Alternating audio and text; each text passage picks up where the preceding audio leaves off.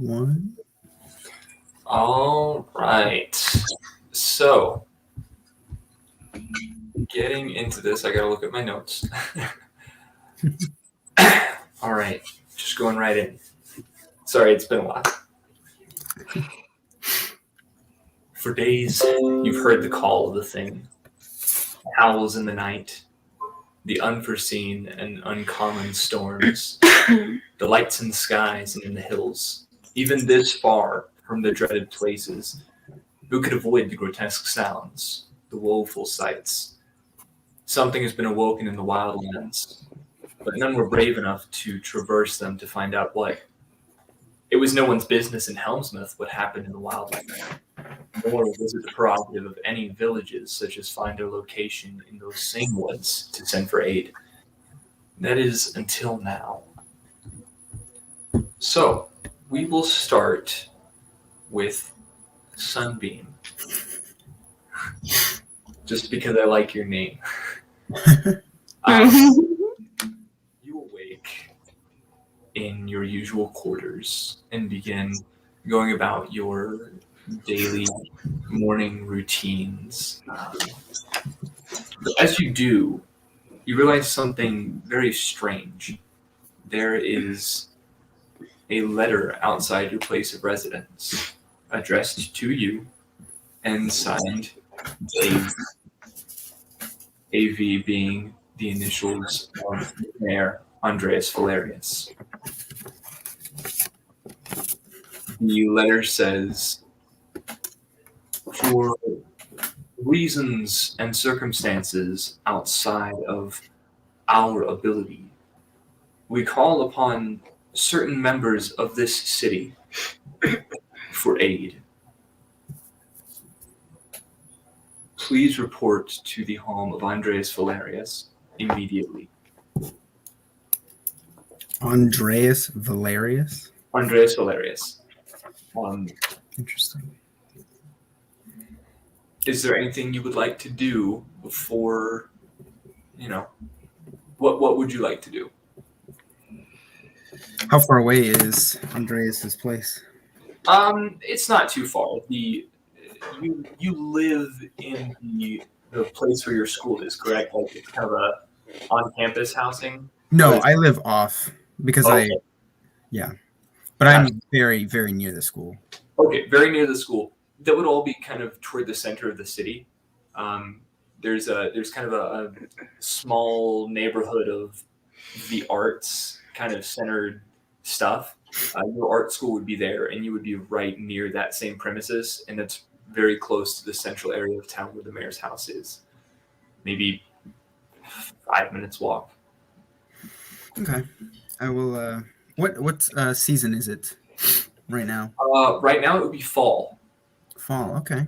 You walk a crisp autumn day, brisk wind, leaves falling from the trees. I'll go to my closet and sift through my many array of outer garments, and I guess it is a bit cold today. I will grab maybe 4 layers today. So sound like Josh. You do sound like me. So I'll have my normal, whatever underpiece that is, and the little vest, and then a little buttony overcoat, and then my full-on coat over top. I will freshen up my makeup just a tad, make sure it's all in whatever. Sprinkle some, lasting, I don't know what they would call it in those days, something to keep it from, fading. And I will head towards the Andreas Valerius's place. Yep. Along your here, we'll just Shamir Yohe. You awake to the exact same site. This letter saying the exact same thing, signed with the full name at the end of the letter, Andreas Valerius. Outside the letter, you only see AV. Once you open it, you do see it signed officially by the mayor of your city. What do you wish to do? I'll kind of. Actually, this is pretty exciting. Something way more interesting than I was doing before. Dad, I'll finish what you wanted me to do later, maybe tomorrow, who knows. Yeah. You'll see me at some other time, and I'm gonna leave immediately. Where are you going? He just kind of hollers out the door. Doesn't matter to you. I'll be fine, and I'll collect all my weapons, putting together a pack, hopefully for multiple days of travel, and really crossing my fingers that this is a mission that'll take me out of this freaking town. I'll head over to where I would know the mayor's house, or wherever the mayor would be. And you just kind of hear him. Fair enough. Oh, she has won this time. All right. Along the way, you two actually kind of bump into one another as you, Sunbeam, really near the area, and Shamir kind of clattering with her swords and whatnot. Glaive, right? It's a glaive. Yeah, I got a glaive. Love the glaives. And I'll be like, whoa. Sunny, right? It's been a while. Ah, Shamir. It is so good to see you again. Sure. Same to you. And What are you doing here? Heading this morning? Mayor's house. Got a letter. And I'll wave it to you. Ah, let me see that. I'll pluck it out of your hand and read it. This is the same that yours said. Like, the letter. Oh my gosh, you will not believe this. I'm in the same place. You're right. I don't believe you. Let's hope we're not on the same mission, but let's go inside to find out. And I do lead the way and bang loudly on the front door of the mayor's house. All right, Vistra. While that is going on, if you wake up, the exact same thing, same letter, the whole 9 yards. What are you doing? I'll pick up the letter and read it, and then I will do my morning meditations and prayers to Storm. And kind of just say, pray and say, well, Storm, it appears that someone may need my assistance. I pray for your blessing on this, and thank you. If you want me on this journey, then make it a smooth path there. Anyway, and then she'll get up and she'll feed her bird and her cat. She has one of each. And now be nice. Don't fight today while I'm gone. And then head out the door. All right, and I take it you live much further from... She does. She lives out a ways into the woods. So It's going to be a little bit of a trek in there. So we will put a pause on you for just a minute and get back to Shamir and Sunbeam. As you approach the mayor's house, you are greeted by 2 high guard, which are, there are kind of, as you know, tiers of the guard in this city. High guard the places that are, let's just put it out there, a little more useful to society. Low guard would be the messengers. They would be people that would guard the less savory parts of town, the places where people didn't matter as much. But you were greeted by 2 high guards, and they inquire. One inquires, says, what are you doing here? We're in one of these this morning.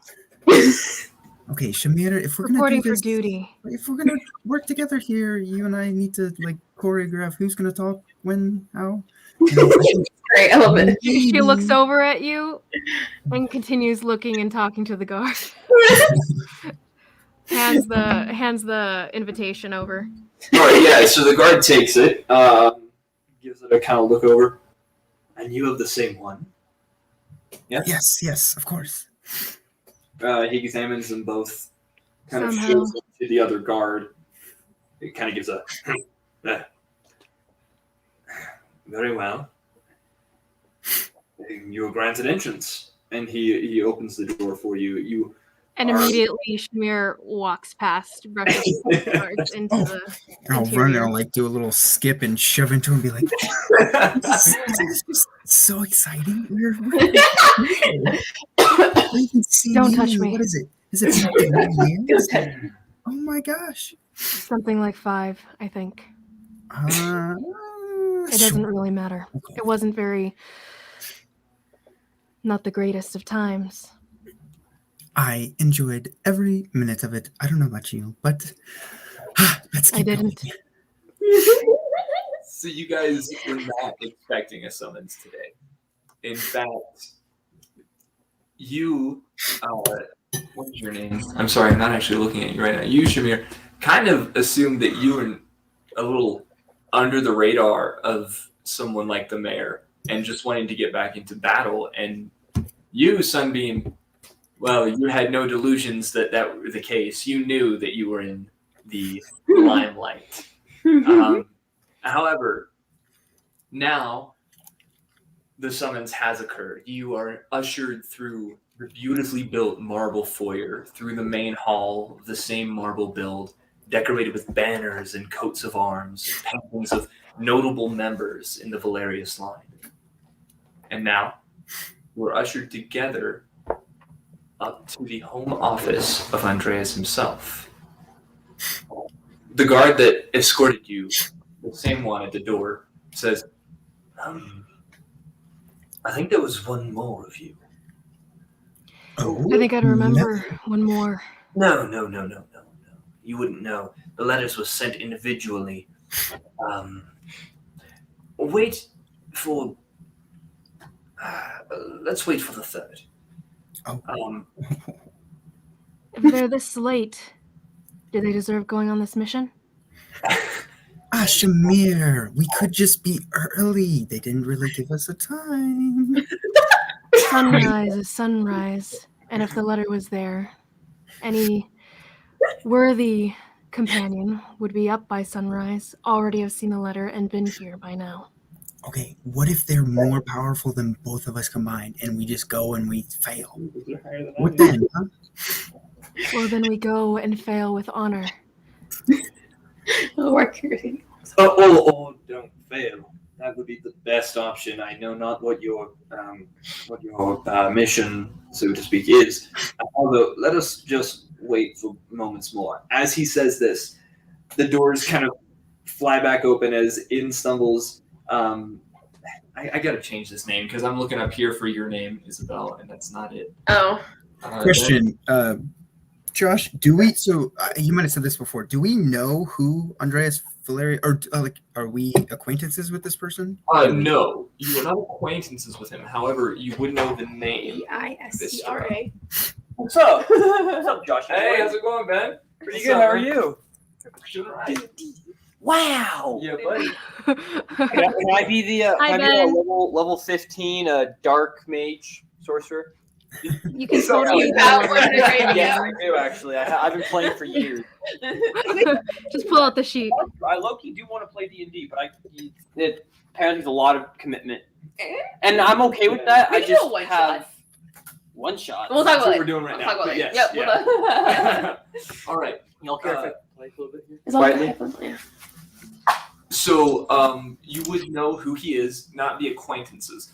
At this time, I'm actually going to have all of you describe like physical appearance of your character to one another. In stumbles Vistra. Vistra doesn't stumble. Vistra walks in, kind of gracefully.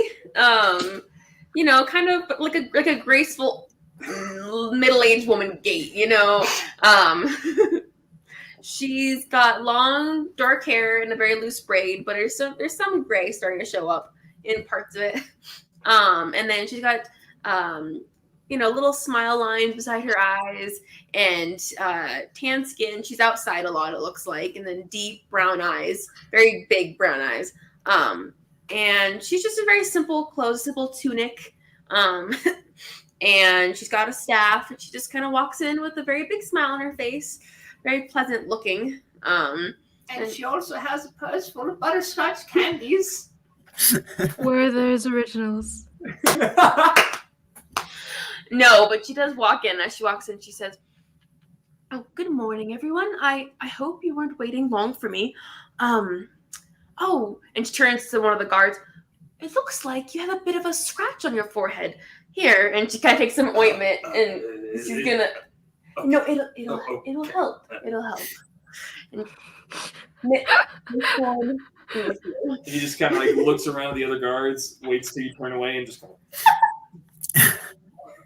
Anyway, it is a very pleasant morning. I might have been enjoying my stroll a little bit leisurely, so I hope you were not all waiting long for me. But good morning. I am Vistra.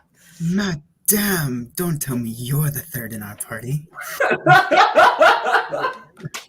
Don't tell me you're All the right, third in our Sunbeam. party. Please, God, tell us you're not the third in our party. I believe my god did say I would be the third in your party, so yes, I'm here. As I walk over to Vistra, you view, I couldn't think of the word, you see a very, very, very curly, very matted, but not almost sheepish head of hair. Mr. You see- Tumnus. I was going to say, You coming after you say me? it like this? And you see two horns slightly poking out of the top. A very almost arrogant, almost like flitty kind of a walk. Not exactly. It seems confident, but it's not exactly like a commanding presence. He seems sure of himself.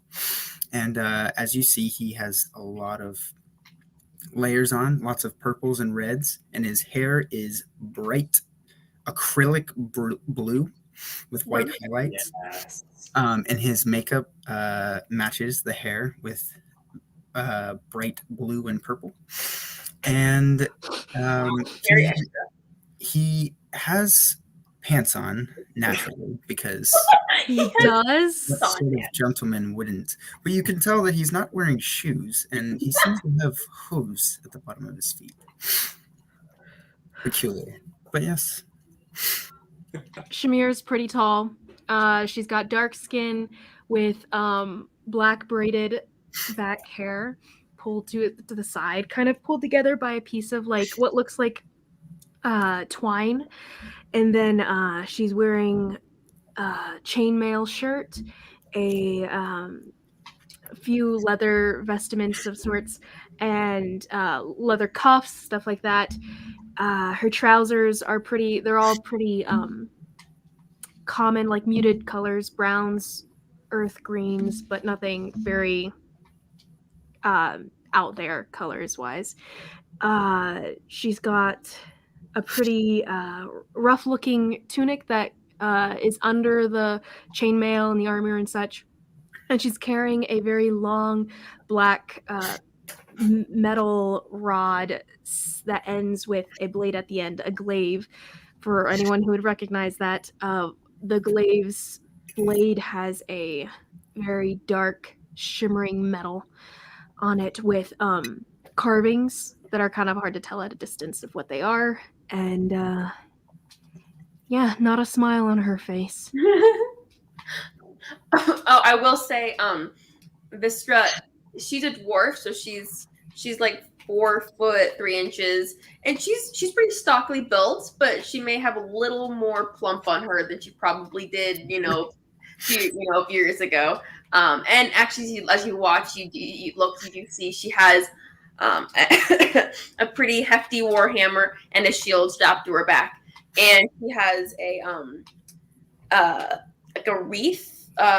Green wreath kind of looking thing that you sense may be a little more special, significant to her than just something she put on, she picked up from the woods, Anyway, so.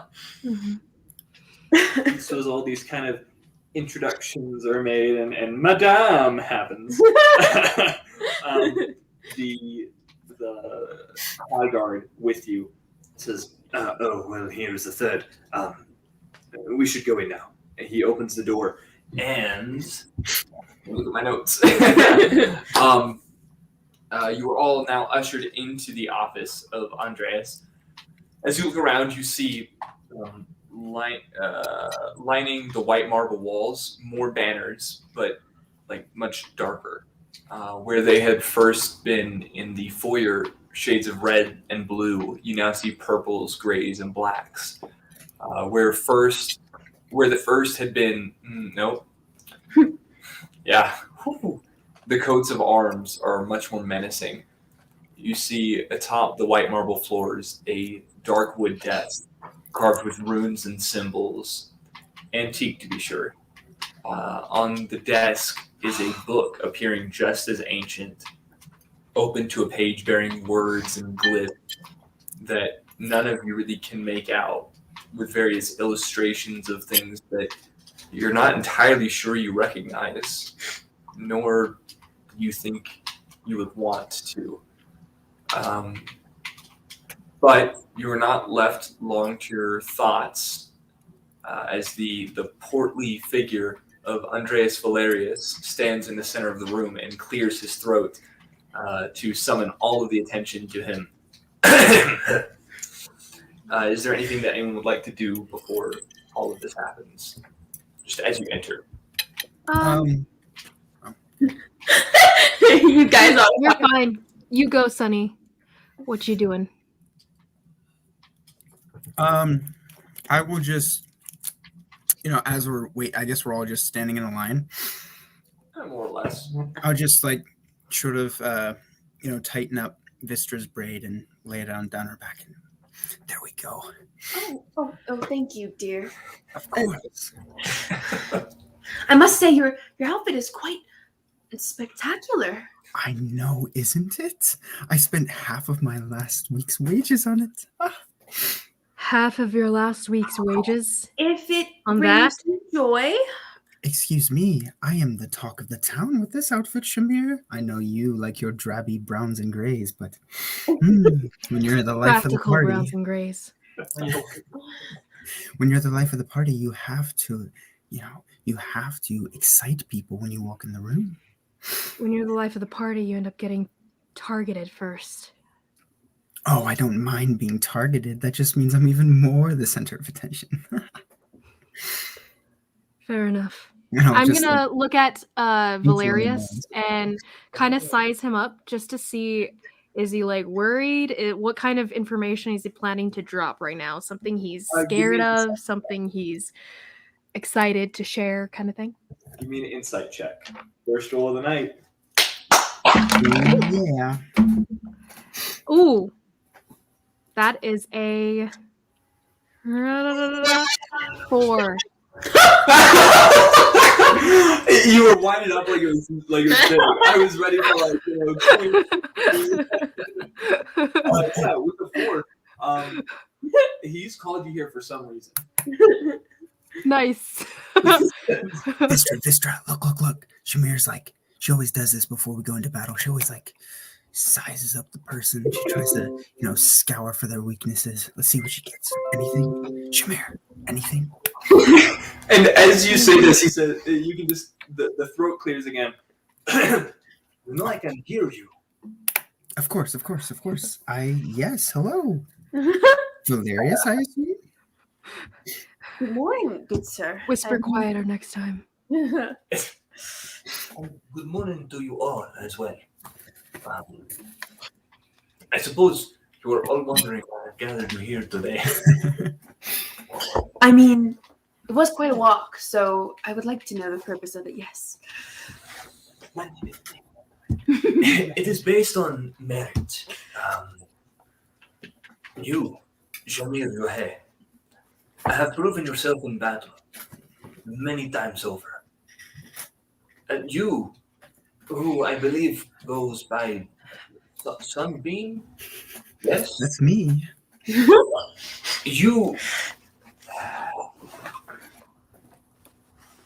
I hope the reports have not lied. And Vistra, you have aided many people in the wilderness on many occasions. All to do. I've gathered you here because we have received correspondence from our neighboring village of Grimhaven, a letter of most urgent ilk. I should like, and as he begins speaking, you see him kind of like puffing himself up with the words. Like, I should like not to think of the wildlands, nor of the goings on of the same. Still, not especially for himself or for mankind. Would think to look upon those in need and esteem ourselves better by such as would prevent our faithful aid from reaching the bowels of their necessity. That is, the village of Grimhaven in the wildlands needs our aid, and I wish to give it to them. I have received this letter and wish you all to read it. Consider lending your expertise to the cause. Then he hands over the letter to Shamir. I am dropping that in the group. Shoot. You want me to read it out loud? I mean, it is up to you. Once he gets it pulled up. I'm trying. Can I make an can I go ahead and try to look around and see? It seems if he seems like he is honest about wanting to help them, or if he has maybe ulterior motives. Yeah, give me an insight check. Did you say in the group chat? He's working on it. Oh, okay. There it is. There it is. Baby. Okay. Can you grab that? Thanks. Thank you. I'm struggling. Insight check. Yes, insight check. Okay, so blah blah blah. He fears something. Blah blah blah. There's a beast. He sent for aid to Dartmouth, Fort Hemlock, Hollow, and even Fight Helm. Blah blah blah. He snatches the letter back and hands it to Sunbeam. That was physically painful. How? How do you ruin something so bland and just I was reading the important parts, Sonny. Right, Just read.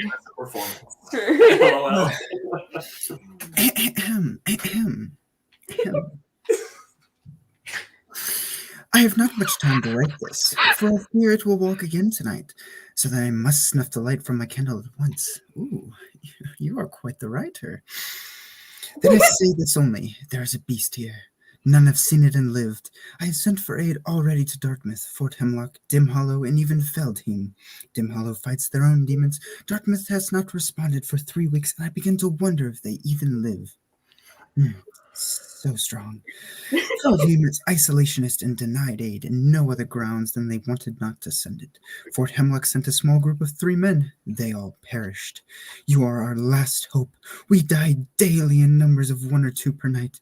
I hope this letter finds effectual aid before all is lost. Please help us, or we perish forever. Dramatic. You could have just skipped to the end and said they want our help. But wasn't it so much more romantic when you read it in full? Is your definition of romance death and Isn't it? despair? I mean, I learned a lot. I did not know much about these. I mean, I worked with Dartmouthians and Hemlock, citizens of Hemlock, but I don't know. This was a great read. Thank you. So I didn't get anything because I was too, invested in the reading. So what exactly are we doing?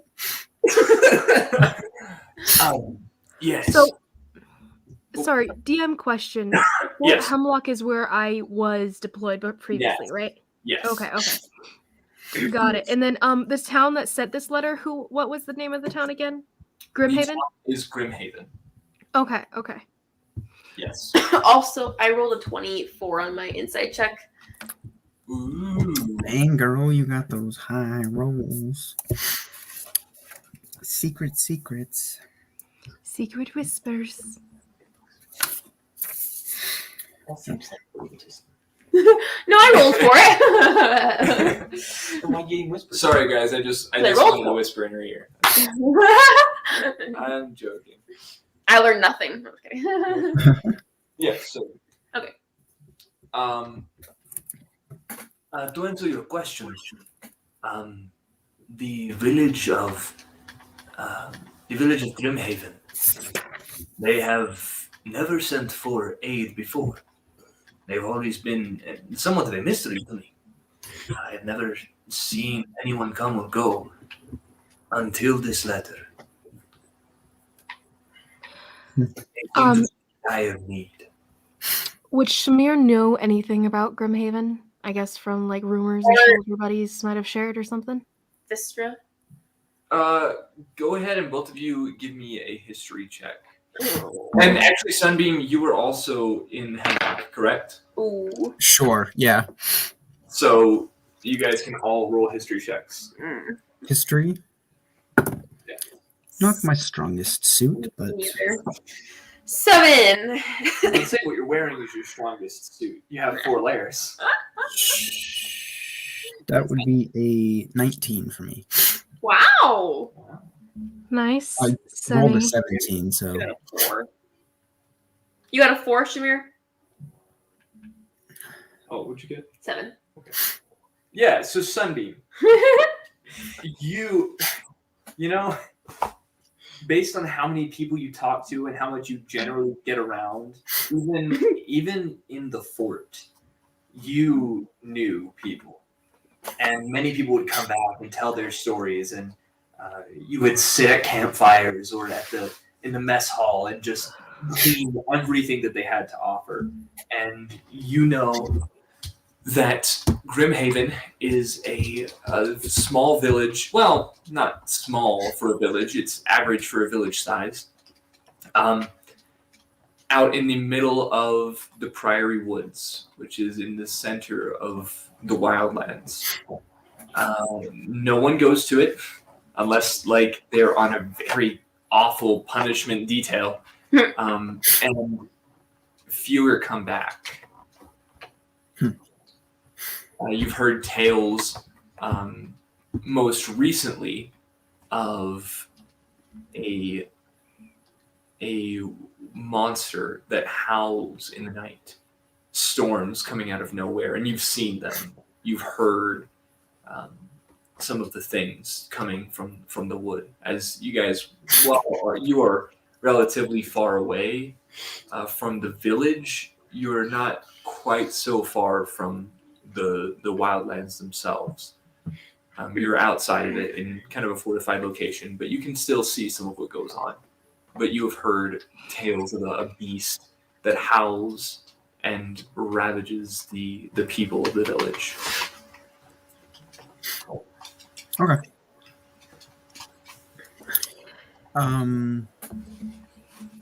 Okay. So Andres, what exactly are you wanting us to do as far as aid? Good question. You even know what's going on over there?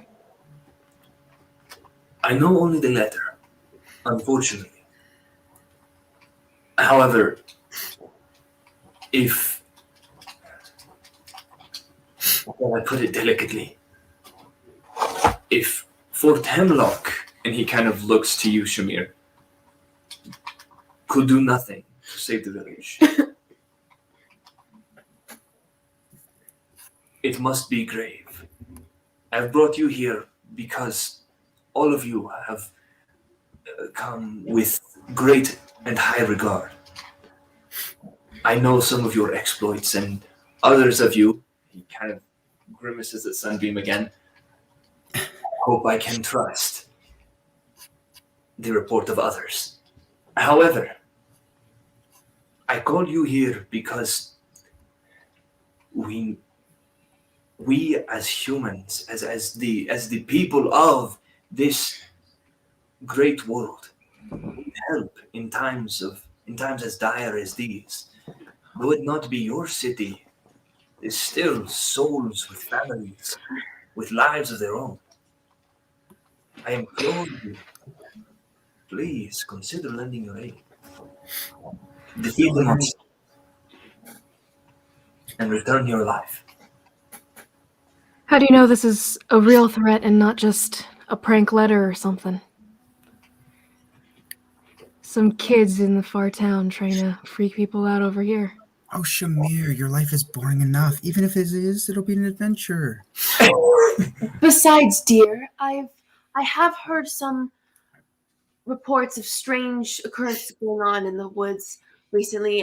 And there seems to be something rather scary traveling around. So it might not hurt to, look into it. See what we can do to protect those people. See, I knew I liked you from the day you walked in, from the moment you walked in. Well, I like the truth, indeed.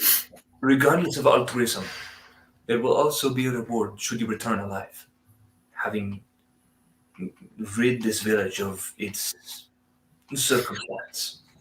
I'm just going to side-eye Shamir. You mean if there is anything left? Protecting those people is definitely reward enough, I think. To save the village of Grimhaven, we have traded with them. They bring in game from the forest, game that otherwise we would not have. We have, in some respects, had good relations with some of their citizens, though not much is known about the village itself. To save the village, I will offer 5,000 gold pieces. Good enough for me. Let's go. Is that per person or like split? And if it is split, do we get like an equal split, or is it like if I do a lot more than you say Shamir over here? That is for you to sort out. This is 5,000 grand total. Okay, sounds good. I'd like Thank to you. see you do more than me here, Sonny. Oh, Shamir.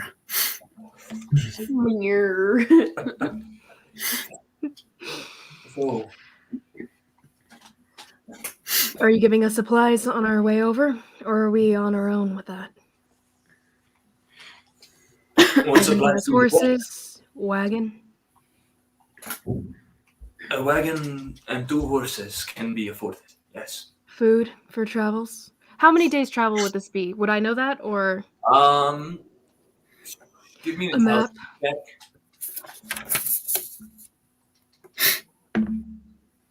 Um, 16.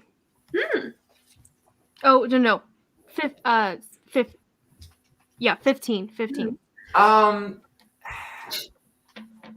Yeah, just based on you did have a friend in Fort Hemlock that was sentenced to a detail. He came back and was never the same after, but regardless, you do know kind of based on the time frame when he went there, how long he stayed when he came back, that it's roughly 3 days travel from your best estimate. But again, 4 days travel worth of rations going back and forth. Probably more. very well.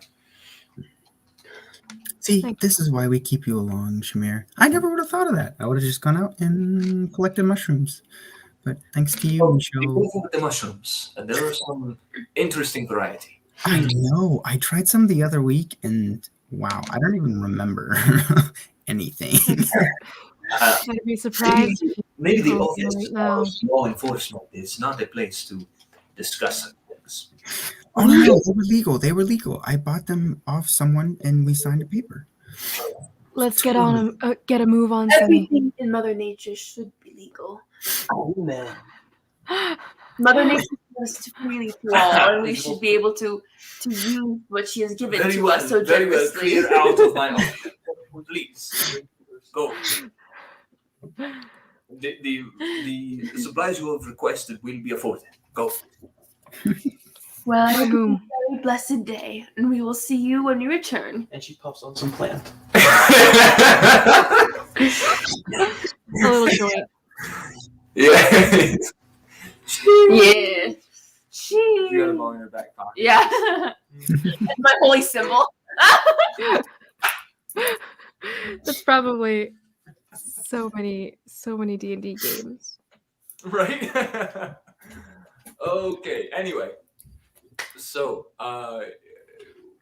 do you guys want to do anything? Make preparations before you set off? Well, I don't know about you guys, but I need to go get my fancy armor and my bow before we head out.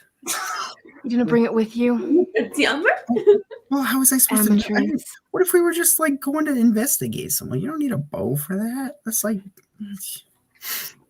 If you're going to investigate someone, you definitely need a bow for that. I don't. Okay, I'm sorry. I'm not like you. I can't just shove a bow in someone's face and threaten them. Well, you could, but I mean, that wouldn't be very kind of you.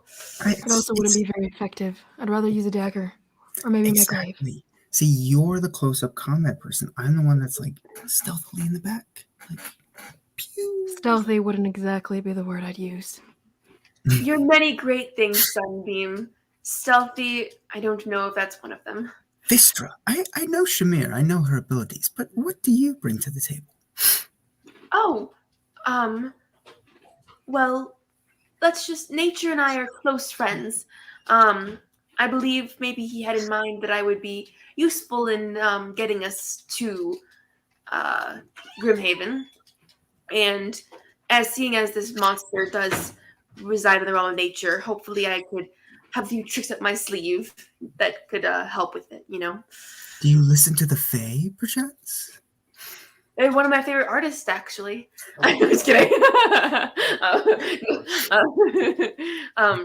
Well, they play a metal harp. Yeah. They're quite mischievous creatures. I will say I've had a few run-ins and where they're not quite where they belong, but they are lots of fun. They are delightful. What exactly do you do, Sunbeam? Oh, everything. What can't I do? Somehow I'm not surprised by that. Jack of all trades, master of none. Hey. But better than a master of one. I don't have to be master of all of them because you guys are masters of those two, and I master everything else. So sounds delightful. Fair enough. I collect all the horses and the supplies and get everything set for the road and kind of pull them up in front of the mayor's mansion, I guess. As we wait for Sunny to collect his armor. This was... Oh, go ahead. I'll bring you guys into my house. I don't follow. I'll see your house, Sunny. That sounds... I'll take a look. It's not much of a house, but it manages. I'll go in. I'll show you all my clothes. I'll offer some to you if you'd like to wear anything. An extensive journey. I think that what I have on is fine, but thank you. You have some very lovely pieces here. I spend my time, all the time that it takes for you to do that, outside brushing down the horses and tightening straps for the saddles, etc., etc. I'll grab. So I'll just put. I have a studded armor piece that normally you have metal studs, but these are very vibrant gems of some sort. And then the bow that I have is very unique. It is almost see-through with wisps of light blue as well.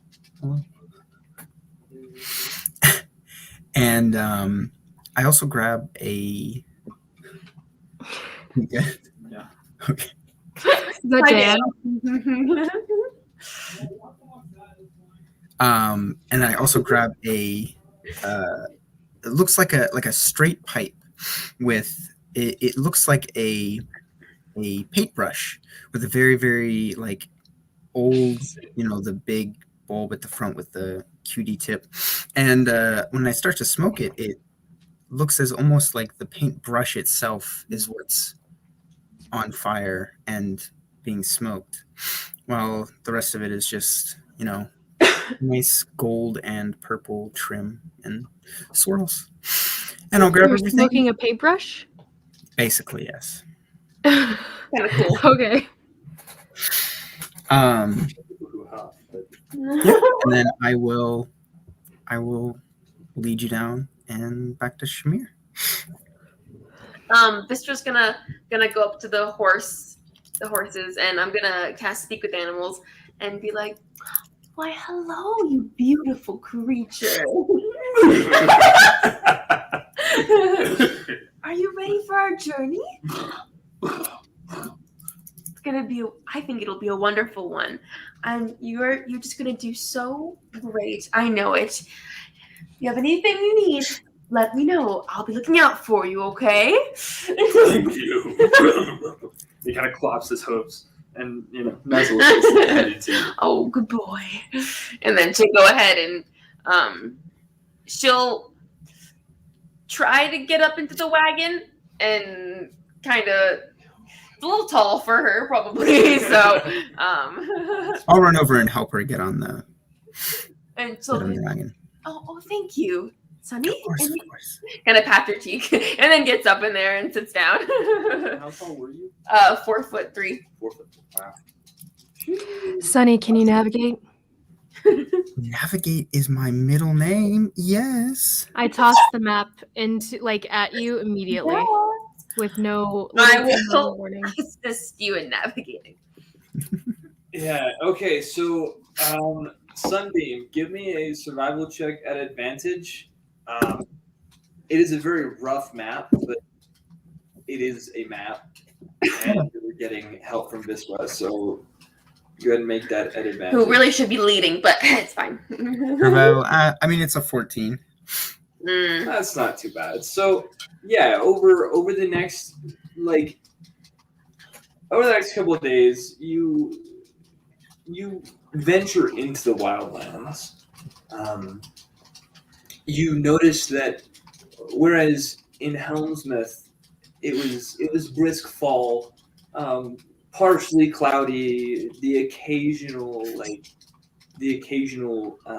sprinkling of rain. As you get further and further into the wildlands and near the priory woods themselves, things begin to get just inherently darker, whether it be the canopy of the trees or the sky itself. The general atmosphere grows heavy. You begin to hear foreign noises that are quite unfamiliar to you. Calls of what you would imagine are birds, but ones you never heard before. Snaps of twigs, but accompanied by growls and chuffs that you have never encountered. Vistra, would you make yourself useful and keep an eye out for any dangers coming our way? Of course, my dear. Yeah, I was actually about to ask what pace you guys are traveling at. We're going fast. Fast? Pretty not full on sprint, but fast. Okay. Okay. At least that's what Shamir would have pushed for, and if you guys had trouble every with it, time, he would have argued. so Sunbeam's gonna start fast because Shamir makes him, but he's just gonna get lost in his thoughts and just keep humming. And the more he hums, the slower we get. And then Shamir will yell at him, and, of course. And then Let's go. Whatever letter got sent over was probably took a few days on its own, so they're probably already dead, if not been dead since we got the letter. Gosh, you are so morbid. My dear, if you I'm realistic. push through life, you won't get to enjoy everything that nature brings to us. Enjoy it as we run past it. Yeah. Speaking of nature, even looking around at the trees have changed. They feel as though there's something inherently different about their makeup. Something as though there's a blight or plague on them that causes them to. They feel dark. They feel diseased. It's a little bit spookier here, isn't it?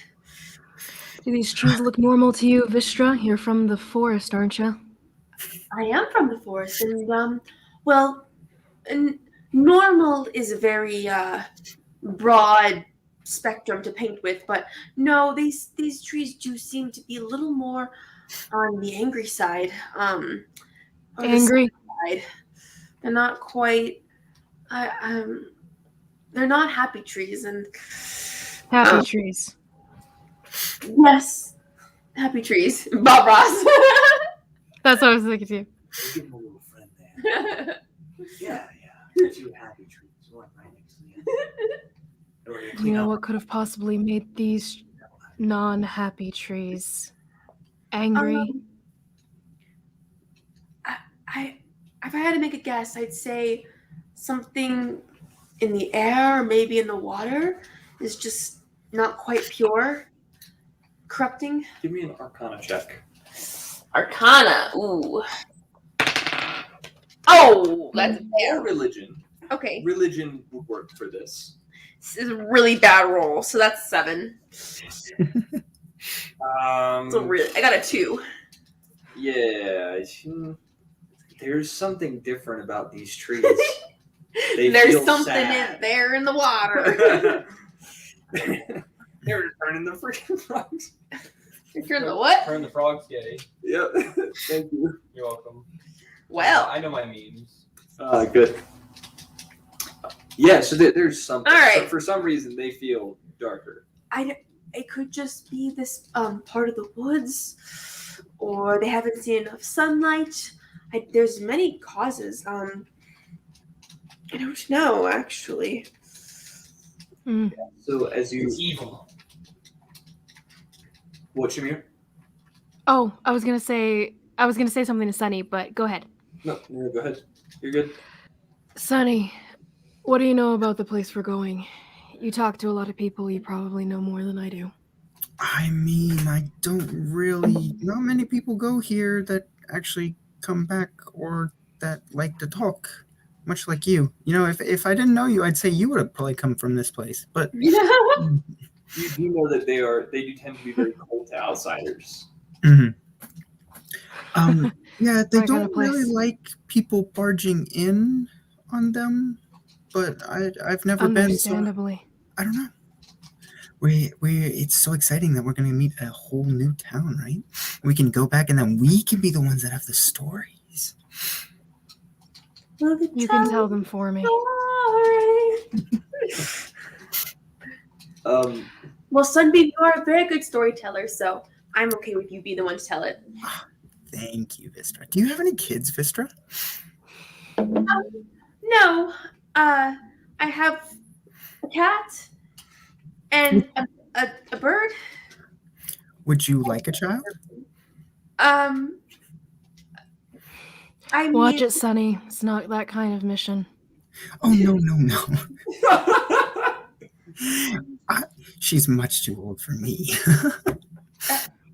I suppose How I old am. are you? You never ask a woman her age, now do you, dear? Kind of chuckles. Why not? Well, it's It's a not very question. polite. I don't ask you why you're so grumpy. You could. It would be a question. It could, but children are a blessing of nature, so I wouldn't mind. But why do you ask, Sunbeam? Oh, nothing. I was just wondering if you would like to have an extra child around for your holidays. Do you have a child that you want to I'll be be him a child. Oh dear, you could have just asked. You're more than welcome to come over anytime. Thank I you. make a very, very good pecan loaf. You would quite enjoy it. I'm sure I would. And you know what? If Shamir won't come, I will bring a slice to her. Well, that's very sweet of you. I'll give you 2 slices. One for the I'm road. allergic to pecans. No, you're not, Shamir. As you guys are making your way, you begin to notice that as the surroundings grow dark and drearer, you Drearer. Hear that word? drear, but like Drearier? more drear. Drearier. Drear. I don't mean dreary. I Oh. mean drear. What's Okay, drear? I never heard that used before. What's drear? Fairly certain it's a word. No, it probably is. It probably is. Drear. What is drear? Like the world. What is Like dreary? Like Yeah. dread? Yeah, But it's its own word. I think. I could be wrong. I think it would be drearier, but that's So it's Literally term for dreary. yeah. So it's the fancy way of saying dreary. Because it's nice. the fancy words. Okay. Sorry. Anyway, Roasted. so as you begin to see the surroundings generally becoming more dark and more drear, you also notice the frequency of the noises has become greater.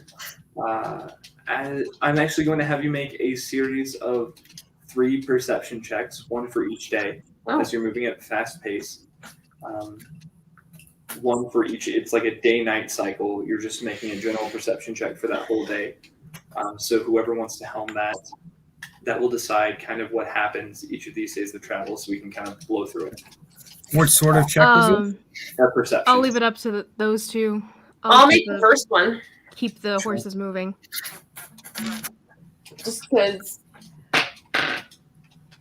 Sorry, it's cough. Oh! Natural 20. All right. Natural, so 28.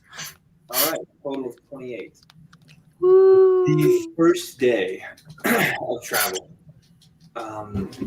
you see a lot of very unique animals that you would not see in your neck of the woods. What about in her feet of the woods? Or in your feet of the woods. Wow. Really any body part of the woods. I'm not going any further there. But there you see, for instance, a rabbit that has some form of like spines at its back. You see a hawk, but its wings are more leathery than feathers, like a bat. And you see a deer, where its antlers should be. It has an elaborate set of dark and seemingly like almost glowing horns. Dude, it's fugly. Yeah. But nothing happens that day. Who wants to give me the second day of travel? I can. Sunny, you're up. Go for it, Sunny. Oh, quite terrible. You said perception? That is an 11. You don't really see anything to say. The animals, the flora and fauna generally all together seem to be almost hiding. Like even the plants seem to have taken a more closed off way of being. What is that? Is there an English translation for like manera de ser? No. Way of being. Yeah, there's not much to see. Whatever you saw yesterday seems to have like either gone away or be hidden kind of for fear of the travelers passing by. However, you do notice the howls beginning. This night, as you guys kind of bed down and begin your watches, you start to hear just the faintest.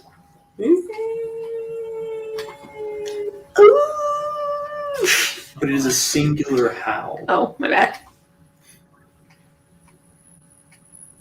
The other, both of you guys, other than him, give me a perception check just to see if you guys notice something about it. Natural 20! Okay. New die! Wow. I rolled a 2, though, 4. Wow. What do you call it? Heavy die. What's it called? Weighted Low- die. weighted die. Loaded die. She's rolling a way to die. Yeah, for Shamir? 4. Okay, yeah. You don't even notice the howl. Like She's like, bed. yeah, you conk out. Sunbeam's like, huh, did you hear that?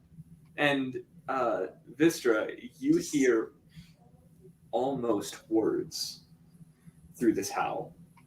What to Sunbeam sounds just like a wolf, any other wolf, sounds to you to be trying to say something. I didn't think I had cast that spell, but I almost hear it speaking to me.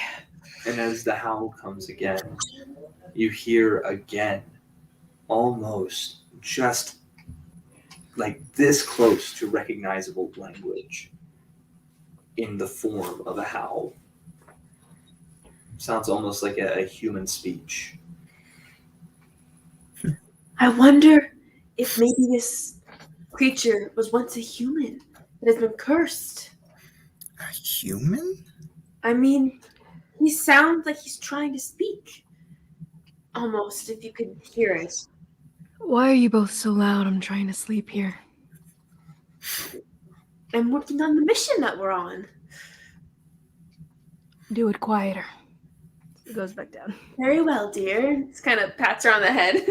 So the evening eventually takes you all, I mean, aside from whatever watches you want to set up, and you wake up the next day, and everyone feels eyes on them. And you can't really tell what it is, except for maybe like during the perception check that I'm about to have you make, but that's not the point now. But you feel as though there is something or some things looking at you, watching you. As you realize you are not necessarily a welcome guest in this forest. Who wants to take the third day perception check? If you roll another natural 20, so help me. Oh! Natural one. Natural one! Hey! No, I mean, sorry. The balance of karma. 9. Okay, a total of 9. Yeah. Okay. Oh! Guidance! I can guidance myself. You could have. You can't do it after the fact. It literally says in the thing you can do it after, I thought. I don't think so, but. Not for the cantrip, if that's what you're referring to. Yeah. I used it as Vivian for many years. Got By it, yeah. years, I mean not a year. Ability check. Rack was also. Roll the die. You forgot you had it for the longest time. Cast it before, right? No, I didn't add it on. I don't think okay. until later. That's fine. Or I didn't. Yeah. You attempted to add it on after the fact, and I was always like, "You can't do that." Yeah.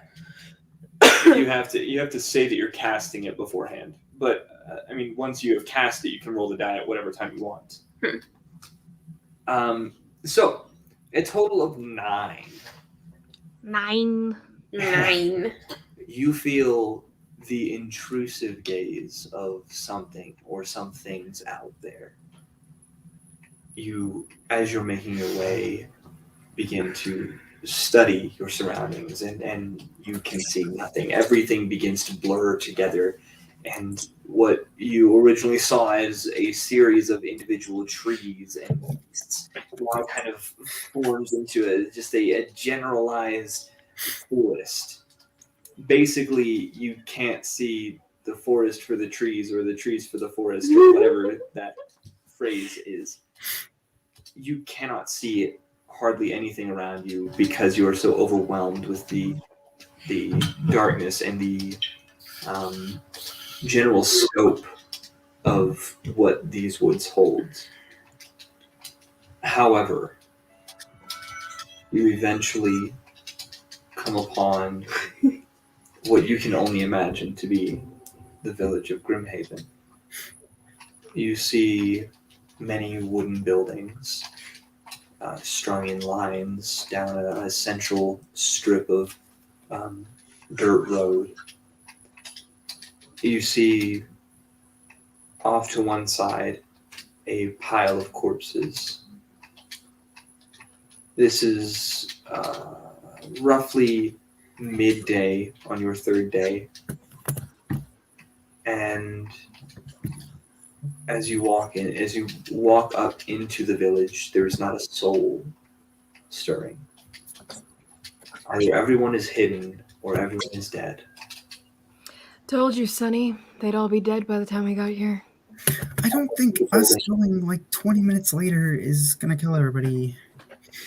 20 minutes later, the last person fell, probably. Why are you always so morbid? Realistic. Did you see the pile of bodies out there? I'm actually gonna approach the pile of bodies and Try to ascertain exactly how they died. Do they have like injury markings, Give me an investigation. such? I'm gonna, Okay. while she's doing that, I'll prestidigitate the smell away from the pile. You can roughly do that within like your general area and Mhm. kind of keep an orb of good smelling around you. Mhm. However, like to do the whole place would be a little outside of what a cantrip would Oh, allow. how large is the? I thought it was just like a few bodies. Oh, you just mean the pile. Yeah. I mean, there are like somewhere between 10 and 15 bodies, Oh. ranging anywhere from like there's an old woman that you can see. There's a couple of young children who you can't really tell boy or girl, and then a couple of men dressed in some form of leather armor look to have been fighting. So I mean, it's a very wide range of targets, but not an insane amount of people. Somewhere between 10 and 15. 17. Okay. You walk up to the pile, and as you do, you kind of catch glimpses of some of the other buildings, and there are two that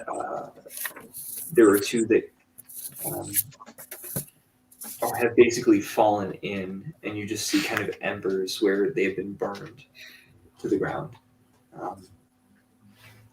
As you approach the pile, you said 17.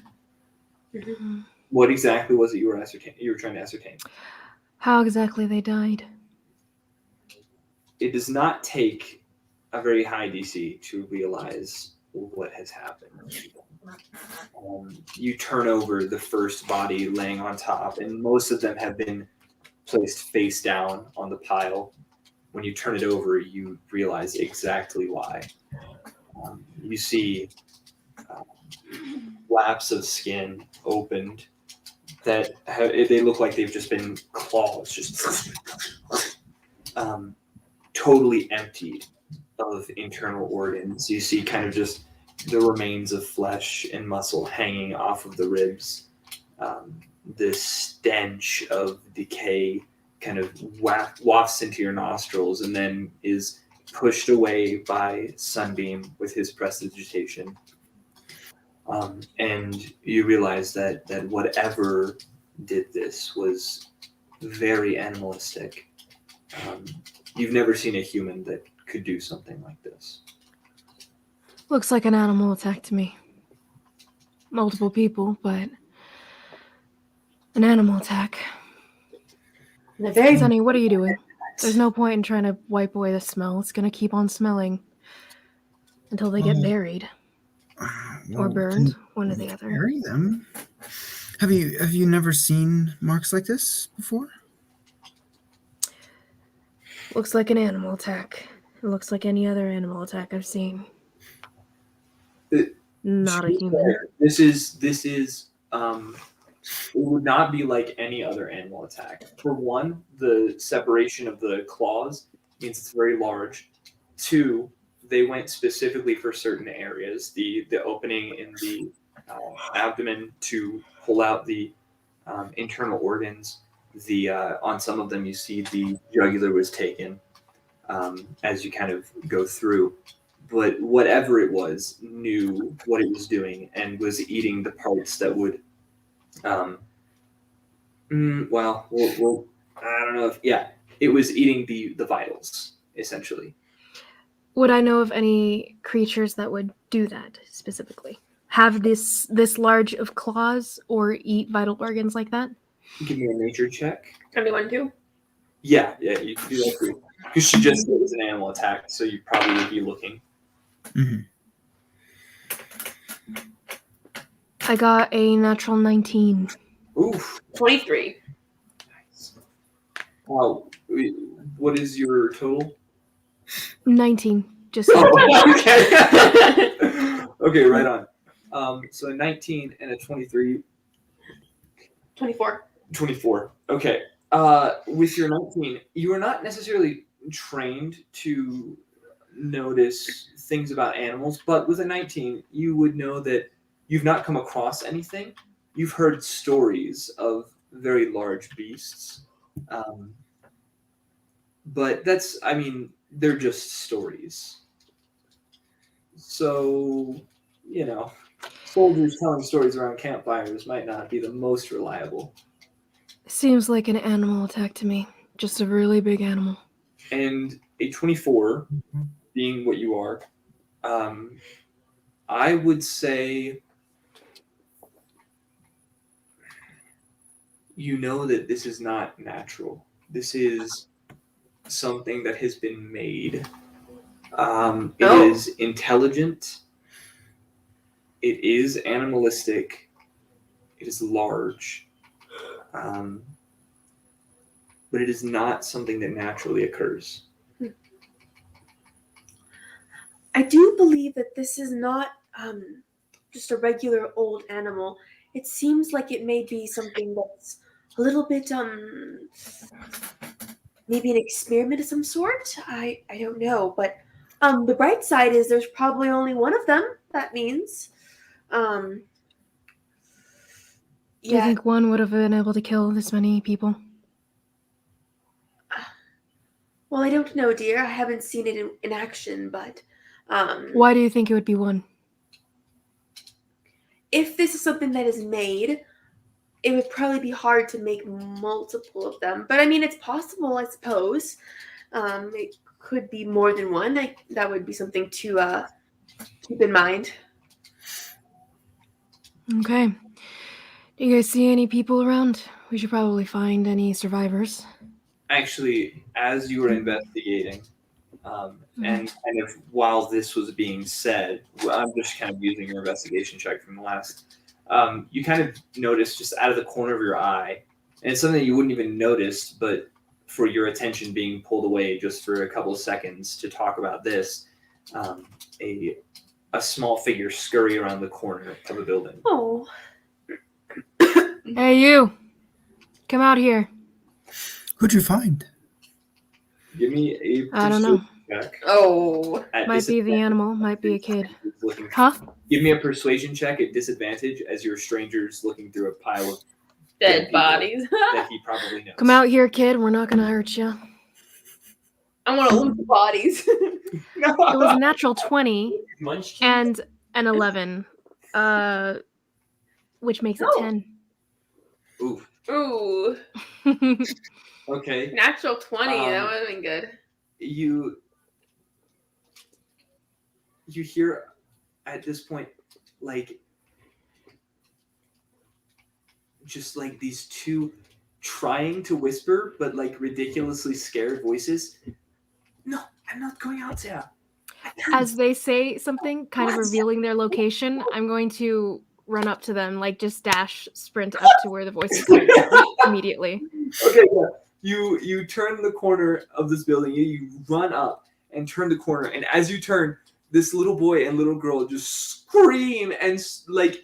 I grab them both by the scruff of their necks. I'm running up behind her. And I drag them back with me. And at this point, the boy is just, Hey! Shamir, come here! What? Come here! Go and say hey! Shamir, what are you doing? Put them down! I'm trying to like reach up and grab them. Like, I mean, they're probably as big as me. But I like, drop them. Be gentle! You poor things. Are you all right? Fixing their hair. It's okay. It's okay. and now you kind of see that the boy is a very kind of like maybe 9-year-old boy, small build, blonde haired, blue eyed, pale skinned, and the girl, which has now like, despite her total fear, run around and started like wailing on Shamir, like trying to I'm fight standing like just crossed arms, not even. Here, calm down. Being kind of pale skin, but like red hair in like tight pigtails Aww. around either side, both of them wearing kind of this rough spun kind of peasant wear. And she is at this point just like crying her eyes out and weakly just kind of. You've got spirit, kid, It's but you're weak. Hey, here, would you kids like some maple candy I made? It's okay. We're not. She actually comes with a purse of candy. She does. Yes. Wow. I made it back last winter in the snow. It's a very fun process. I could show you one day. To be fair, this is like 9 or 10 months after winter. Yeah, it's candy. It lasts for If forever. it's hard candy, she's grandma. Yeah, it's hard candy. That's fair. I'm just saying. I don't know Careful, how. Vistra. These could be Back. monsters in disguise. Sugar the sugar doesn't go bad. The good sugar doesn't go bad. Fair. What? Careful, Vistra. These could be monsters in disguise. Oh no, but look at them. They're so cute. And I look at the boy. Shamir, give me an insight check. Oh no.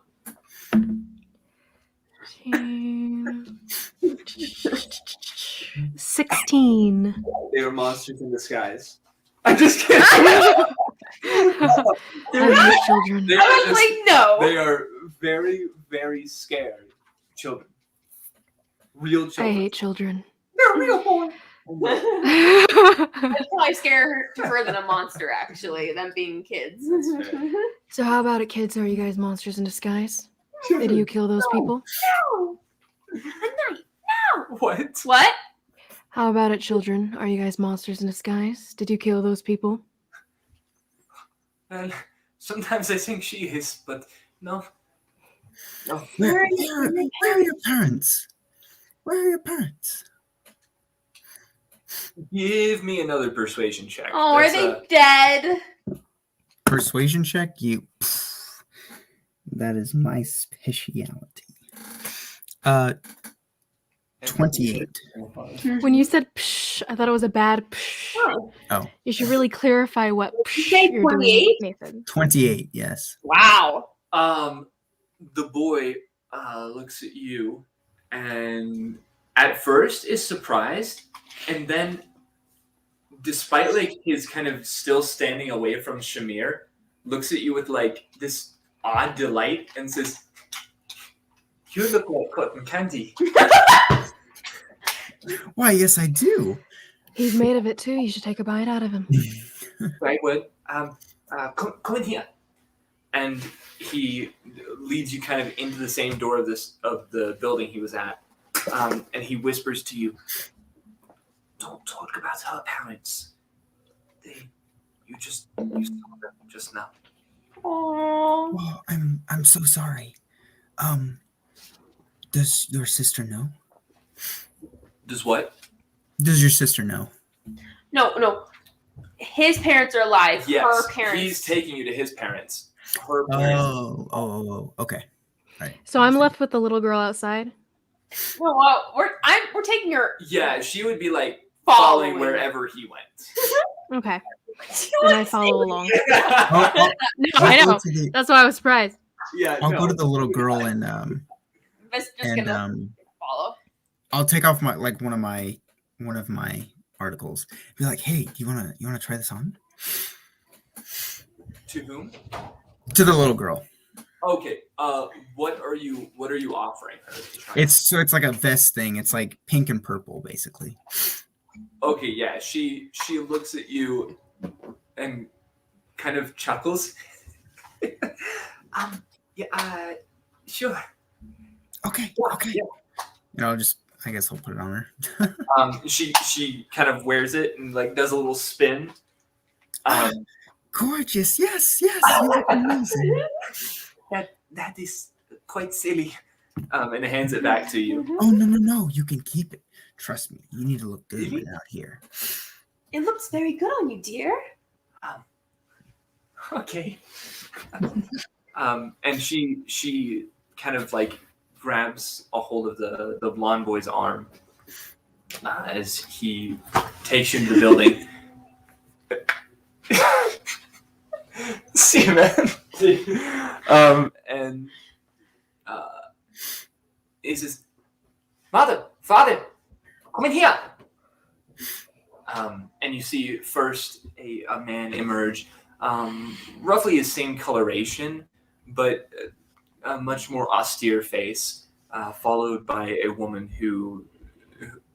of whom this boy is the spitting image. The same like upturned nose, angled features, eyes, bright blue eyes.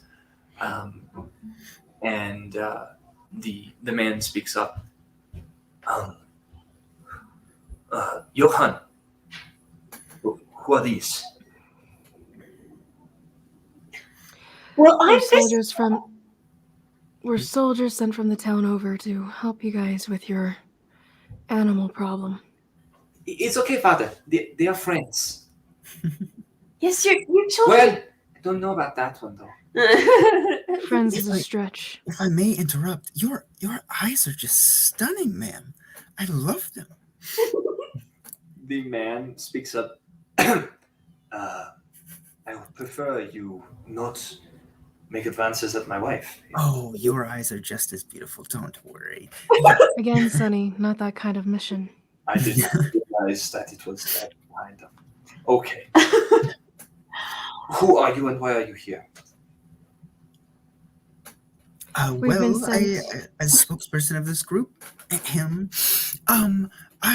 we are travelers. We have been sent here from.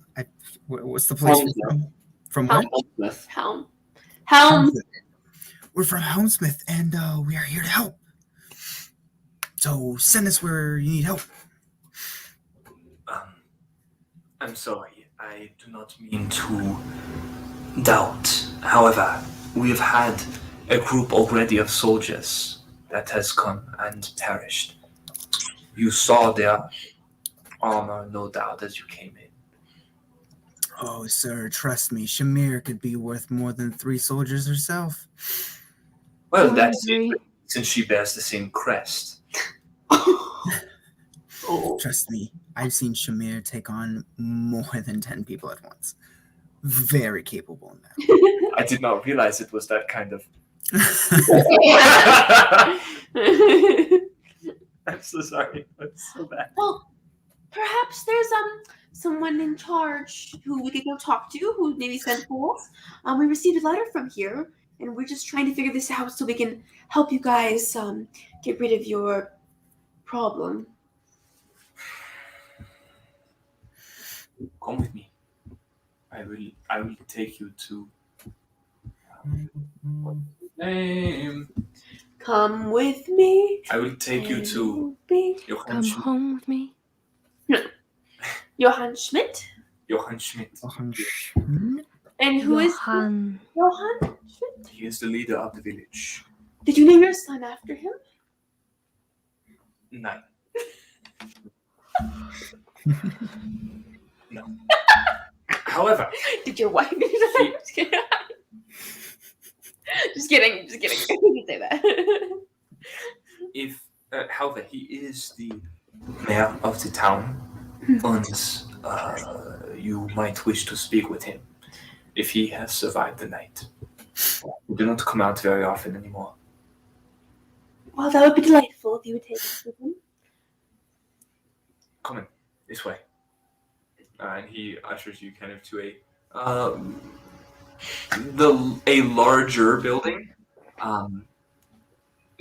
relative because it's a village. It's average, but it's a village. So larger building, maybe 10 rooms. But he kind of ushers you in after kind of turning to his wife and saying, I'll be back. Stay with Johann. I'll return. He guides you up to the building, and I'll before we leave, I'll kneel down to the girl and be like, "All right, now take care of your brother, okay?" And I'll wink at her. Okay. He's not my brother. What? Oh, true. Oh, yeah. We had this conversation twice. I know. Anyway, yes. Sorry. Continue. Brother in spirit. Well, And you kind of get the vibe, sure, that half of her laughter is impression. That's what I was looking for. You get the impression that half of her laughter just now was from the fact that you thought they were siblings, as they don't really look alike. And the other half was just kind of like, I'm taking care. Yeah. So anyway, you guys are ushered to this building, and just over kind of the door, you see a very generic sign. It just says "in," INN. But you're taken inside, and the man turns to you and says, "I am."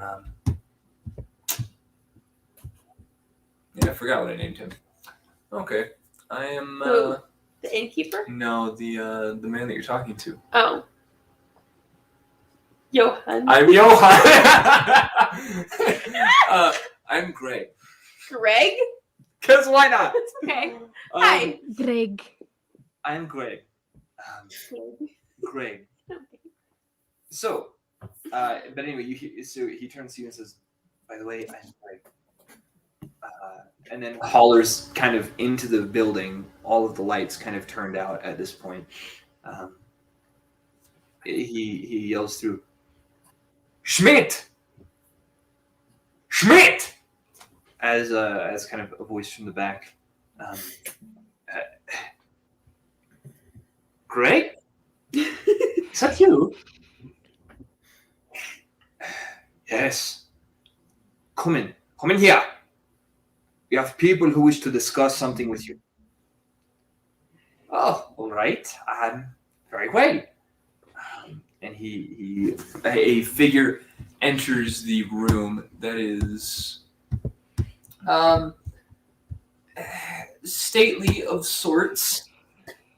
He wears a slightly nicer garments than the rest of the people that you have seen, but not by much. And you see his bald head extending kind of down into a Burnside kind of facial hair, where it kind of comes around and up into the mustache and back around with nothing like here. You know what I'm saying? Like old Civil War type hairdo or facial hairdo. And he just generally looks at you quite confused at Sunbeam specifically, and says, okay. He mentioned that you wish to talk to me about something. Yes? You sent a letter to Helmsmith. We are here to answer it. Your Helmsmith? Well, I cannot lie. I expected more like you. Beggars cannot be choosers, my lord. Fair enough.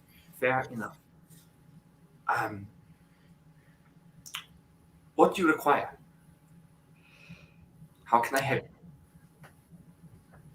Any information that you have on whatever it is threatening you. And open opportunity to speak to everyone in the village that has experienced attacks and survived, if they exist. Opportunity granted. And also, yes, unfortunately, I have little information on this beast myself. However, I could direct you to Emmanuel Jones. He is the priest, and he has the most information so far on the beast that ravages the village. A priest, you say? Well, how delightful is that? Delightful, to be sure. Should you like me to take you to him? Yes, please, of course. Immediately, please. Very well. He actually stays in a room around the back. It is has a shrine set up to his god, and yes, I will take you there now. And he takes you around. Thank you, Greg, for bringing these people to me. Now we'll be off. The mayor seems honestly relatively like chipper for what has gone on in the village, whereas Greg was very austere and serious, and his wife seemed to be rather grim herself. the children just happy to see that there might be hope. This one, Johann Schmidt, seems downright happy almost, despite what's going on. And he kind of, with a slight skip in his step, guides you around the back where you see a small like add-on has been built, and he knocks at the door. As we go, Josh, can I look to see if the mayor seems genuine in his chipperness? Insight check. I was about to say, I will say, Johan, you seem very happy for the time of your life. I'm very impressed. And why is that? Well, to be sure, life is only what we make it. And when we are given a situation that requires what it has of this town, the best we can do is keep a positive outlook and keep ourselves in a right state of mind. I've taken to meditation myself. Oh, very good, Yes, very good. Yes, yeah, Well said. yeah. And other practices that really have just aided my general well-being and attitude toward the matter as a whole. Maybe walks in nature. Well, maybe A not. 15. Not this No, time. Not here. No, yes, but very good, very good. Yes, yeah. However, oh, no, lost it. Okay. What was your insight check? 15. I mean, he seems genuine enough. Given what you just heard, you can see that there is some of that. There's also some of maybe some masking going on. He might not be quite so chipper, but he's trying, and he's trying for other people. He realizes the need of the people around him. So, Mayor, how many people have died from the attacks recently? As you ask that question, the door opens. You see a rather tall, gaunt-looking figure, middle-aged man with kind of dark, long hair that is just kind of grown out down past his shoulders and onto his back. A black robe with white trim kind of around the collar and down the sides and hemming the bottom and the cuffs of his garment. He looks at you quizzically. Who are you? And Johann. Johann. Oh, why have you brought them here? Don't you know it's dangerous? Well, hello, I heard that you are a priest. I am a priestess. What do you serve? And he kind of, you see him wiping his hands back off on his robe. Oh, would you like a handkerchief? No, thank you. Very, very well. And you see the mayor kind of dropping his head like, this is what I was afraid of. What god do I serve? Yes. Sheesh, I totally forgot. I'm sorry, guys. Whew. Like I said, it's been a while. Etrion. Etriol? I serve Etrion. Etriol. With an N. So Etrion. With an N. The god of light and order. Oh. Wonderful. He offers guidance and will soon offer retributive light to those things which do find their ways into our village, which do seek to harm us. We were told that you could give us light on what exactly the threat is. I see. Then you are here as some form of protection. Did you not see the members of... Seemingly, your ranks on the pile? Let's just say they weren't the best of the best. Oh, But nonetheless, shouldn't you just be thankful that someone came? well, I was thankful when they came, and now they're dead. Well, I guess let's hope we don't have the same fate. Let us pray we have not the same fate. Yes, prayer is very good. We should definitely all be praying. Let the gods do what they do, and we do what we do. I didn't know you were such a kiss-up, Vistra. Oh no, I'm not a kiss up. I just believe very strongly in the fact that we should be praying to the higher powers. Do I come off as a kiss up, Sunbeam? It's like whispering. Maybe just a little bit. I mean, I'm all about the, the God stuff too, but like, I mean, I'm all about the god stuff too. And they don't think I know a buttload of crap about the gospel. But I do. I'm sorry. Well, I'll work on that then, I suppose. Yes, well, if it is information you seek, It is. can be arranged. Somebody who was the one who asked for the information? Okay, persuasion check. I feel as though it's probably not your strong suit. He doesn't care. 10. Ooh. It was 11. Yes, very well. There's a beast. It was awoken 2 months ago. It has fed for the past 2 weeks. Once a night. No one has seen it and lived to tell. Regrettably, that's all the information I have. how come now? You must have seen it. Someone must have, caught a glimpse of it ripping someone apart. I'm gonna loom over him and pull my glaive like down in front of me, like leaning in, and like right into his space too. If you're leaving out information that might be helpful for our survival and your town's survival, that would be unfortunate for your future survival. And I'm gonna just lean in to intimidate him for more information. Give me an intimidation check at disadvantage. Can I Okay. help her with that? As You can. Yeah. How do you wish to help intimidate him? I will, Be curious. I will. I mean, I'll just do the same thing as Shamir. I'll look at Shamir and just be like, "Yeah, how you doing?" Yes, excellent. Just crowding him in the I'm sure, doorway. I'm sure that's very intimidating.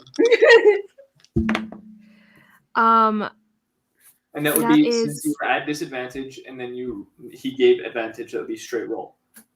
Okay, I'm gonna re-roll because I rolled both. Yeah, I thought I heard 2 dice. That's Good on, why. good on, good on, I was good on. Still good. 18. Ooh. Still Yeah, good. still good.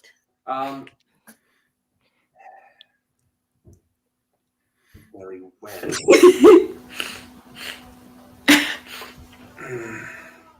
He kind of thinks for a moment.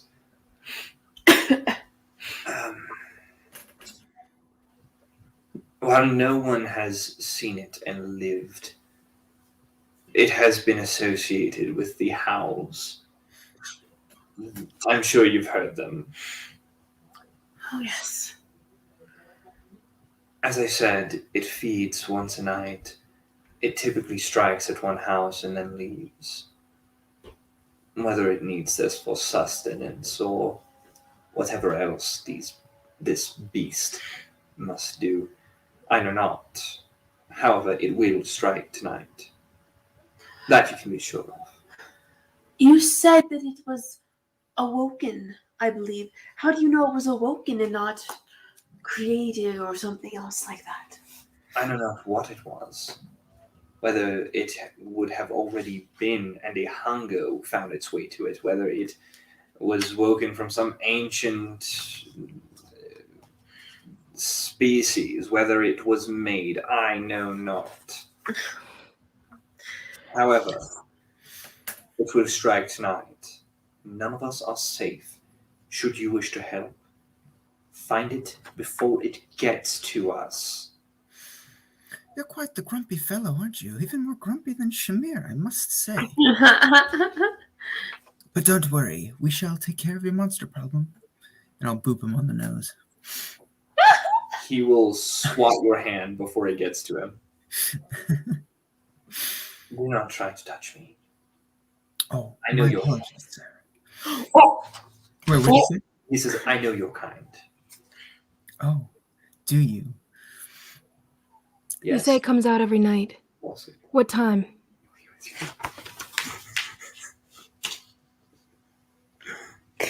you have to tell him that. I said yes. He was also touched by a bad fate when he was young. Why are you so grumpy? Well, he's a priest. Stop it! That's bad. I'm so sorry. That's why he's a priest. Oh my goodness. Anyway. Yes. Anyway, it differs night to night. I'm sorry, I can offer you no more than that. What victims are normally targeted? People who stray from the city circle itself, or people inside the city going about their own business? Are people taken from homes, or do they get attacked when they leave them? All of the above. It has stricken without respect of persons. It is like death itself. Vistra, do you think you could talk to those like little chipmunk dinosaur thingies that we saw on the way here, and maybe extrapolate from them where this monster could be? I could try. Yeah, yes. Do I see any no creatures around me? Chipmunk dinosaurs. I think he's talking about the rabbit with spines. Sure, whatever monsters that we saw. Chipmunk dinosaur seems like a pretty Perception. succinct description. Yeah. Oh, that's not great. Pretty sure that's an 8. Oh wait, hold on. Perception. Oh, an 11. Yeah, no, not really. I mean, everything seems to be pretty scared of this area. Looks like everything's pretty much cleared out. Just dead things. Gonna go here, little guy. Come here. Emmanuel looks at you and says, what are you doing? Well, You know what? Don't tell me. I don't care. Well, all right. You are the one who asked. He has a point. And then I changed my mind. Now, if we're done here, hopefully we will be rid of this thing by the morning. And if not, we will be rid of you. Good day. And he closes the door. Shamir, I like you so much more now that I've met someone even worse than you. That is where my charm comes into play. How are there no animals around at this time of day? It's prime feeding time for them. Greg's still with us, right? Would have been like mid-afternoon. Oh, well then, Prime feeding it's time prime with water drinking time for you. them. Okay. Yeah, prime feeding time is typically in the twilight. Right. I thought it was later. Greg's still with us, right? May he rest in No, peace. Greg had gone back to his wife Mm-hmm. and Johan, not Junior. As you're talking to the animals, Vistra, Shamir will go Well, trying back to. to find Greg again. Shamir will? Yeah. Okay. You go back to the same place and you find him. Greg. Mayor Greg. No, the mayor's Johan. Johann Schmidt is the mayor. Greg, Greg is the other guy. Sorry, I meant the mayor. I went to go get the mayor. Oh, he's with us. Okay, yeah, sorry. This whole time I'd been asking about the mayor, so the mayor is still with us. yes, the mayor is still with you. Okay, Greg is not. I go nowhere. Mayor, do you have any soldiers that have fought these, whatever they are, at night and survived? I'm sorry. No. None. Hmm. No, one of our men was attacked, and his whole family, and they are no longer with us. Okay. Vistra, you were talking to animals? Well, I was trying to find some to talk to. Do you guys see any around? They don't seem I'll to. look around for an animal. I'll throw a rock, actually, into the And trees to see if you guys they... don't really see me either. Within the village, they're even just outside the village. Like things are scared witless to Yeah. be in this area. Okay. And if you guys can smell the scent of death, the rest of the animals can too. The most you might see is a vulture flying overhead.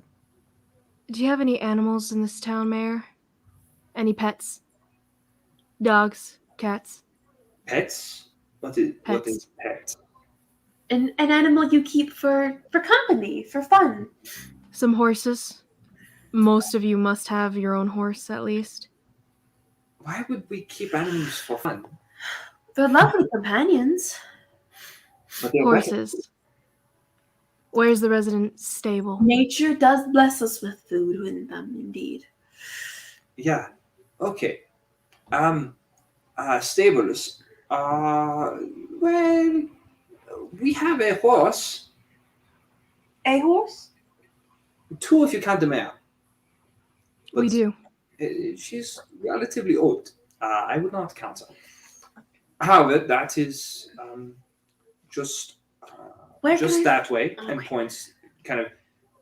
You guys had come from this area of the village, seen Greg, Julia, Johan here, and then walked right about here to the inn, just around the back, and he kind of points right over here. You guys see kind of a ramshackle like hut built, like more or less a lean-to, with a decrepit mare and a horse relatively in its prime. Before we go, I'll ask, Mayor also, do you guys have a blacksmith in town? Well, we have. No, we do not have that. Most of our we do not have need for weapons usually. Typically, what is needed are bows and arrows, spears for hunting, and those can be traded. People coming in and out. I see why you've had trouble for so long. Yes. Anyway. Vistra, you think talking to animals will be useful? I mean, it couldn't hurt to try, I don't think. I'll go find the horse and Yeah, I We'll mean, it's follow. not far away, like maybe 50 feet. cast Speak with Animals. And well, hello there. Have you seen anything scary around here? Okay, speak with animals. Does that allow you to hear them like I think it in does. words, or is it like feelings? I don't remember. Let me take a look. I believe it's, from what I read recently, was you get feelings, but they do translate to words in a sense. Right. You gain the ability to comprehend and verbally communicate with beasts of the duration. The knowledge and awareness of many beasts is limited by their intelligence, but at a minimum, beasts can give you information about nearby locations and monsters, including whatever they can perceive or have perceived within the past day. You might be able to persuade a beast to perform a small favor for you at the DM's discretion. Okay. So you should be able to talk to me, probably.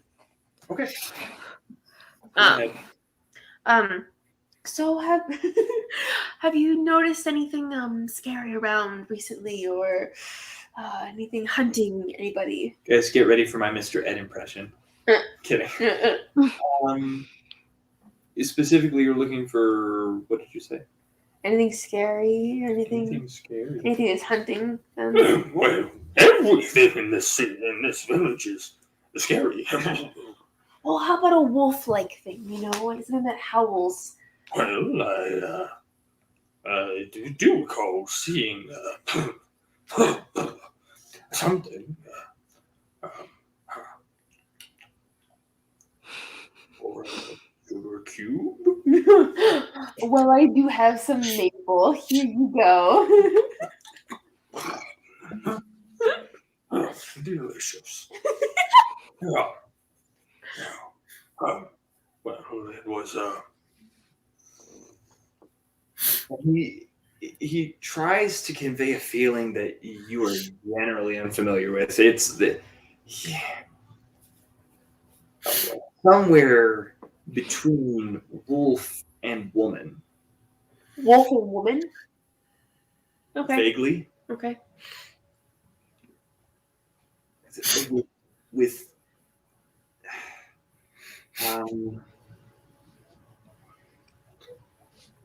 very small arms coming out of her mouth is the best way that he can describe it. All right. And do you know where this creature is right now? Where it stays?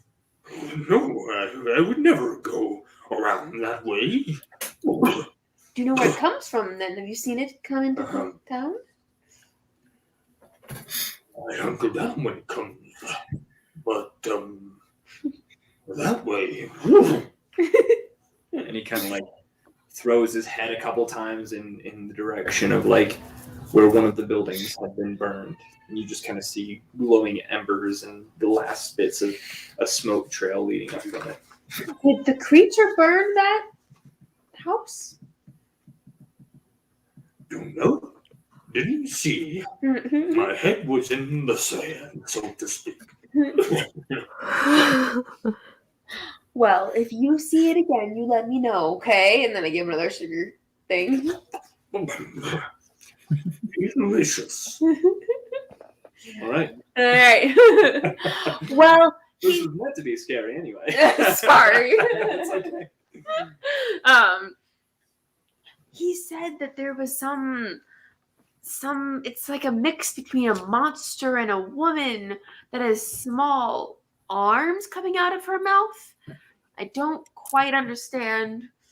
It ate a child. But I got the impression there were a lot of arms. Yeah, you would have gotten that. Like lots of little things coming out of its mouth that would like grab. So like tendrils maybe or something, or I don't know, but that's rather a woman. Do you know of a creature like that? Nothing sounds like that I've ever seen. I still think that this may not be a creature from here or a normal. Maybe it was created or something, but I don't think it's originally from here. Would I have any knowledge, whether from school or from stories, of something that sounds like, or even partially sounds like, perchance? Give me a... Hey, Tori. Victoria!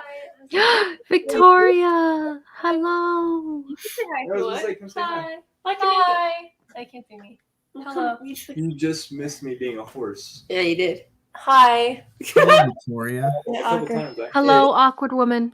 I was trying to watch it, but then I'm sick.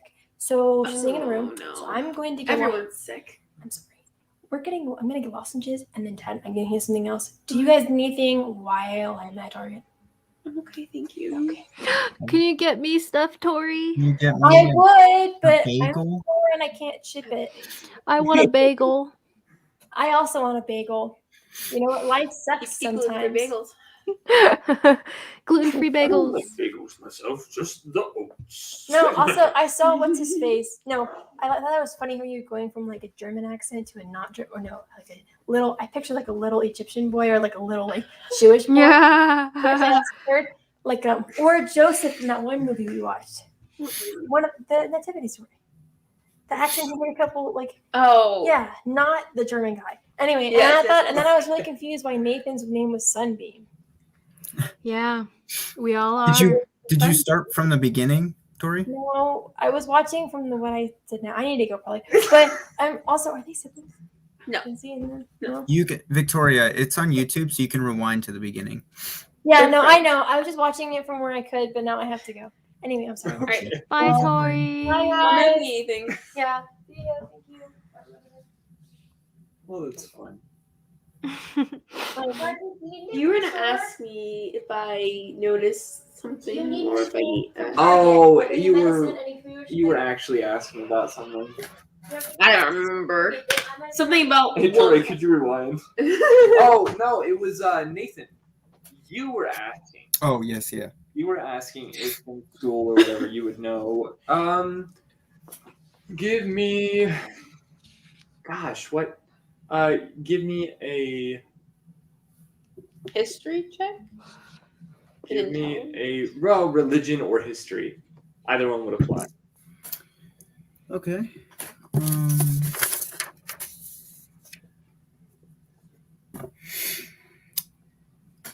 14.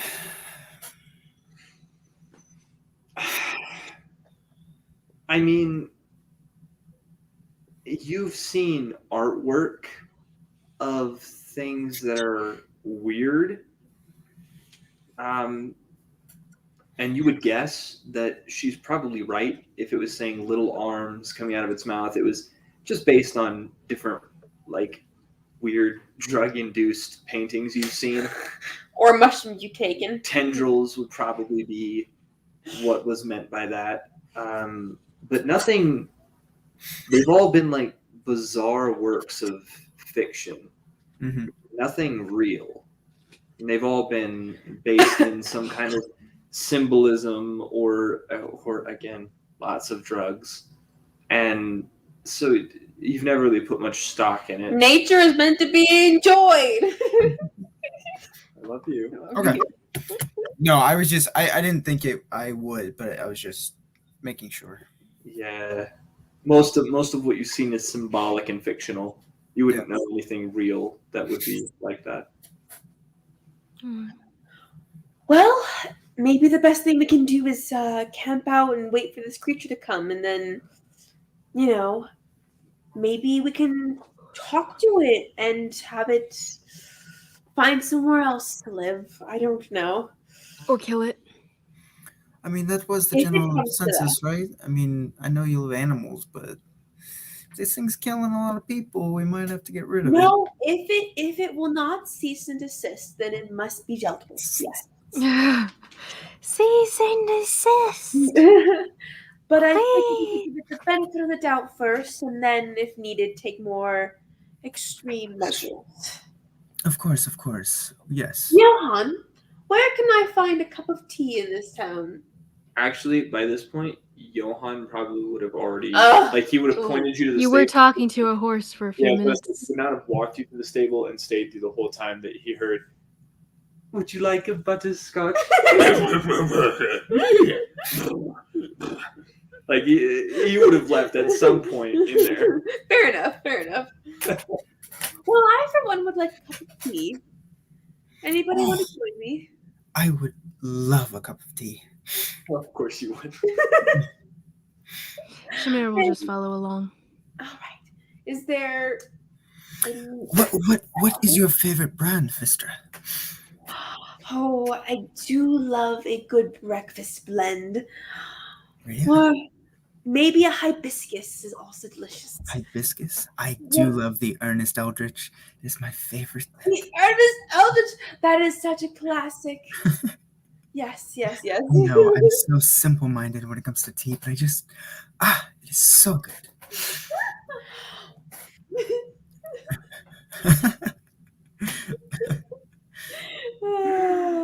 All right. So there is not a place that would serve very good teas or anything like that. The nearest you could find is the inn, and there's some hot leaf water there. Hot leaf water. It's okay. I carry Here's my your hot own leaf water, sir. So I have a few selections if you'd like, Sunbeam. We can just get them hot water. Of course, I would love that. You don't get that. Hot leaf water. What'd you say, Sunbeam? Oh, yes, of course. Yeah. All right. Could we just get some hot water, please? And yeah. Okay. Here we go. He heats a kettle of water and pours them into some rough-hewn wooden cups and kind of slides them in your general direction. Thank you. May this favor of Storm be smiled upon you tonight. I mean, I think that's a bit forward. But never mind. Storm? Not that type of mission, Vistra. Not that kind of mission. If we had a t-shirt, it would be that. Not that kind of mission. Oh, that's excellent. All right, but yeah, you guys can drink your tea, and soon comes the evening. Do you feel that bitter note on the back of your palate, but the sweet on the front? Isn't it delightful? Yes, just like peppermint. I've tasted it once they had a special day at our school. It's so fantastic. As you begin to hear thunder echo through the forest outside, wind shaking the beginning kind of, a little lesser, and then growing into a shaking of the trees, and you guys can hear.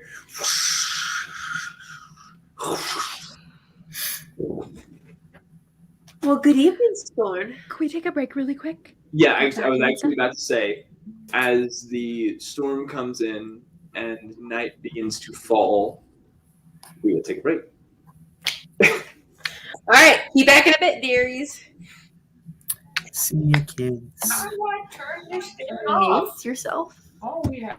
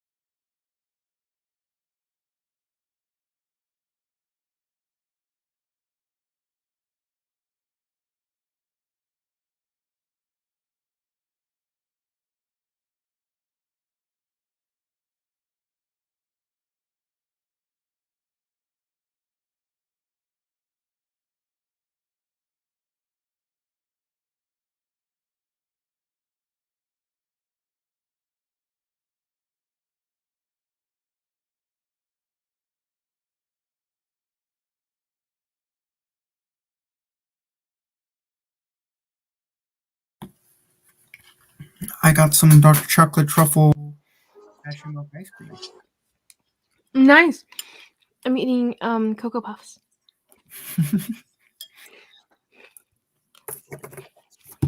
It's never too late for Cocoa Puffs. So true. Never So too true. late for Cocoa Puffs. Cocoa Puffs. Cocoa Puffs. Okay.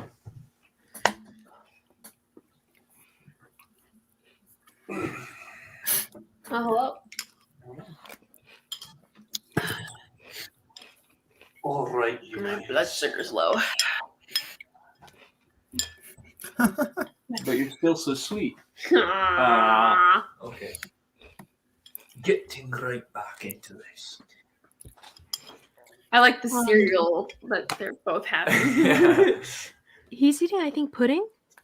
No, ice cream. Dairy-free ice cream. Oh. Let's go. Yes. All right, we're good to go. All right. All right. So, as the darkness falls upon you of night, and the storm blows in, unexpected, unannounced. Unexpected and unannounced. You realize that if there was any good time to ready yourselves for what was to come, now would be it. What do you guys wish to do to make preparations for the night?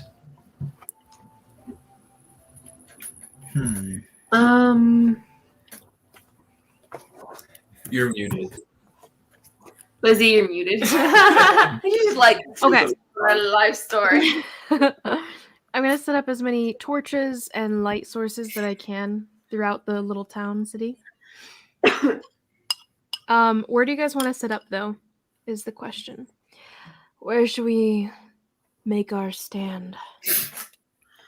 Well, I recommend either staying in the middle of the town where we can hopefully have the best view everywhere, or on the edge of town where he came in from, I think the night before, near that burned building. How about we put one of us with the best eyes up high for a better vantage point to keep an eye out for Oh, any Shamir. disturbance in the town? What are you saying about Yes. my eyes? What are you saying? No, we're just leading you along, seeing if you'd take the bait. They are What very bait? pretty eyes, Sunbeam, if that's what you're looking for. Thank you, Istra. It just doesn't hit the same, though, if it's not from Shamir. You're glad. Can't give a straight face. What are you waiting for, Sonny? Oh, it's fine. I'll go look out, here with these good old eyes of mine. Who wants to be up high? I don't mind climbing up into a tree. That sounds lovely. Are there trees in town? Not in town or in the village. In the village, it's and you have buildings. They're roughly 12 feet high-ish. How far out are the trees from the town? I'd say 20, 30 feet. I'll climb up into a tree still. Okay. Just so you know, that's going to be about a whole round of movement That's to get fair. back to where the party I is. think you should be on top of one of the roofs at the center of town. All right. I'll climb on top of a roof. Probably Greg's roof, since he kind of knows who we are. Okay. Greg actually helps you up Oh. as you kind of struggling. And he comes outside and puts up a barrel, kind of helps you up onto the barrel and up onto the roof. Well, thank you, Mr. Greg. That's very kind of you. You say roof. Roof. I do, yes. He does. We can continue. Okay. What are the rest of you doing? So you are stationed up high? Uh-huh. I'm running through all my abilities to see what I can do. I'm lighting up as much as I can this town so that we have Light up the town. light it up, light it up. Hey! There we Okay. go. Yeah, so you can, based on, I mean, kind of between the torches that you guys have as a group and what you might be able to kind of jerry rig, Jerry rig. you can come up with either Such an old legitimate or makeshift torches idiom. to put on basically all of the buildings, if you so wish to do. Okay. Sunbeam, you got anything yet? I mean, did the guy tell us specifically, like, if it was right at sunset or if it was the middle of the night? No, he said it has varied night to night. He did. Okay. I mean, I'll just assist with. I'll actually get to the highest building. I'll get up to it. Okay, that'll be the inn. And I have a handy dandy little one of those stage binoculars. All right. I'll help set up like what Shamir does and help Vistra in any way. And then once we've like settled into our positions, I'll take like the highest building vantage point I could see, and I'll view from there with my binoculars. As we're setting up, I'll bring up the point. I think we need bait. Something to draw in this monster. Preferably something vulnerable, like children. Shamir, you can't say that in front of people. Well, we'll protect them, obviously, but we need something to draw in this monster, whatever it is. What if we just have a image of a small child, maybe crying or? There you go. We'll need something that smells. If it's an animal, don't have we'll it, it have its doesn't own matter. senses. Never mind, Shamir. I a past life. I was thinking. Past life. Well, we could just use some meat, maybe, or something. Not a human being. Unless, Shamir, you're volunteering to sit in the middle of the... Vistra, I know. I'm not exactly vulnerable. I know. I would volunteer otherwise. Depends on if we're talking emotionally or physically. You know, that could vary. I don't know what you're talking about. I know, emotions can be difficult. It's okay. Talking them through sometimes helps you to figure out exactly what they are, how you're feeling. About what? We'll work on it later. It'll take some time. So what kind of watch is getting set up? I like the idea of meat, though. Shamir's going to take that and roll with it. She's going to go to the... as part of the setup, will be to collect raw meat. Just set it out. You can do that. You do know that from your investigation check earlier, the thing knew what it was going for, and it was going for the vitals. It left like most of the meat still on the bones. That's true. That's true. That's a good point, Mel. Okay. Yeah, just based on that investigation check, I don't think that you would really. Gotcha. You know not to do just the meat. Okay. The meat. I will. So we need a human body. What? I will cast when they're dealing with trying to get a body or a horse or something. I will cast dancing lights, sort of in the center of the town, I guess. Which are like they're like four glowing or Would this city of lights? What? Would this town have a prison? Not really. No. That's terrible. Sentence to die. So I'm gonna create the dancing lights into a vaguely humanoid figure, because I have the ability to do that.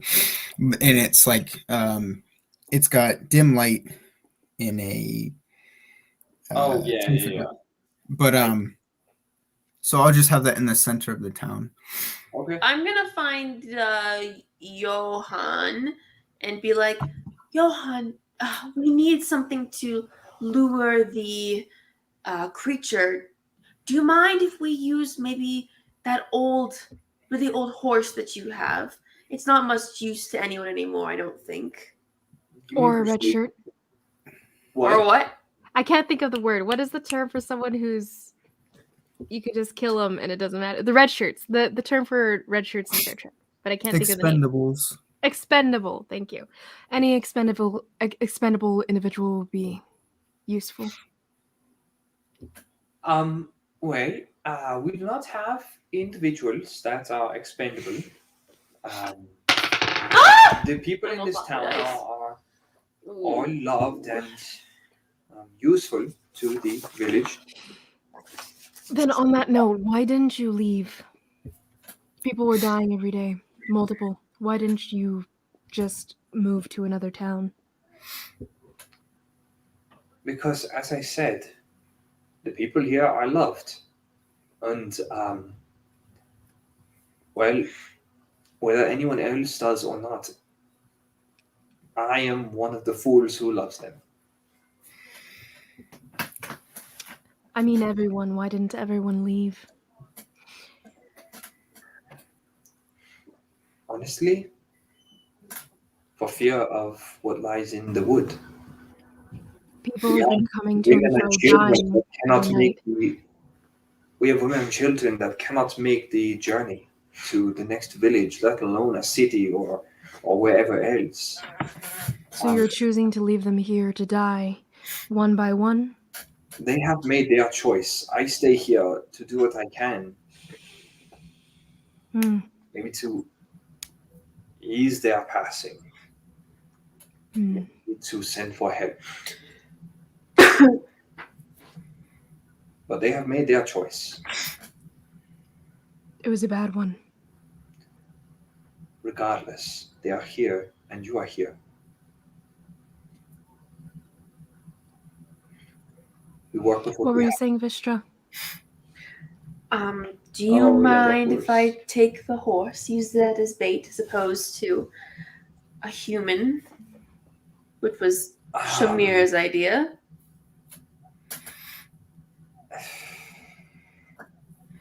You said it was an 8? Yeah.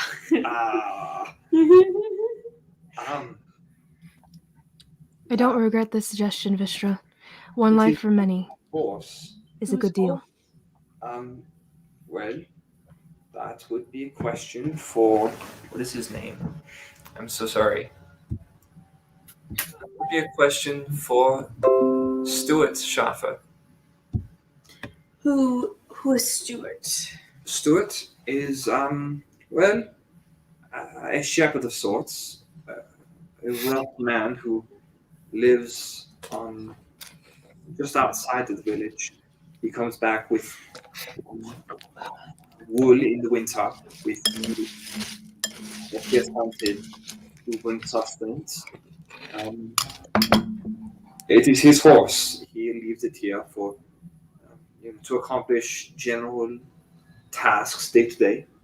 He has no need of it, but it would be a question for him. Well, then I'll go find this Stuart character. Regrettably, it is already night. He's already dead. Well, then we better get a move on, I suppose. I'll just go back and climb back up onto the roof. Samir goes and steals a child. I set up. Yes. I set up on top of a roof across from where Vistra is. Okay. I'm continually every 6 seconds. I'm moving the humanoid or the orbs basically around the town. Every 6 seconds. Trying to catch if there's any movement in the woods or anything while I'm doing so. You're not pondering the orb? Huh? Oh. Pondering the orb. It's a meme. Oh. Anyway. Izzy, how disappointing. I would have thought you knew memes. I do, but I don't know that one. These are some deep memes. Anyway, so night has come, and as the storm has come, even just amidst you guys walking around, going about your various preparations, talking to Johan, you have become relatively soaked. The ground has turned to mud beneath your feet.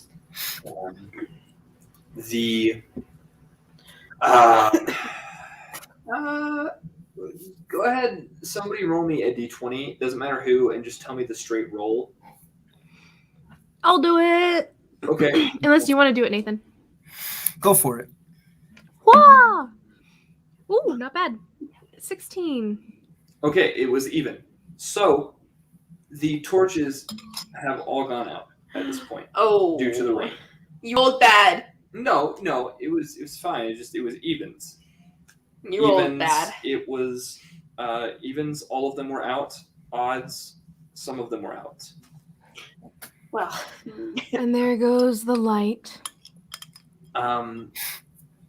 And everyone who is watching, go ahead and give me perception checks. I'm scared of my dice right now. Oh, that's not bad. Sunbeam's light's still going though, correct? Yes. Magical light. So. Could I have advantage because of my binoculars? It is dark. The only that's actually a good point. Anyone who does not have dark vision, make your check at disadvantage. I have dark vision, so 23. It was a natural 20 and a 2. And a 2? Okay. Which makes it a 1. Oh, I No. do? Actually, it makes it a 3, but never mind. So I get straight because I have dark vision. I didn't realize. Woo! I was trying to decide whether I wanted the dark vision or feats. I took feats. we all have feats. 20, We all have feats. 25. What? 25.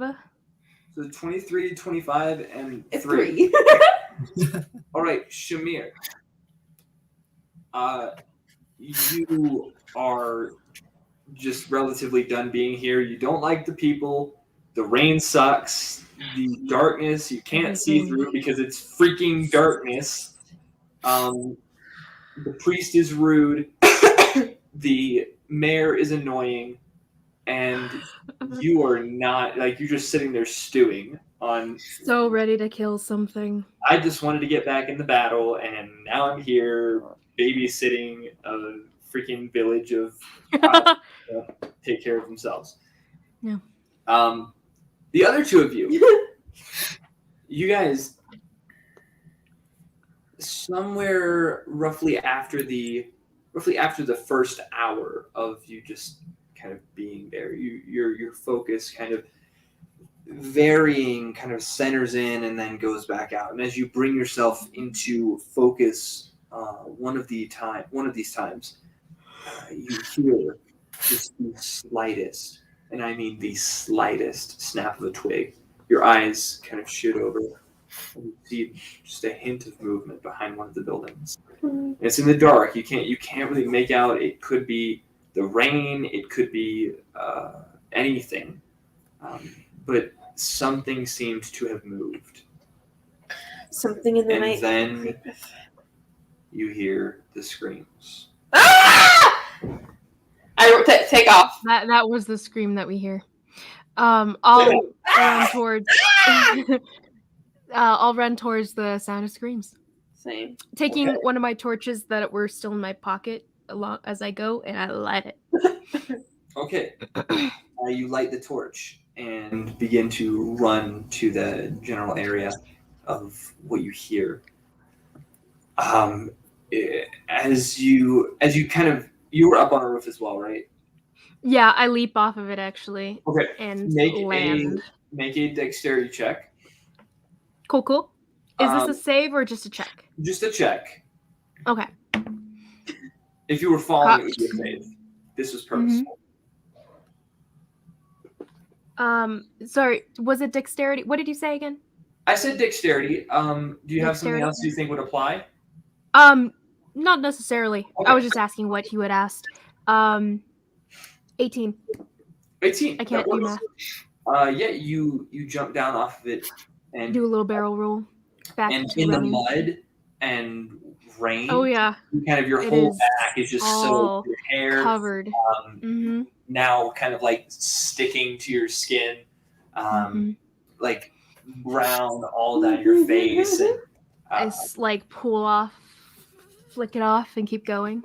that is so bad. So bad. You run toward the sound, and as you begin to run, you hear the sounds kind of like echo there. They begin to build. There are a couple different screams, and then immediately one of them dies off. It's just gone. And as you approach the building, a second one dies off, and it's gone. And you hear only thuds, slashes, and the last cries and screams of a man shouting and yelling as you hear clang, on the inside of the building. I run inside. Does it go quiet in the building? No, this continues. I'm running inside. Okay. I'm going to... How close is this to my building that I'm in? It's just across the street from where you were, or where I imagine you were. So 15 feet ish, plus the jump off the roof. Okay, I'm going to. You said it still sounds like fighting in there? It does. Okay, I'm going to immediately just draw my bow and fire a ethereal arrow towards the direction of the sounds. So. Okay.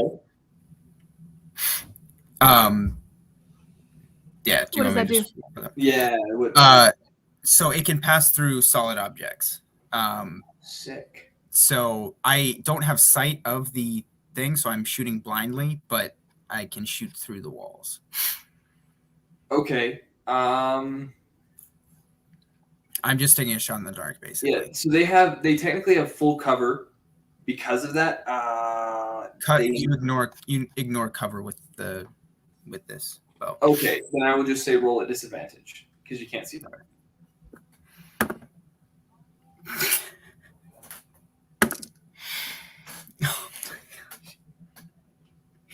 So that's a 7 to hit.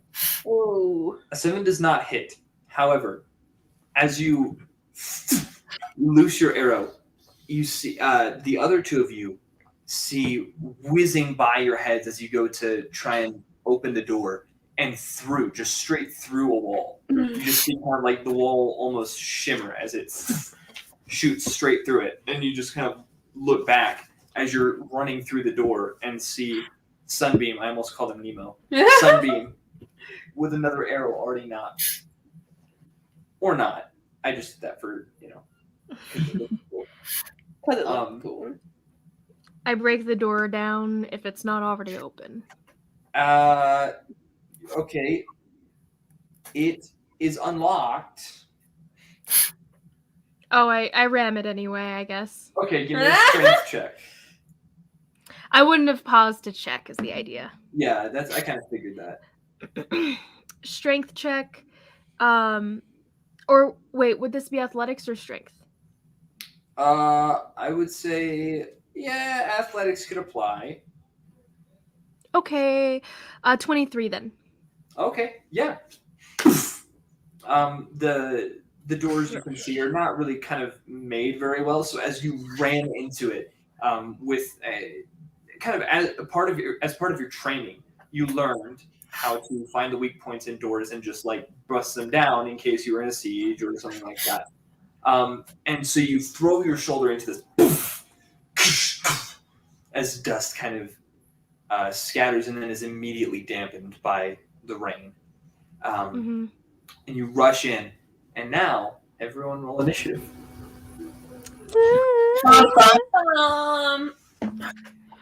Monster die. Oh, natural 20. I also got a natural 20. What? All the natural 20s today. I've rolled 3, but they were part of disadvantages, so. For a total of. Oh, I think it might be 19. Yeah, it's 19. Oh, well. I have 23. Okay. Mine is 19. Wow. Your Actually, dex is probably it might higher have than. It might have rolled the lowest. Let me. Those are some pretty high rolls though, all in They all. were. Its dex is +5, so 18. Plus, All right. holy crap. Yeah, it is a thing. It's a Dexy boy. It is not. No, yeah, you just get the 20, but still. Dexy girl. It is a. Okay, so 25 to 20. 25 to 20, me. 23. Shamir. Not one rating, darling. Sorry. Okay, 15 to 20. I 19. think we both got 19. His dex is. Mine's -1. What's your dex? Mine's +3, so yeah. That's surprisingly high for a bard. For a But I guess bard. you're a longbow bard, huh? I'm a Dexy bard. Dexy bard. Yeah, but Dexy bard. Don't look at my paper because I have a Dexy bard. And then Dexy bard. Dexy bard. Okay. Dexy bard. Got a Dexy bard. All right, so at the top of the round, as you bust in, and this thing is swinging claws wildly. To describe what you see by the torchlight, it is profoundly grotesque. Something that could only be, in all accounts, unnatural. Somewhere over what looks to be maybe like 6 foot beast, standing erect like a human, with vaguely feminine features. As you do see, it is an entirely nude-skinned body, but with patches of fur kind of all about it, kind of down its back and into a tail, up around its chest, trailing down onto its legs, claws that extend on past its hands, a snout that comes down, and while there is some fur, this is not. It is skin stretched tightly over this snout-like nose. Fangs coming from both sides, and in addition to its claws and fangs, on its out of its wrists and mouth protrude 2 foot long, relatively tentacles that kind of wave and slap it of their own accord. It hears the door burst down and looks at you. Eyes like a human, but dark and cold, unfeeling. It growls as it is Shamir, your turn. I go in and attack it and immediately throw in my extra attack as well. But I'll roll to attack with my glaive, swinging down at its neck. You got this. Does a 18 hit? An 18, let me see. 18. It hits, but not by much. Okay, I'm going to use my trip attack battle maneuver. And when I hit a creature with a weapon attack, you can expend 1 superiority die to attempt to knock it down prone. You add the superiority die to the attack's damage roll, and if the target is large or smaller, it must make a strength savings throw. On a failed save, you knock the target prone. So as I swing at its neck and I slice down its neck, I use the underside to trip at its calf, trying to knock it prone.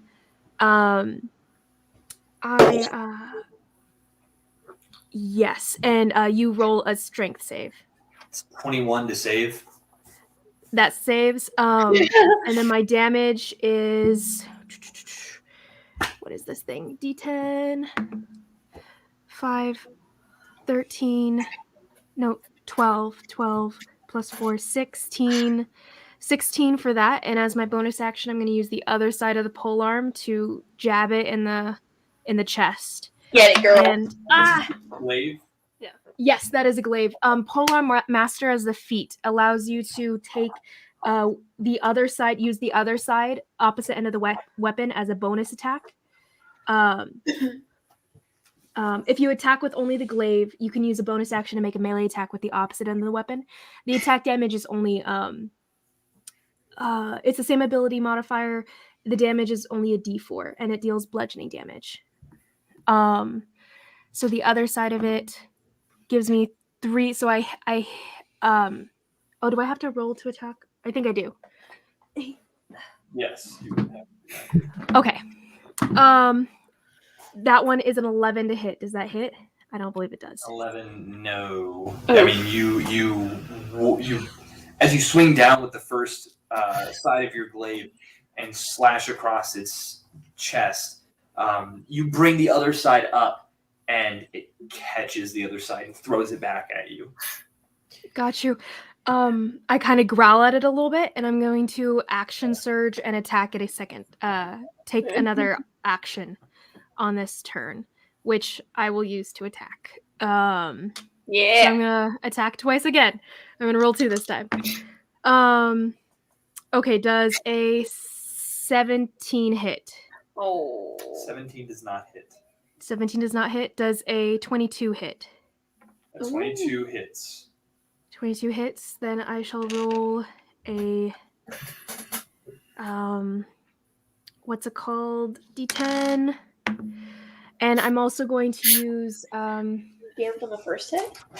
let's see. I'm gonna use goading attack this turn. Superiority die. When you hit a creature with weapon attack, you can expend 1 superiority die to attempt to goad the target into attacking you, and only you.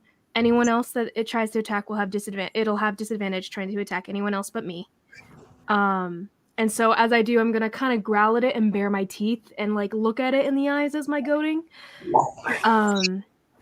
And that's going to be a what's it called?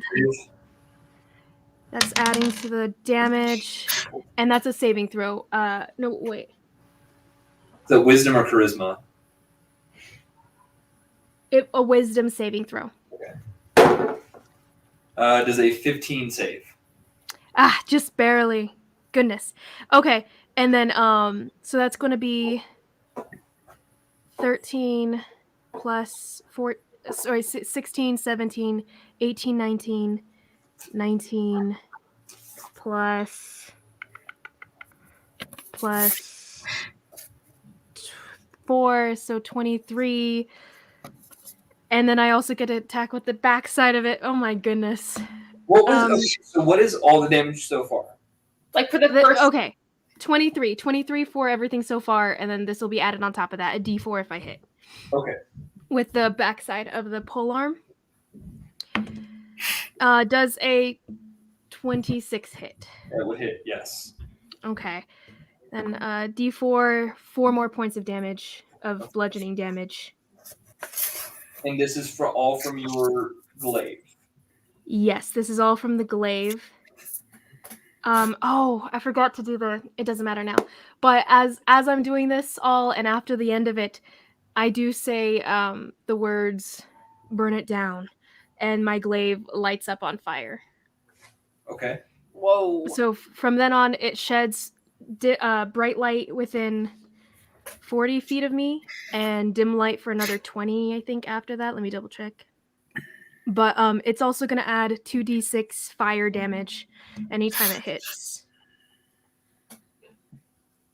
But yeah, so now it's lit up. I didn't do that beforehand. I forget. But that should be the end of my turn. Okay. So, as it sees the fire and it just kind of, it's trying to continue swinging at this the guy in the room before you got there, and kind of finish off what it was doing. It turns and releases a guttural, and Sunbeam, it is to you. I back off to the side a little bit. Still in melee with this guy, though. So, what did you say? Is it Your turn. It's to you. my turn? Okay. I'm gonna run. Okay, so I'm getting to the broken door that Shamir has busted Give down. me a dex check to get down off the building. Alrighty. Check or A check, yeah. check will be an 11. Check 1, 2, 3. Yeah, an 11. It's not pretty, but you kind of like lower yourself down off the. You do it safely. You drop down, and but because of the way that you did it, it will cost about half your movement. Okay. Am I able to get within range of seeing the creature? Yeah, it's about 15 feet left. What is your movement? 30, 25, 35. 35. Oh yeah. You can do that. You can get within. Okay. Six. You still have partial cover because through the door you'd be like blocked by kind of like Vistra and or Shamir. Okay. But I would allow for half cover. Actually 3/4 cover, but Shamir, meta question. You said, what was it? You used the what ability to make so, or like you said, it can only attack you. What was that ability? Could you Goading attack, it didn't work. But It it didn't would have work. made him have disadvantage on anyone else but me. Okay. Mm. Okay, I will.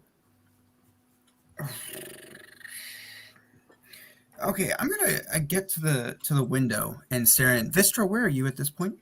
I walked through the door, so I'm inside, I guess, at this point, yeah.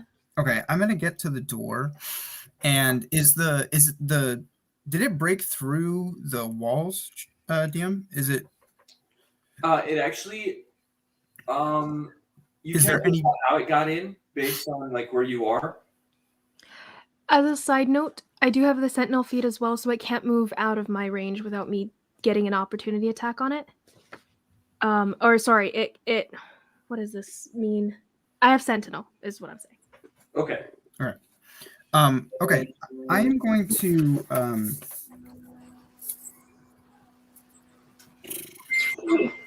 yes, I am going to run to the window / door, wherever the opening is, and go right inside. And as I do it, I am going to kind of like puff my cloak together, and it's going to shimmer kind of magically. And as I do it, it's gonna give off a little faint bit of light and start almost humming a little bit. And as I do, you'll see my face begin to contort, and whatever you would view as more beautiful, whether Shamir it would be a more normal looking person, and, for anyone else, just a visage of just. You look like a tree to me. But as I do this, I'm going to cast command on the. 1 second. 1 second. I'm so sorry. Hello. Hey, what's up? Father. Your guys' mic gets really loud sometimes and then quiet at others. Have you noticed that, Nathan? I think it's only when you or I don't talk for a while, and so our audio, like they've got whatever it's called, audio, where it'll cut out our noise. But if we don't talk for a while, then it undoes that because there's no background noise happening. So what does it do? So it basically I don't remember what. I don't think that's true because I mean you were just talking and it just happened. Oh, maybe. I don't know. That's my guess. Oh, That's weird. I I'll don't know. He's back. okay. Ooh. Hmm. What do you have? Yeah, I don't know. I feel like it's when you guys pause from talking from long periods of time. Yeah. It raises your volume up somehow, and then you say something and it's very loud, and then it goes back down again. He's complaining. They're complaining that our mic's really loud sometimes. They're not very loud the other times. Who's that? I don't think it's that. It's not really. I don't. Yeah, I don't know what it is. I was just wondering what it was. I don't know. Is that better? I don't think you guys can leave it at where it was before. I was just wondering if it was my thing. Huh? I don't know. I don't know. So you're looking like a tree, like a full-on snack. A full-on tasty snack. And as I do this, I'm gonna cast command on the creature. Okay. And What is that? what'd you say? What save is that? That is a wisdom save. Oof. Okay. Wisdom.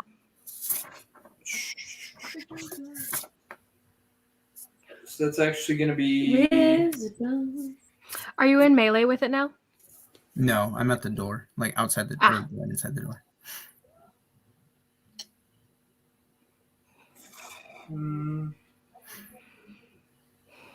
Trying to remember how saving throws are calculated, like the bonuses, because I didn't write down all of its saves. I assume it's not proficient. No, it is not proficient. Then it's literally just the modifier. Yeah. Oh, just okay, It's cool, not fair. cool. Then that would be 12. 12. That is a fail. Yeah. Yeah. So I will just look at it and tell it, and just say the word "flee." No. Okay. Well, And as it, I will take my action to. So that was as a bonus action. So I'll take my action to take my full speed in the direction I think it came up towards the woods or whatever. So outside. So you're using your action to dash. Basically, yeah. Okay. Yeah. So you can get around the building on the other side. And you was there a back door? Sorry, continue. There was not. There was, however, around the. So you're kind of in the main living space right now, and you could see that sunbeam. As you run around to the other side, you guess that it is probably more than one room, and along the back there is actually a kind of like window that was dim-wittedly left unlocked and unboarded, so it had been jumped through. And that'll be so on its next turn, then it takes the. Yep. So that'll be my that'll be my full turn. And it cannot take any other actions but the one that you said, correct? This changes things. Well, to be fair, you don't know that worked. It's true. It just says the target it must succeed or follow the command on its next turn. Okay, sounds good. All right, then, Vistra, it is to you. Vista.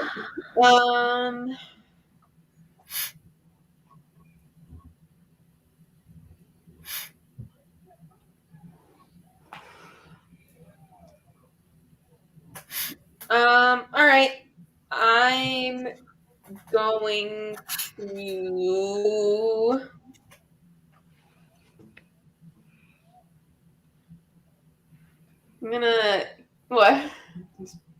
I'm gonna cast banishment on it. Okay. So it needs to make a charisma saving throw. Oh, that was unwise. Oh, hey! It is proficient in its charisma save. So that is. I don't think you can say it's unwise unless she knew that fact originally. No. I was. Unfortunate. Really unwise. It is a dirty 20. Okay, so then I will. Fine. As a bonus action, can I cast it with a bonus action? No, not a leveled spell. It would have to be cantrip. So I can do a cantrip. You can do a cantrip. Well, there are some spells. Not that only, yeah. You would have to do a bonus action cantrip. As a bonus action. Ugh. You can't cast one that says. As a sorcerer, you have quicken spells, which would quicken your whatever spell to like a bonus action, and then you can do a cantrip as a normal action. But Okay. Good old spell casting, it's annoying. I can make a melee attack as a bonus action. You could technically, because it would be your offhand, but you wouldn't get to add any bonuses to it. It would just be a straight roll on the d20, and whatever it was, it was. I mean, sure, why not? You get into melee with it, like fisticuffs. Oh, 16. 16 Does does not hit. hit. Oh well. All right, that's You have it. a 15% chance of hitting it with just the straight roll. Yeah. Oh well. All right. So now it is the creature's turn. As Sunbeam shouts the word. How do you shout it? Correct. Just a direct, forceful word. Flee. It was a whisper. Yeah. Well, I mean, given the distance between you and it, and also the people and the noise. Yeah. It, I would say, as Sunbeam shouts the word "flee," you all hear it, not really knowing what he thinks he's going to do. Just yelling at it to run. Within the next couple of seconds, you see it change demeanor. Rather than slashing or whipping its tentacles, it turns and runs. Like four-legged runs. As it does provoke opportunity attacks from both Vistra and I. It does. Not really. Yeah. That's fine. Go ahead. It's not going to do much, but yes. Does a 16 hit? No. A 16 does not hit. Ding, ding, ding, ding. What'd you say? Okay, so, which makes sense because it will take its movement, it will take its action to dash, and it clears 100 feet of space. You did not expect it to be moving that fast, and as you swing, where it, by all accounts, should have been, it was gone. Sunbeam, it flies past you, just streaks through the night, spending its 50 feet of movement and then doubling it with another 50 feet. It's into the woods. It's gone. Oh, okay. So I was 35. Well, yeah, 35 years. So it's still quite a way. Yeah, you would have been roughly another 20 feet on the other side of it. So it cleared about 80 feet past you. Okay. All right. So we're out of, yeah. You are technically at this point out of combat. As the man falls to his knees and cradles the bodies of his wife and young daughter, and then just collapses on top of them. I'm going to cast Cure Wounds on the guy. Okay. I'm gonna take my full action and to dash and follow after it, and I'm going to command it again to flee. Or no, actually. Oh, okay. So sorry. I don't know if I explained this correctly. I used my Mantle of Majesty, which means I have the ability to use the command spell once per turn as a bonus action for a whole minute. Oh, dang. Nice. Yes. So I am actually going to take my full 70 feet to chase after it. Okay. And I'm gonna, since it would be within 60 feet at that point, right? Given that it's kind of happening at the same time with reaction time, How far is the distance on that? What? The range of this is 60 feet, yes. Yeah, it would be within 60 feet. Okay, I'm going to command it to stop then. All right. That is a wisdom save? Yes. I do run 9. Does not It pass. stopped. Oh, I do run after the monster, like, to make sure it left. And when I pop out, You want the back window? I follow where it went. Give me a dexterity check, or just take take like a double movement for that space. Could I use an acrobatics check to climb through the window quickly? Yeah, kind of parkour it. Yeah, parkour. Parkour. 19. Yeah, 19. You. So I kind of jump through, dive through the window, knocking it aside, roll on the ground. Yep. As come to I a stop outside. And what is your movement? My movement is 30, base speed 30, and then I take the. I run. I guess the full movement. And you run in, and as you begin to run in, dash as well. Yes. Huh? As you begin to run in, I just want to give you the option before you just you can't see anything. Yeah. The dark plus the trees, plus the fact that you have no clue, like you didn't see where Sunbeam and the Beast went. I can see with my glaive; it's still glowing. Oh, fair. How much longer? It gives me basically 80 feet of light, dim light beyond 40, I believe. Okay. Though. Then you can. I would say 80 feet of light, but after 40, it's dim. You would be able to see Sunbeam within that kind of dim light range. Mm-hmm. Okay, so I'm just gonna run up to Sunbeam to see what you're doing, but go ahead with your thing, Sunbeam. All right, 1 second. What? Can I check and see if either of them are still alive? Yes, give me a medicine check. All right, Sunbeam. I'm gonna, as Shamir is either off to the distance or approaching, I am just gonna call out to her that I'm trying to figure out where it came from. All right.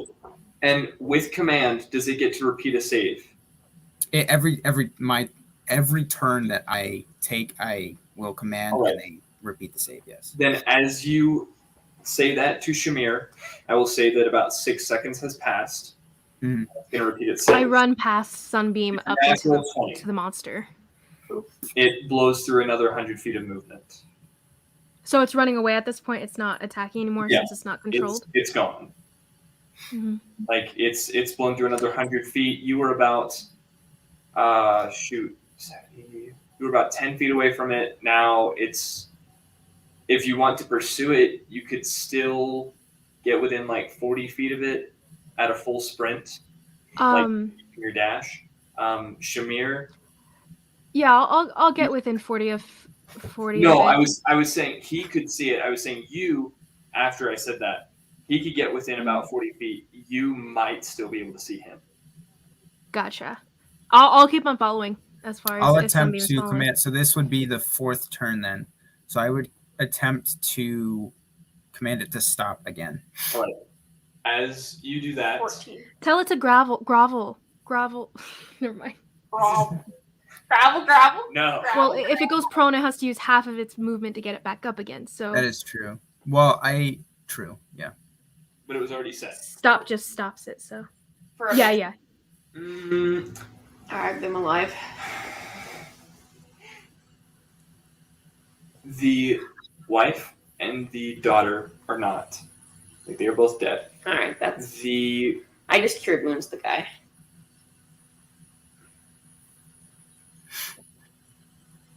Roll a d20. By the way, I'm running like Naruto run with like the halberd, not the halberd, the glaive across my back and everything with like the bent over anime run.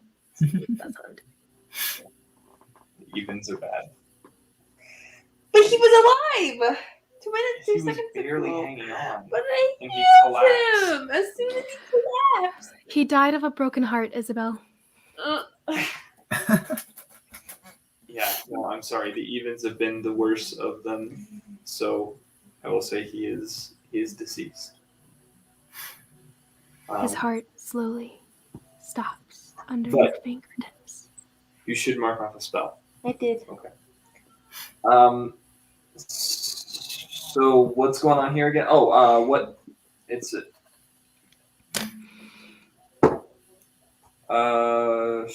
charisma save or wisdom save? Wisdom save, yeah.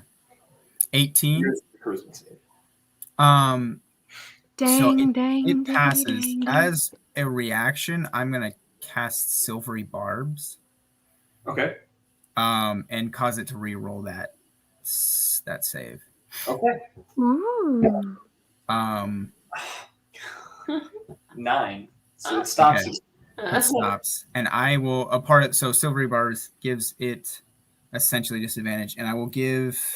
So how close is Shamir to me at this point? You moved another 70.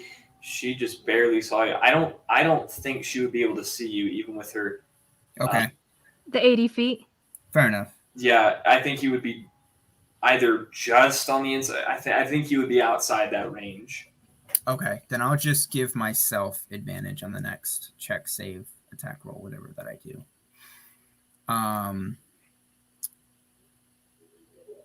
So I've got. You should grapple it. I'm essentially gonna do for the next. So I have 6 more attempts at command, essentially. So I'm gonna, for the duration of as far as I can get it, I'm gonna make it basically grovel, I guess, at this point, and then flee. So every other, I'm gonna try and get it to lead me closer to where it was from. Oh, I see. Okay, so that's 6 more. So I have 6 more saves. At this point, I guess Vistra will start chasing after them. Yeah, I'm just gonna. Sorry.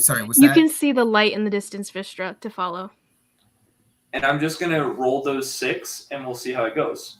That's fine. All right, so. And I'm just full on running after him at this point. That's an 18. Still, as my entire turn. 18 does not.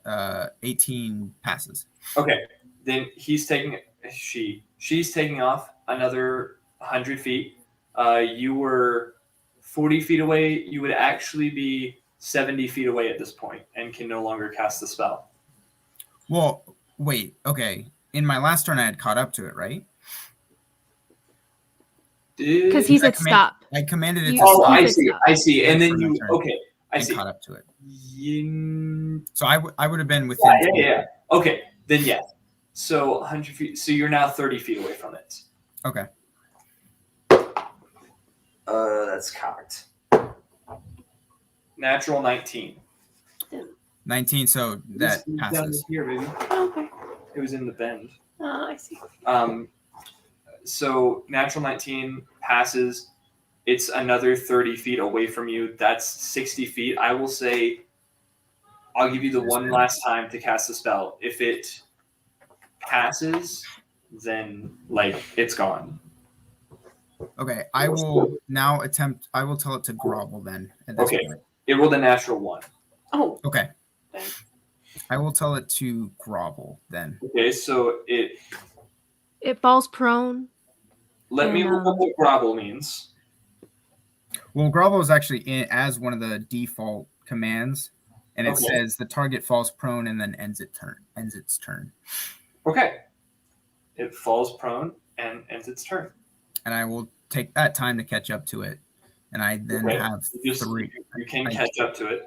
I think I have 3 more then. Okay. And you want it to flee? So the next instance, I will tell it to flee. Yes.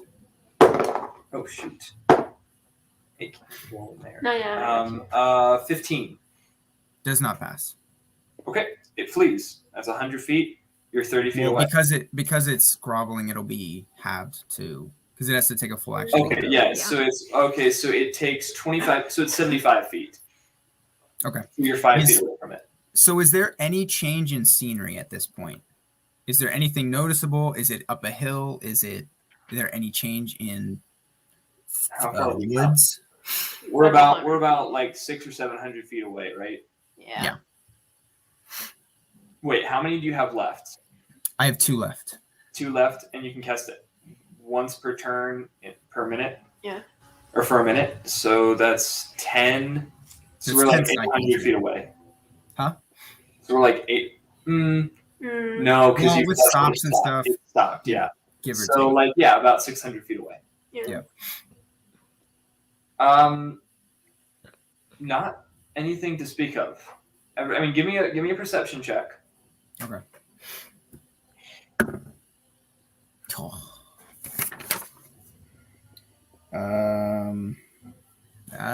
14. Yeah, I mean, everything pretty much looks the same. It's dark. It's stormy. It's all. Yeah. All right, 2 more times. Two more times, yeah. Come on. Those are good. Do you want a different thing? 21. Yeah, definitely passes.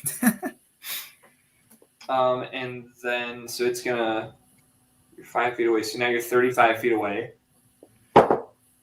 And a 12. 12 does not pass. So I'll tell it to halt then, I guess. It halts. You catch And up to it.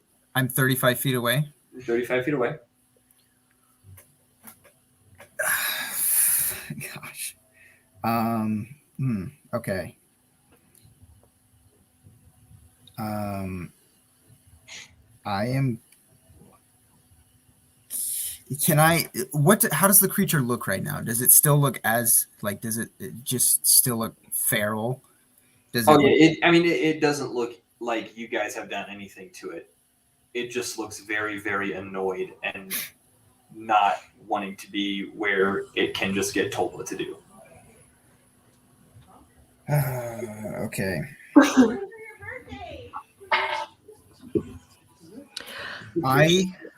Will I be Yes. able to catch up at this point?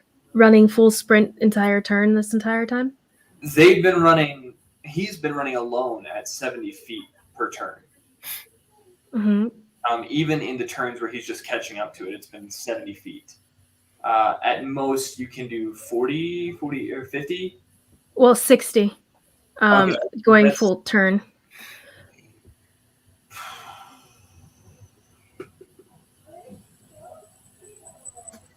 I'm going to say that puts you probably, just given how many times this has occurred, probably 30 feet away at the end of this turn. So at the beginning of next turn, you're 30 feet away. Okay. I will. Knock knock. She's in the cave. Okay, as my final act, whatever, I will. Why? It's yours, yeah. This was a Christmas gift a while back. I've already keeping up with it. For Christmas? You have it. Last Christmas? Yes, I said 3 Christmases ago, maybe 4. The dash This Eat just for popped turn. up on my I'm gonna repeat and then I dash. think it's just I don't know. I have the phone It might have behind. been put into the winter Like, stuff.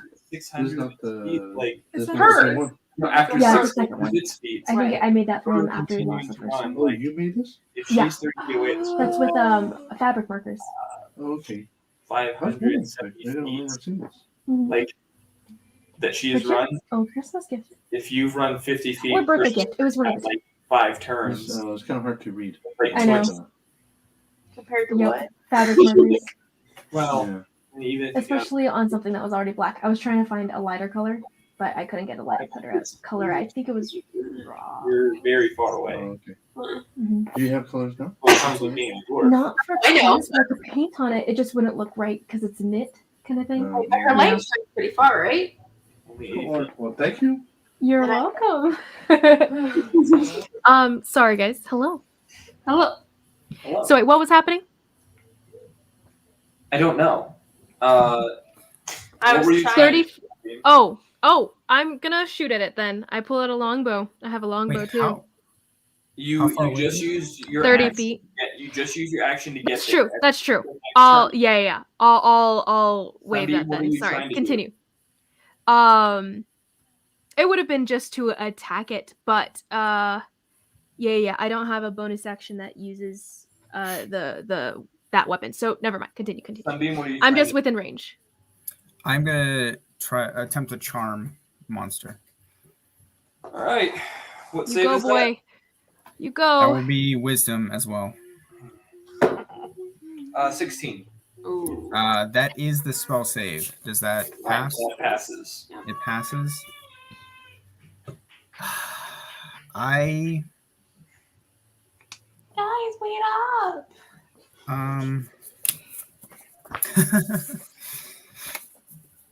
Gosh. Okay.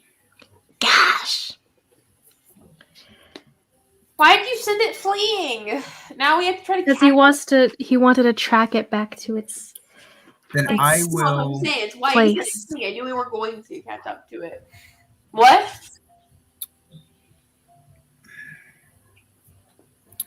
Okay, I will. So it's still a wooded area, correct? It is. Okay, I will. Possibly more dense now.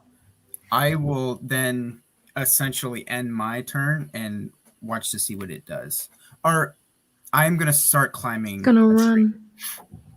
It's gone 100 feet Run away. fast, my father. Fast. Okay. Shamir, take your shot.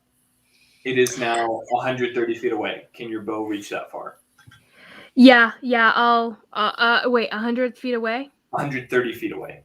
130 feet away. I mean, I'll take. And because My it's outside 30 of feet your- to get 100 feet. How long does that go? 150 to 600. Oh, 150 feet. It still has a normal roll to it. That's so fine. that's a But longbow. It will be at disadvantage because it is outside of your range of light and you don't have dark vision. Okay, so I ran 30 feet up, so I still have the You're 80 100 feet. feet away. Doesn't matter. Yeah. Okay, so I'll still try the disadvantage then.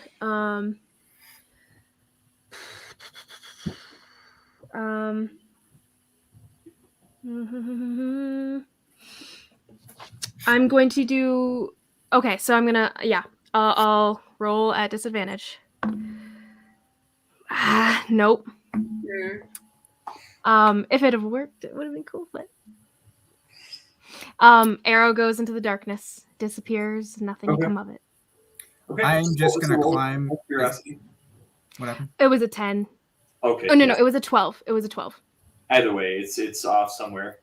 I'm going to just climb the tree as high as I can and try to look towards the direction the beast did to see if there's any sort of landmark, any sort of anything. Your perception check. Okay.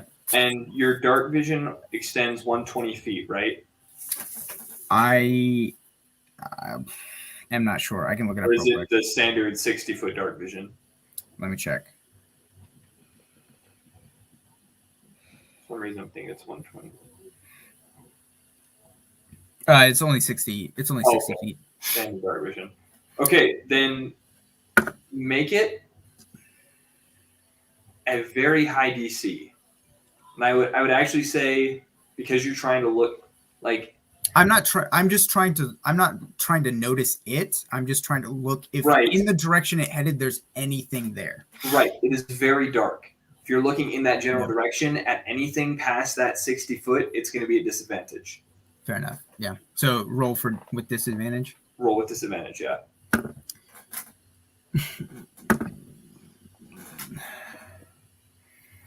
Um, 16.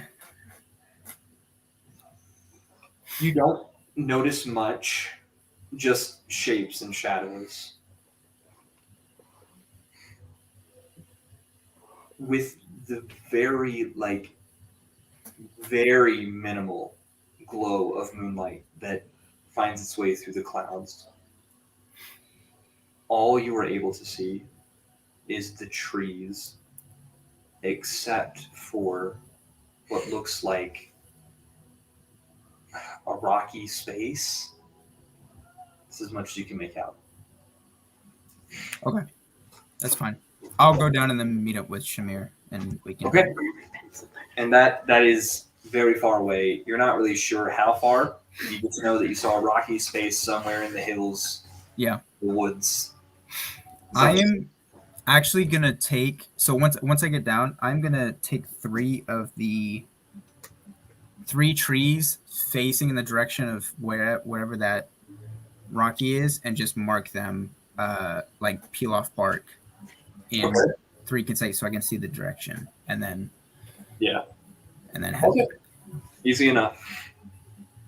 Now, you guys have got to find Vistra. she was left behind. She's been trying to catch up, but with her little dwarvish feet or legs, she is not kept within the light range. I am 5 feet slower than Shamir. Which extends to 10 feet. My thing is still bright light. So I mean, as we're I would say that as conversing, far as Sunny. you run, she still is without the range, outside the range of the light. She could probably see it. She's probably coming for you, but yeah, I leave it glowing. Sunny, are you done here? I always have these great ideas, and they never work. It was such a good idea. This is why you were never promoted in the military. Harsh. It is harsh. Fine, let's go back. Where did Vistra go? Don't know. We start walking back. Guys! It is a give me a perception check. it is a beautiful night out here, I will say. Give me a perception check. Because you're looking for Glowing a light in the huge distance. light in a horrible darkness. 23. Okay, you see where they are. You see the glow kind of coming through the trees and stuff, and you're not nearly as far behind as you thought. Oh, okay. But you're still a little ways away. Well, yeah. But curse those dwarven legs of yours. Guys! You gotta wait up! Were you able to save them? No, unfortunately. They were already gone by the time we got there, or I could do anything. What's the point of you then? Now, Shamir, I don't think you would have been able to save them either. I would not have. That's not my job. Did you do your job? Is it dead? No, I failed to. Okay, guys, this was all a big failure all around. We can just all go back and recoup and try tomorrow. Sunny, what was your plan telling it to leave? I was trying to follow it back to where it was from.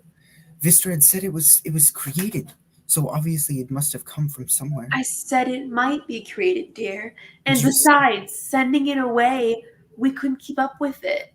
I could have told you that. You would have found that out in the first couple tries that the thing kept running on its own. Well, what would you have just killed it? I thought, Vistra, you said you wanted not to kill it, to try and see if it had any. Well, it does not seem to be showing much mercy, and it is throwing off the balance of nature, so therefore it must be dealt with. A feral creature, if it is created to be a feral creature, has no choice of its own. It does not matter. Let us go back. I just got all the way out here. It was so far. I know, and you did such a good job, but let's go back now.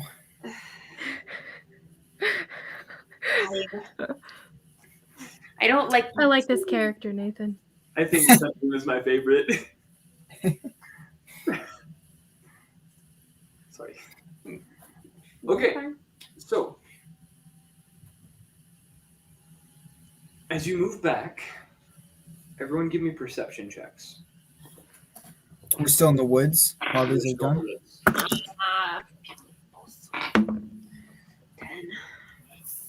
13. Yeah, basically. 17. 13, 17. 13, 17, and a 10. So Vistra, you noticed that, like, you thought there were animals out here, but, like, they're gone. Like, maybe they're diurnal. Maybe all the animals out here are diurnal, and you were just wrong. Maybe. Shamir, you hear some things on the outside of your lights. You don't know what, but, like, you're not out of the woods yet. Yeah. And Sunbeam, you notice a small array of nefarious-looking creatures, wolf-like in appearance, that without the light, like they are keeping their distance, but only for the sake of the flames that are shedding 80 feet of light. So as you make your way back, when you come into the village, they keep their distance, but they're there. But you all do come back to the village. The rain has subsided. The thunder has not. The lightning still strikes in the distance. But the night has been lost. What do you wish to do? Well, I mean, we should probably bury the family.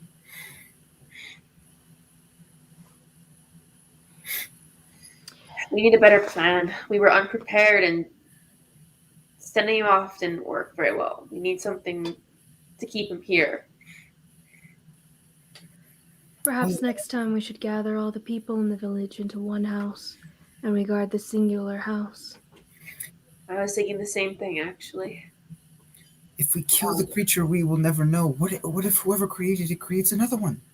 Well, then we need to leash it or something.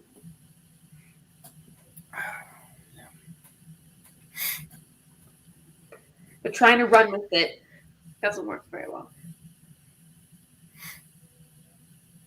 It didn't.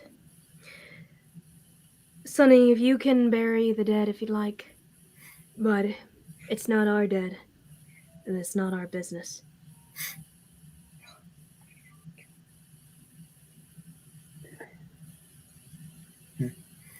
I'll help you bury him if you'd like. Sure, we should go and find the mayor while we're here. And to be fair, it is very, very late, and the bodies have not really been buried thus far. They've just kind of piled them. You can bury them, you can throw them on the pile, and you can wake the mayor if you wish. That's all I'll say. Oh, I thought it was more. Okay. Oh, it is not morning Wouldn't yet. the screams have woken people up? They're probably hiding in their own houses. From what you gather, as soon as it starts, everyone hides. Bunch of wussies. Just praise it doesn't happen to them.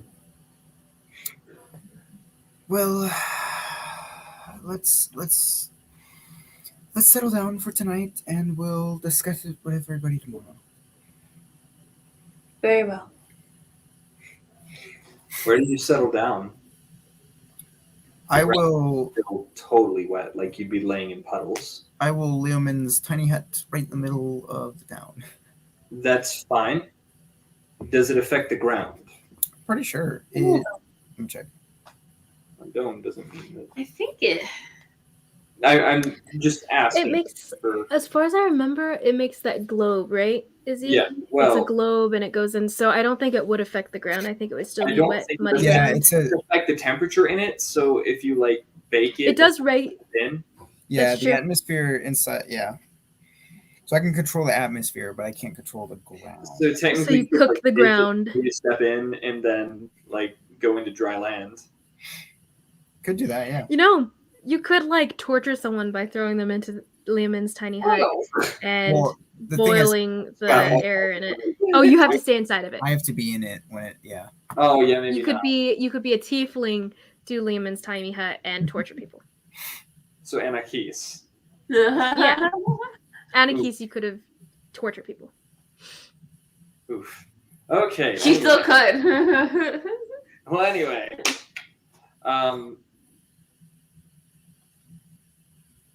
Well, it says the atmosphere inside the space is comfortable and dry, regardless of the weather outside. Okay, so you can make it dry. All right, Leyland's tiny hut. Is anybody watching? Sure. From inside the hut.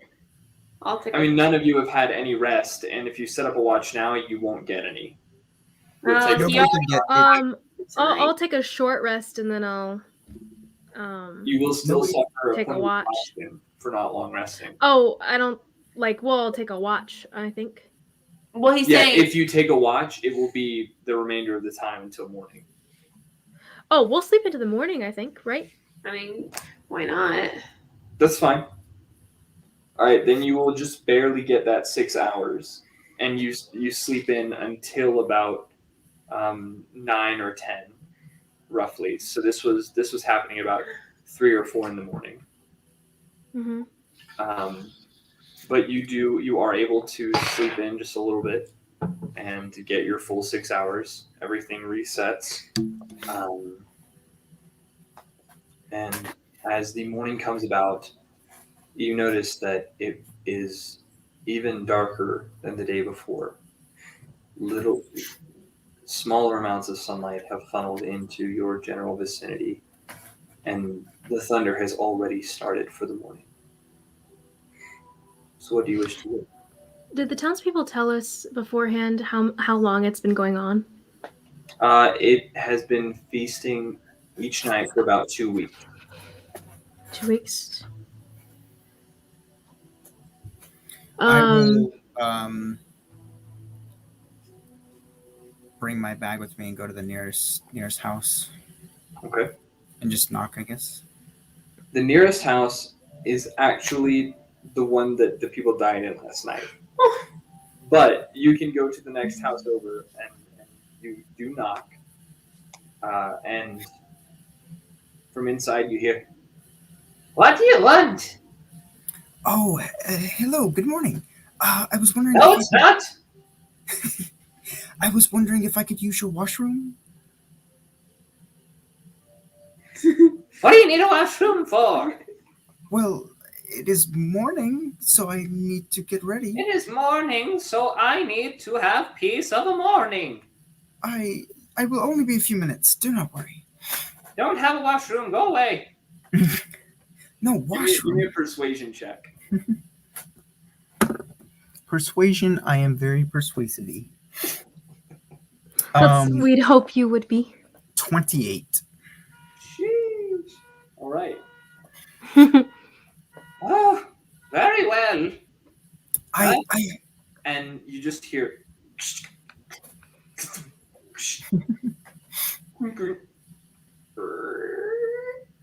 as she unlocks like 7 different locks and then lets the door creak open. Hello. Thank you so much. Thank you so much. Yeah. So before you now stands a very stately, stands, crouches, slumps over a very stately-looking, very old woman. I've never seen you before. Oh, I'm new in town. I know you're new. I've been here since the town began. Yes, of course. No, we were What just. are you doing here? Why do you want my washroom? Well, it is. I need to get ready. It is morning. Yes, and I need to get out of here. But Well, looks like we're both out of luck. The Lady Elaine will die here, and so will you. The what? What did you say? The Lady Elaine will die here, and so will you. Oh. Well, yes, but we must enjoy our time before that happens, right? Yes, and I was enjoying it in quiet until you beat on my door. Here. I do have some tea. Would you like some tea? Make another persuasion check. You're like freaking 37. Impossible. 25. Okay. All right. Come in. Make me some tea. So much. Did I hear tea? No, you didn't. I think I did. Oh my! What, do you have a whole posse out there? Your house is wonderful. One boy knocked on my door. I let him in to use my washroom, and now the whole village is coming in. But you're not the Shamir village. stays What outside, are you doing here? sharpening her glaive in the mud.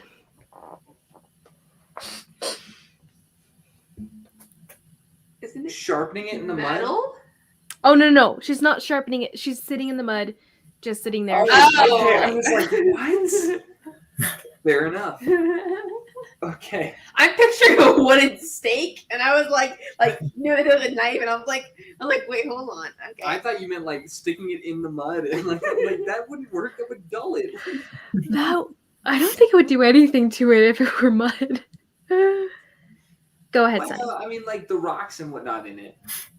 Mhm. It doesn't matter.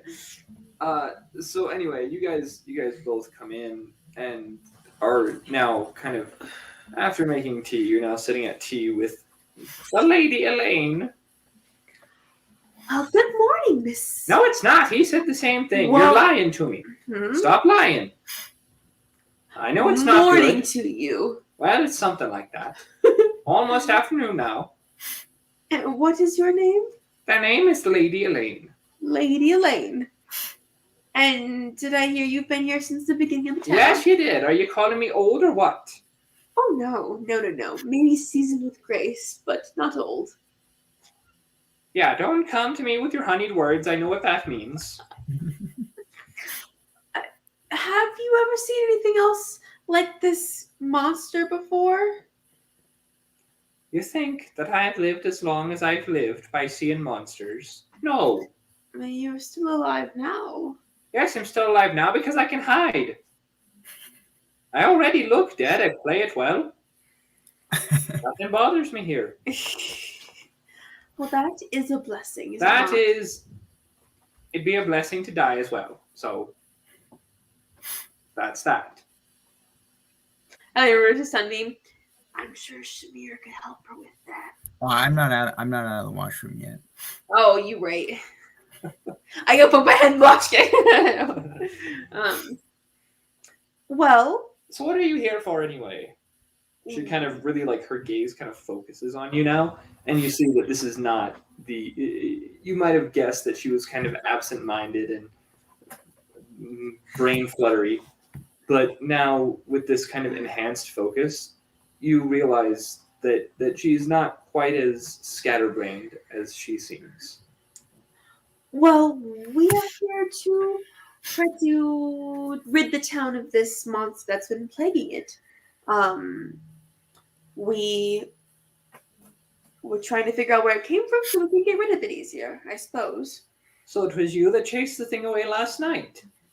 Indeed it was. Yeah, well, why didn't you kill it if that was your goal? That is a great question for some of my other comrades. Oh, comrades, I see you're from the east. Are we from the east? Oh no, I was making a Russia joke. No, I know. The thing, are we from the east? Oh, well, okay. Well, then. really, you're kind of from the it's like west of the Wildlands is where Helmsmith is. You had to travel kind of east and south. So Okay. you're like northwest. So of we're okay. Well,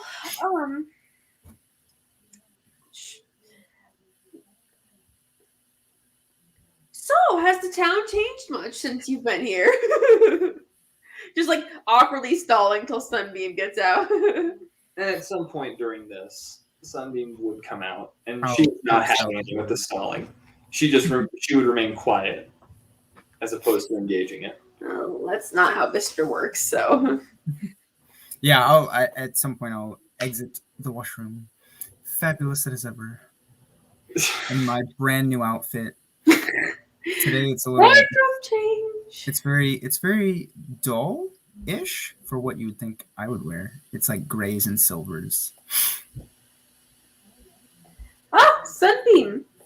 You look as fabulous as ever, but a little more calm. Has the weather been affecting your mood? I do not know what you mean.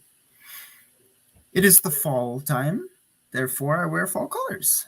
Yes, and I wear all the colors too. It doesn't matter. Why aren't you killing the beast if that's why you're here? You know what? That's exactly what we're off to do. That's why we All have to right, get we'll ready. go to it. We Quit know drinking that my is exact- tea. You are such a wonderful woman. That's exactly where I we're know going I am. right now. I'll get to it. That's where we're going right now. What do you know about the monster, lady? I don't know anything about the monster. I just know that the lights have happened for 2 months, and The lights. the lights. What lights? The heck are you coming to me for if you don't even know about the lights? Well, no one told us about the lights. They happen once every 2 weeks. They've happened for 2 months. They've been up on the hills just that way. And she kind of points in the direction generally that the thing fled to. All I know is the things didn't start attacking. The thing didn't start attacking until the lights were there. The lights began. Now this thing's here. I don't know what they are. You are quite a perceptive woman, aren't you? How do you know you have to be? If you want to live this long. Now, if you want to live this long, get out of my building. Oh, of course, of course. And maybe if we come back, you could give me some of your skincare routine? It does look lovely. She just points. Well, little does she know, while he was in the washroom, he was putting on stuff that she had in there, just like. Little does he know she has no makeup. Like it. He doesn't know what he put on his face. Her skincare routine, like she is like the saggy-faced, wrinkliest woman. Oh, no, I know. Seen. Oh. Trust me, I know. I would, yeah. Oh, yes, I figured you did. I was saying for the general, like, Didn't. audience. That wasn't described this way. From your tone, I could tell. But, yes, for the rest, horribly old-looking woman. All right, so what are you guys doing? Well, that was informative. It was something. And as she kind of like shoves you out, she kind of whispers, actually, give me a general charisma check to see if she likes you enough to tell you this or not. Charisma check? You're charismatic. 6. What? I rolled a 2. And you as well, because you were in there. Oh, man. Also a 6. Okay. Dang it. She shoves you out the door and slams it on you. Are you guys done prettying yourselves up? Shamir, And Shamir, you see Shamir. Shamir with like all the mud still all over her. Like, What a beautiful Yeah. sight you are this morning. Have you thought of clearing up a little bit? Maybe cleaning your cheeks up, make them rosy and red? are we going? Shamir, we do all of the reconnaissance, and you are supposed to come up with the plans. My plan was to follow the trail that thing left in the rain if we had to. Or, well, in the mud. Hopefully it left something. But something running that fast has to break branches, so Lead the there way must then, be some Shamir. trail to follow. As Lead you the guys way. are talking, 2 wolves walk into, and they're calm as a placid sea. I swing the glaive around my shoulders in a very like artful dance meant to intimidate. Followed. Continue. Sorry. Meant to intimidate. Yeah, it was mainly just an artful thing to intimidate. Who are you? While she's doing this, I'm going to be like clearing up her face and her body. Stop it. Just As the cut wolves it walk in, out. they are almost immediately followed by a man, followed by 2 other wolves. So just a guy with 4 wolves flanking him on all sides. With 4 wolves flanking on all sides. Nice. And this My question still stands. Who are you? yeah, okay. He is a average height man, but like freaking mountain, like just and like rugged, burly beard, like hair kind of down on his shoulders, kind of slicked back, you know. Some of it kind of still managing to hang in his face. He says, "Don't have a name." I'm going to... Oh, sorry. You've seen it. I've seen it. Why does she think I get these wolves to follow me? They do me hunting. They do me gathering. And I've seen it. The creature. No.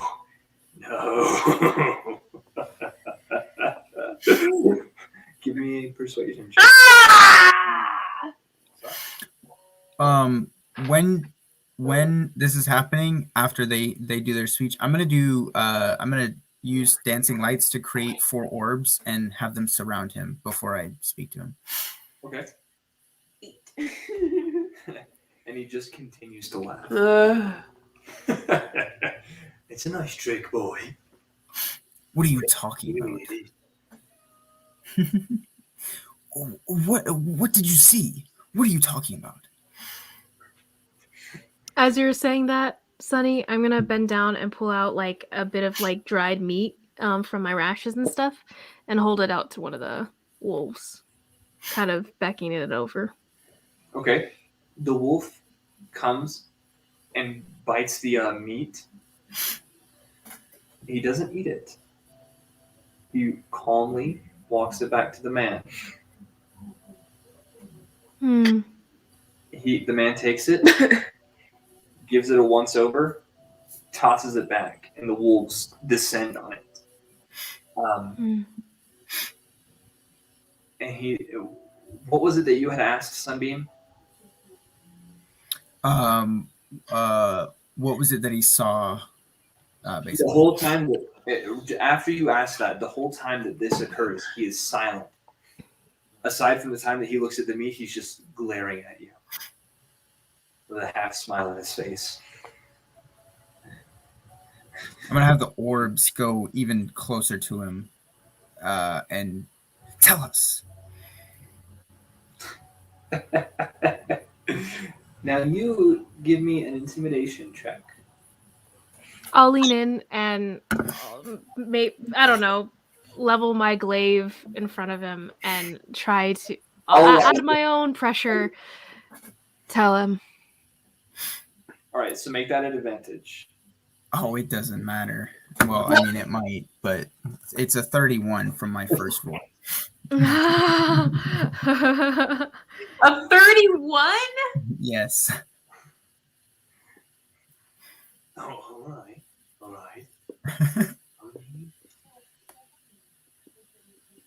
What the heck are those things? No need to do this. All right. All right. Okay. And I'll have them dissipate or go a little bit farther away. I see him. The ancient one. The one whose name cannot be uttered. The one Voldemort. who can only be called Azarath. Azarath? Do you recognize that name at all? Make a religion check. Anyone proficient in religion, go ahead and give me a religion check. If you're not proficient in religion, don't worry about it. Azarath? Are you proficient in religion? I am proficient in Okay, religion. Cool. I didn't want to tell you that and then be like, but I wouldn't. 23. 23. Sunbeam, are you proficient in religion? No. Okay. Then, I'm a cleric, so I kind of. yes. So with a 23, you have not heard the name Azarath specifically. Okay. However, the name is reminiscent of many strange gods. Less to be called gods, even, than what are typically called the ancient ones, or the old ones. A series of pseudo-deities that enact control over certain areas of the world and have very small cult followings. Okay. So you would imagine, based on the sound of the name and what this guy is doing right now, Azeroth is most likely one of the old ones. And he is a follower / He's something. touched by him, maybe. He's something.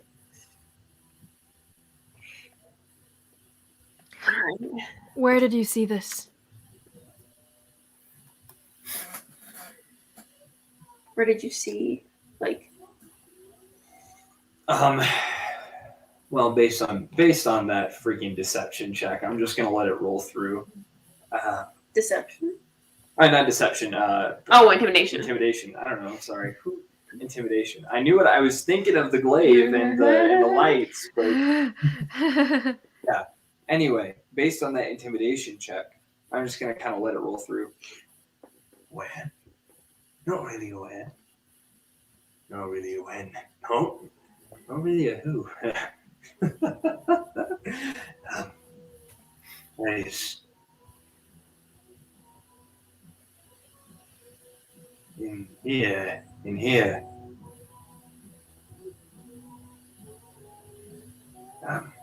He came to me. It was.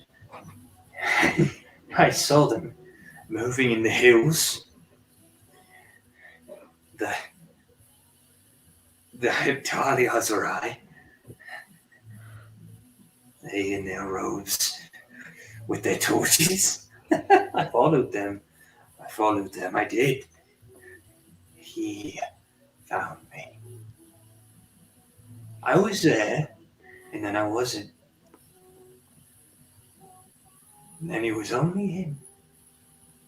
And then he put me back.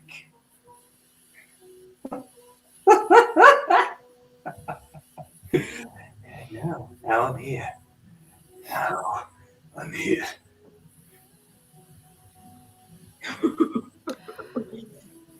So if we kill you, we kill this Azarath? You're funny. Really? I'm gonna start laughing along with him, and I'll drop dancing lights as well. He knows as well. He gets it. You can't kill Azurath. He was before you, before any of us. I've simply seen him.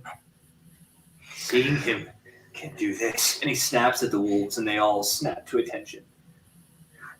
Seeing him can do so much more.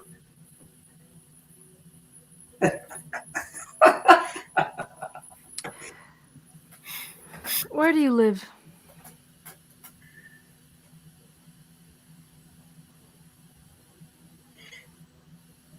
That a metaphysical question, girl. No, I don't live anywhere. I live between. Not here anymore, not really. We're not there. Not yet. I kind of picture Klaus from Umbrella Academy, Nathan. I don't know. I don't think I've seen it. You've seen it, but it was a while ago. I don't think you saw the second season. Never mind. I'm gonna cast Detect Evil and Good. Which gives you the ability to sense like fiends, undead. Yeah, aberration, celestial. That's still good. Fiend. So I will say, what is it? Let's see. Liberation. You know if there's an A place rather than one. Oh, as well as other creatures.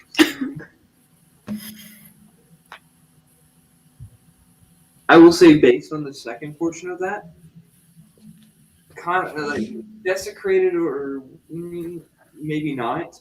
However, there is a heavy fiendish presence on this man.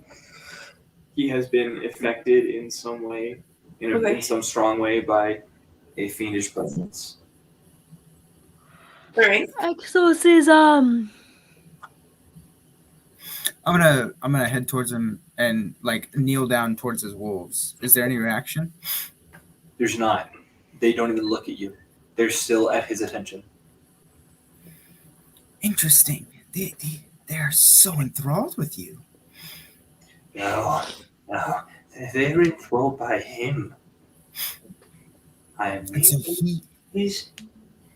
instrument. So he gives you this power over the animals. No. I have no power. That's the beauty of the thing. I have no power. It's just him. I'm not really here anymore. Just him. Does he ever control anything more than just wolves? He can control whatever he wants. Have you seen him control anything else?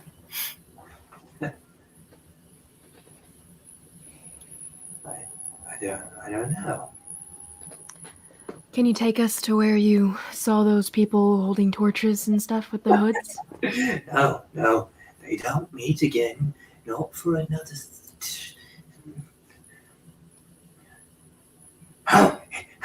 It's tomorrow night. No, tonight. Are they the I ones? can't take you there. Take us there, No. or else. If you want the Heptalia Surai, you'll find them. That's all Are right, they the Shamir. source of the lights that people see? The lights. The What lights. lights? The lights that are every 2 weeks, they say. Well, It's all right, Shamir. If he would like to not have us join him there, right! Tonight! then we shall just said that already. accompany him today and let him go on his way tonight, right? Oh. You still think that I'm here under your control? Oh, no. We just said that we He would... wants to meet you. Oh. Oh. As I said, if you want the Heptalia Azurai, you'll find them. You'll take them there. Did he say he wanted Sunbeam in particular? The heck is Sunbeam? Oh, just No, wondering. he doesn't like the sun. No. He likes the glorious dark. That's why we don't see the sun here. Just the dark. Just the dark. You said tonight, and you said they'll find us, so we can stay here, and they'll just come to us. Them. You think they know who you are? No. They have timing us all right. No, they serve him. If you want them, he'll guide you. He wants you there. How about you guide us? Aren't you connected to him? The wolves, they probably know if they listen to him. He told me not to. And why are you here? Because you needed the push. Then give us a longer push. And he walks over to you and just like, I step to the side to let him pass me by. he throws his whole weight into it and stumbles into the mud and just continues. I'm gonna put my foot on his chest and kind of lean down. Or how about we give you the town people as a sacrifice, the one controlling this monster. Since you're controlling the dogs, it's not too big of a jump. You think it's me? I don't, but I don't think they'll know better. They'll stone you, I'm sure. Burn you, maybe. Hang you. Drown you. I don't care. You really are cute. Before, You're not. a little scary with the lights, but now I see. Now I take see the you. I take my glaive and I stab him in the thigh. As if I hadn't experienced pain before. I twist it a little bit and jerk down a little farther.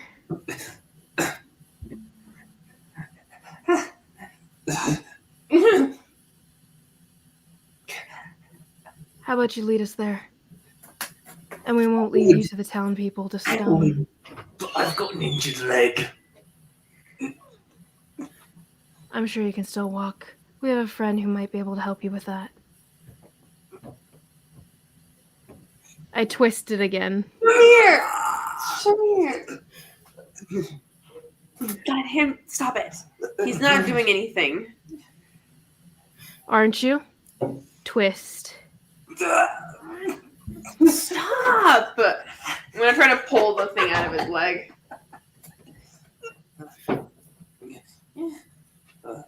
I don't budge. I hold it still. Make a strength check to both of you. Oh.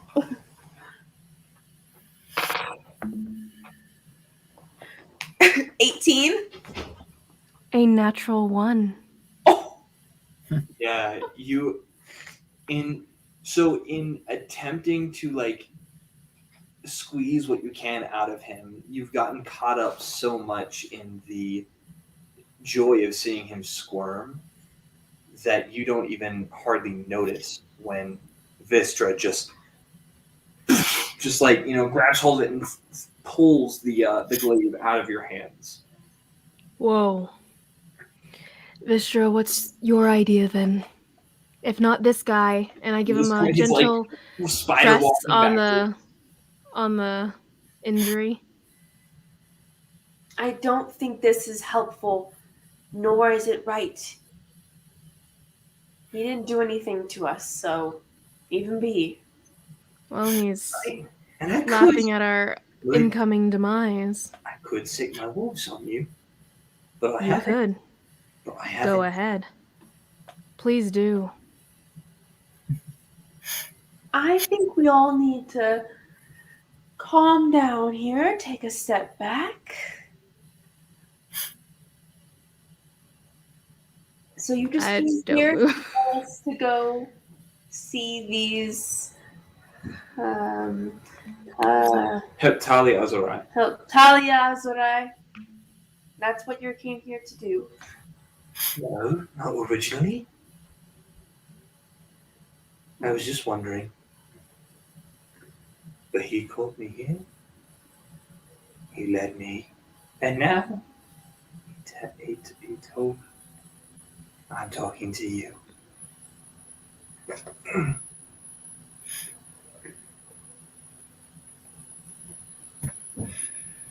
I'm gonna just like help him up. I guess. And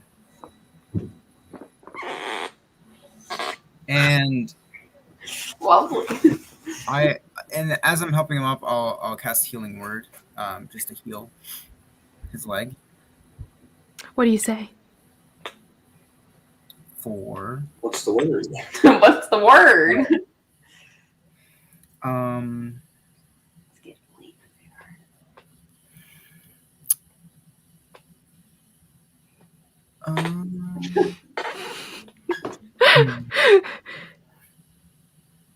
It's just a scratch, and I'll like twirl in front of his leg, I guess. Okay. What's the healing on that? You know what? It was only like the 1 point of contact. I'm gonna just say it probably heals. Yeah. It's damaged. The wounds close up, and he stands and says, "Now, I'll be on my way." Yes, you do that, and we will see you tonight. Oh, you won't see me. I'm not going there. Oh, I just exist in his glorious darkness, in his unnameable places, in Azorath. Wow. Oh, you go on your way then, and may we meet again. I sure hope not. Us too. Toodaloo. Okay, bye. And just as bizarrely as he came, he just walks out the other direction, accompanied by 4 wolves. What an absolutely unhinged character. As he leaves, I'm gonna like put my arm on Shamir's shoulder and be like, and wink at her as I say, "Good cop, bad cop, just like we used to do it in the old days." Useless, you asked him no questions. I set you up, Sonny, and you let it go. We know exactly where he's going. We can follow him. He's not going there, didn't you hear him? It doesn't matter. We can go towards the lights. The old woman even told us where they were. And if we're Did the supposed man to go in find the it- direction of where the lights were? Oh no, he pointed walked at? out the other side. That's what I thought. Oh, okay. Yeah, he went the exact opposite way. It doesn't matter. If we're supposed to be found, then we'll be found. I mean, we'll just head in some direction and we'll probably just end up there somehow. That's true. So are we going or are we staying? Should I stay or should I go? Wow. That is what I thought of as I said it. Let us make our way to the hill in the direction pointed at previously to follow the trail that this monster created. Well, if the monster's coming back tonight, doesn't it make sense to gather everyone into one household and for us to stand guard outside that house? Stop the animal before it kills anyone else? It depends. Is this a source of the hooded figures that are going to meet tonight on that hill? And will they just make a new one if we end up killing this one tonight, rather than going to the hill to kill them?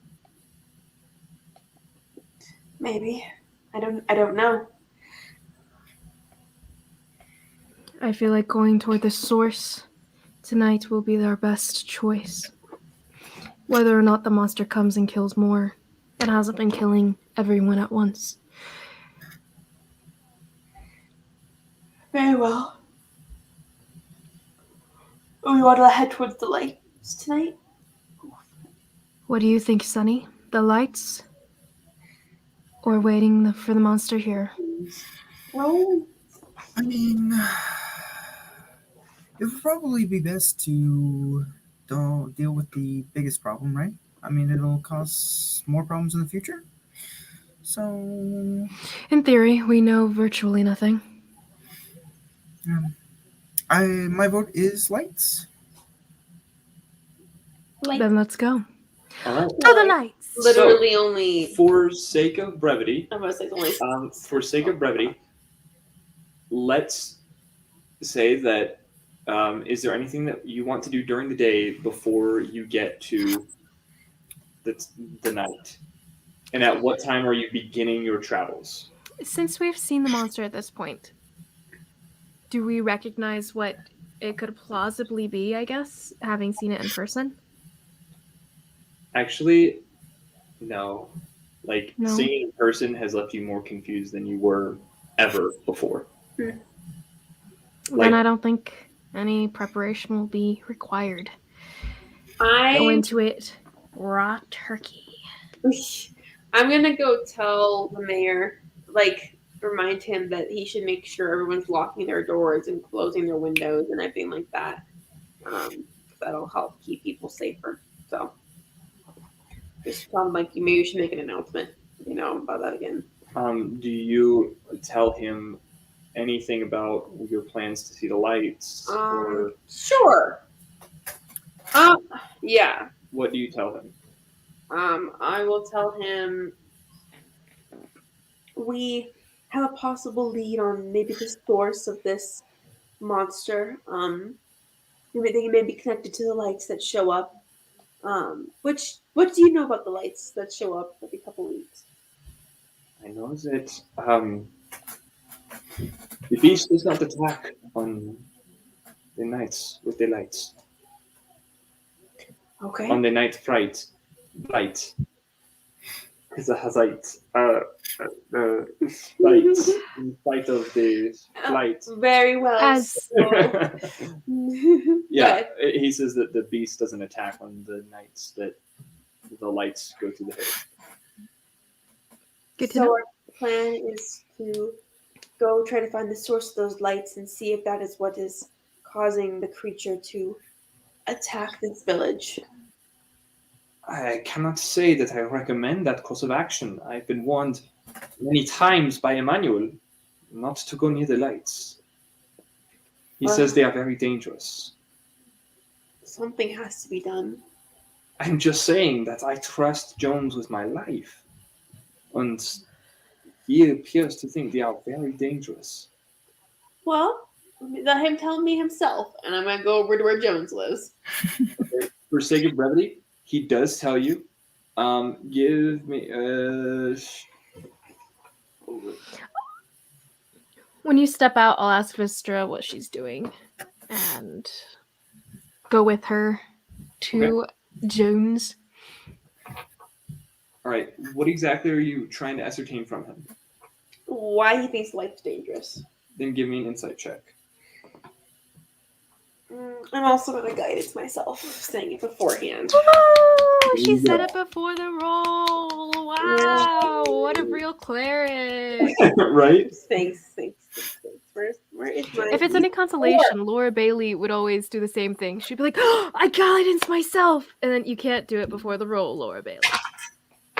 Yeah. Oh! Or you can't do it after the roll. That's yeah. Every time. Same thing with Taliesin, actually. Him too. He would do it pretty frequently. 15? Yeah. All right. He tells you that he can sense the fiendish presence in the lights, and it is of some infernal or abyssal nature, and you should not go near them as a woman of faith. However, you can see that there is something that he is not telling you, something that he is holding back.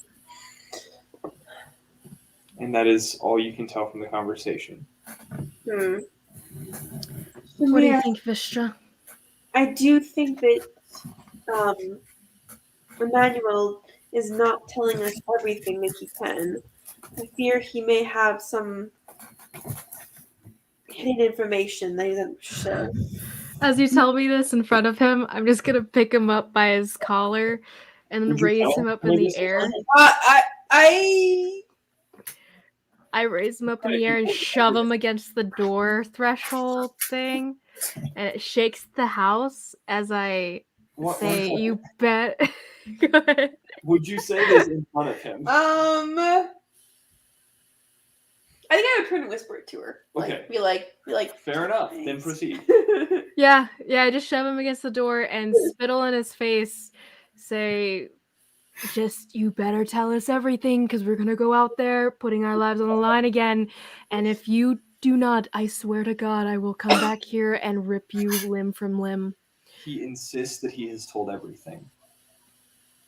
As I said, from the conversation, just generally actually, since you were with her, you could technically make that an advantage, and then we could just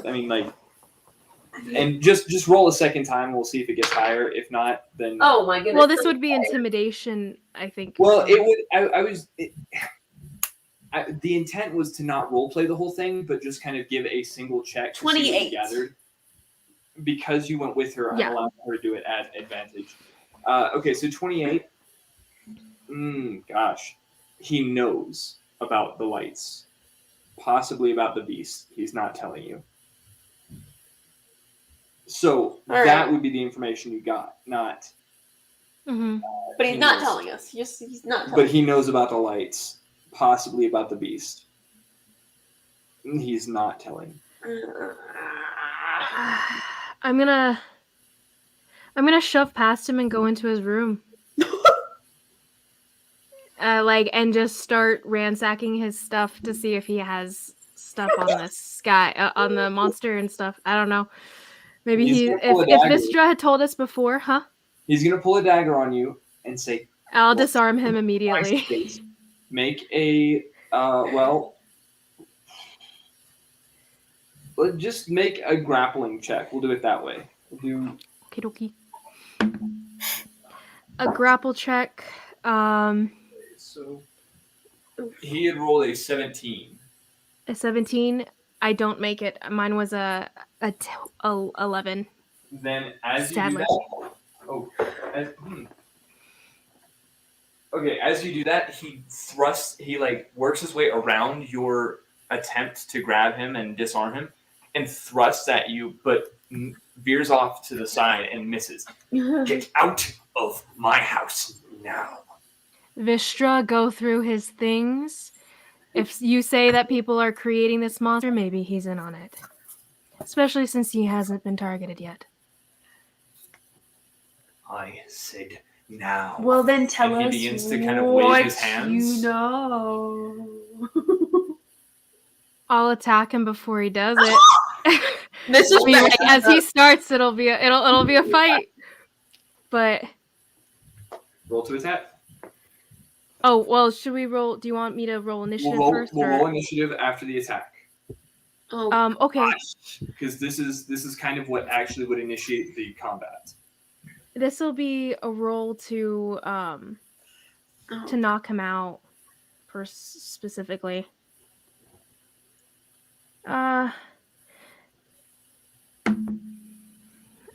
21, 23. That hits. Yeah. Roll What's it called? D10. Are you? So if you're knocking him out, are you hitting? I'm trying to knock him out. The blunt of the shaft of the blade. I'm hitting him with the flat of the blade across the head. Yeah. Okay, then I would say,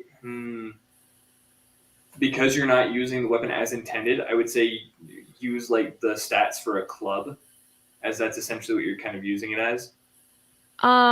Okay, it would still be 17. Okay. I mean, it's still the same to hit. I would still hit, kind of thing. No, yeah, damage. He means. Yeah, damage. Oh yeah. I mean, I wasn't really trying to go for damage. Is a club a 6 or a D6 or a D4? I think it's a D6. 3 plus, so 7 points of damage. Okay. 7 points of damage. Now roll initiative. I do not have to do this. By the way, just for whatever, I'm out smoking with whoever in the village smokes. So here's the You find a couple. You find one or two. I'm gonna try to put a stop to this and just be like, whoa, this is not. We do not have time for this right now, and we have a common enemy here. What is your initiative, Shamir? 8. He also rolled an 8 plus 1, so he actually gets his first. No worries. He is going to just take 2 fist attacks, just boom, boom. The first is 18 to hit. 18 hits. Which will be, there we go. Oh, shoot. Cat. He's cat. So 3. 3. Yes. The second misses. 3 bludgeoning damage. All right. Did you roll the initiative? Oh. Because you probably actually would have gone first. Yeah, that would be me. Okay. No, it's an 8. I have 9 minus 1. Okay, so you two go together. Your dex is higher, so you go.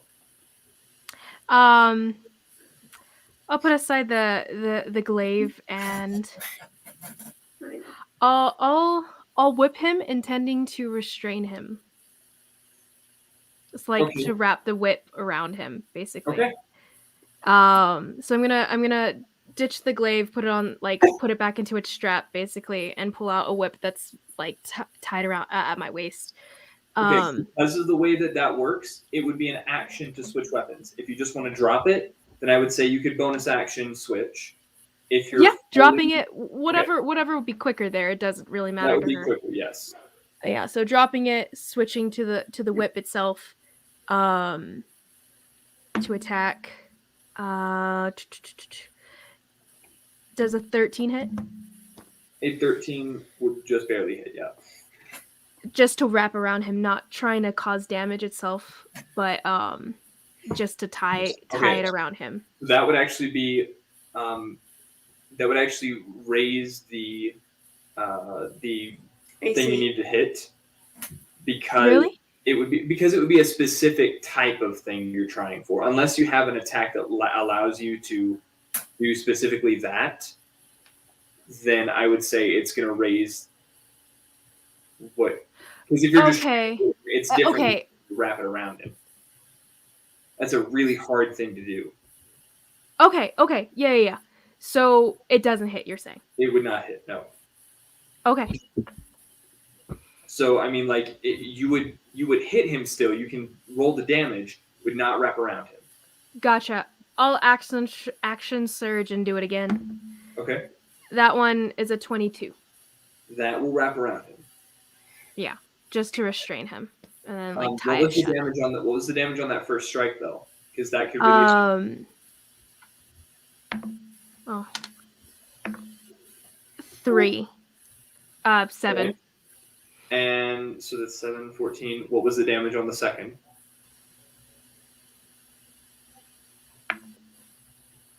7 again. Oh no, 8 again. 8 this time. And he goes down. Shamir, what did you do? You just killed a priest. You killed him? Well, I will unconscious. stabilize him. I'll stabilize him immediately.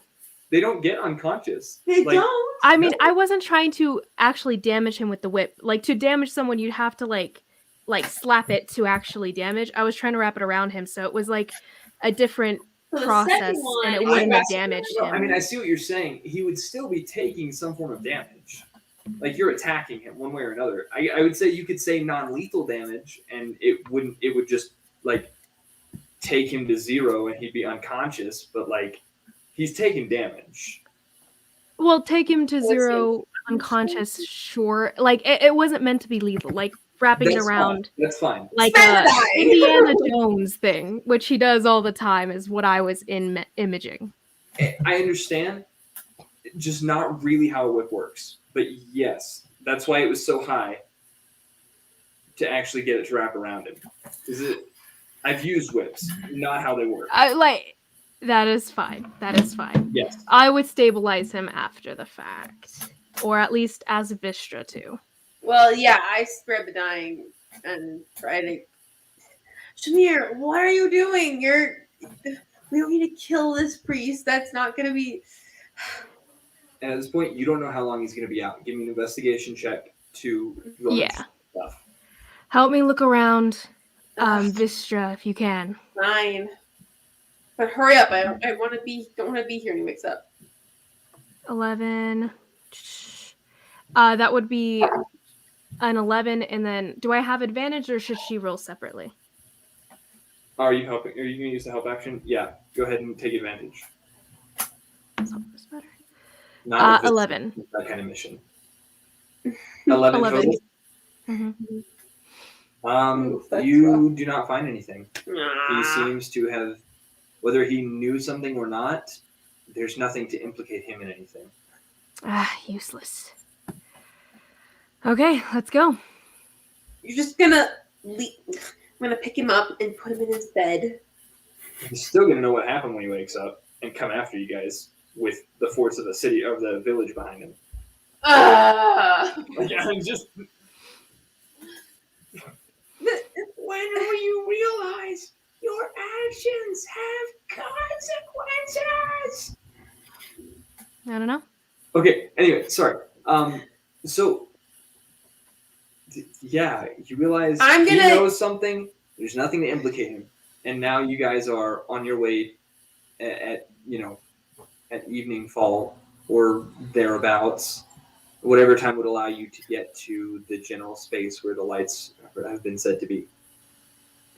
Okay. All right. Well, hello, darlings. Oh, Amir, why is your whip so bloody? She just almost killed a priest. Ah, Shamir. I thought he was complicit. So you just kill people that you think are complicit? It's part of what I do. I thought that was just for different kinds of missions, Shamir. This is one of them. Anyway. So, now, the night has fallen. The thunder and the rains had already begun. the lightning color echoes through the entire sky. It just streaks across and lights it up. There is no light except for it. And the torches, which you now see moving through the trees. Before we get there, I'm going to ask to pause so we can like short rest for like 30 minutes either before we left or on the way at some point. Okay, yeah, so the short rest has been done. So you did not see them at first. However, now you have been able to locate and follow these lights. They have kept walking and walking in the same direction that the creature had, in the same direction of the stony ground that Sunbeam you had seen. As you near it, maybe a mile past where you were, 2, maybe 3, you can't tell. You begin to hear a strange wind. This is not the wind, this is not the natural wind that you had heard from the storm. This seems to whisper things to you as it passes. Everyone make a wisdom saving throw. Actually, wait, let me make sure. I have a couple different things in here. Let me make sure this is the one you're running into. I feel like I have something. Yes, make a wisdom saving throw.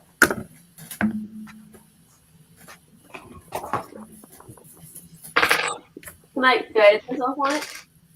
You can. Okay, that's still terrible. 12. 15. 3. Right, Samir.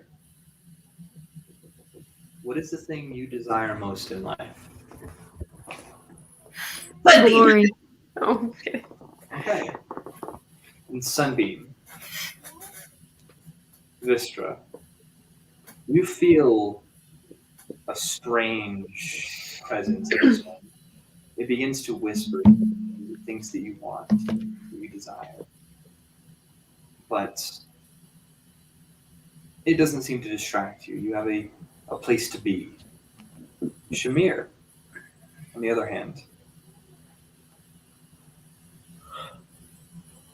you hear in full power of the words, you hear, I know what you seek. You seek glory above the rest. You know that you are a cut above them. You know you should be. But you will not find it here.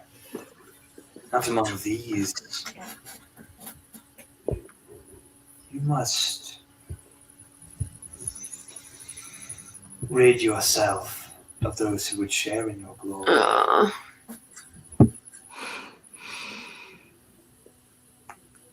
You must come to me alone. Yes, come to me without them.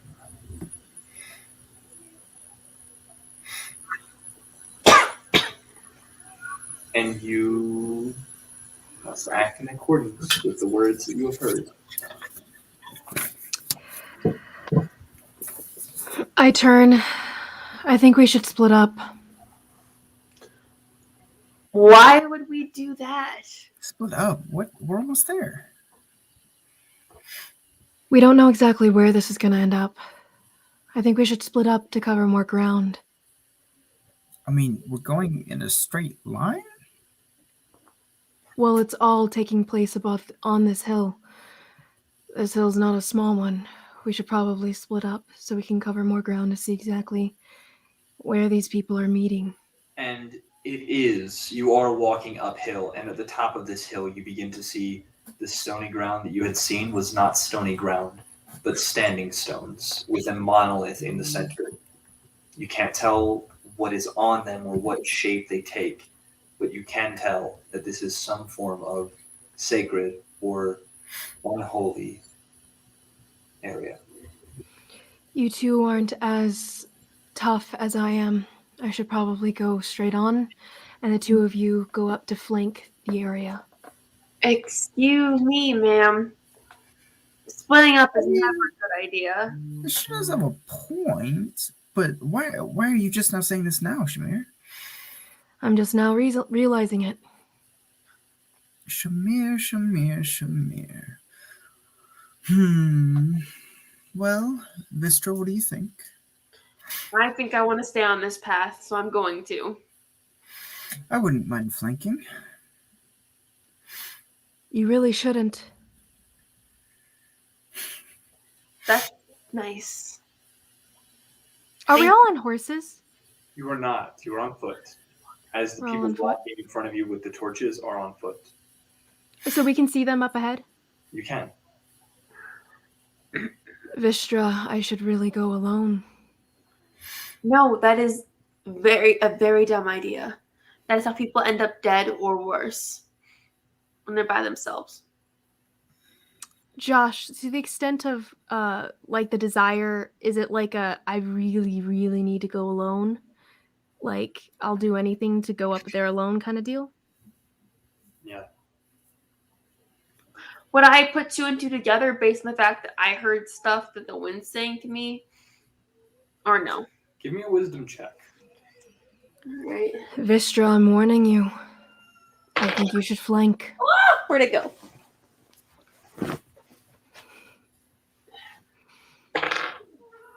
Why am I rolling so badly? 16. Okay, a 16, yes. You would have put That's two. not that bad. Oh, That's like actually- really good. Yeah, that's very good. well, I rolled really low, but anyway. And you see like the dark look in Shamir's eyes as they've kind of shuddered. I'm kind of Almost. Yeah. Sunny. I think Shamir is being possessed or something. She's Possessed? What?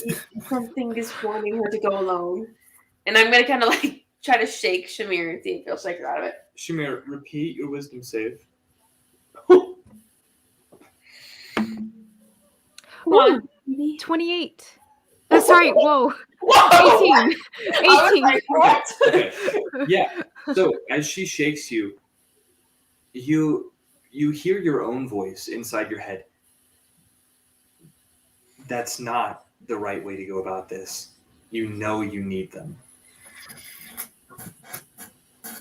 Whoa. You're right. Do I recognize the fact that I was like taken over, Yes. or is it just Yep. kind of Yep. okay? You are now immune to that effect. Oh. And That the was other two different. of you are also now immune to that effect. Once it's passed, it's passed. You still hear the wind whispering, but you are immune to the effect.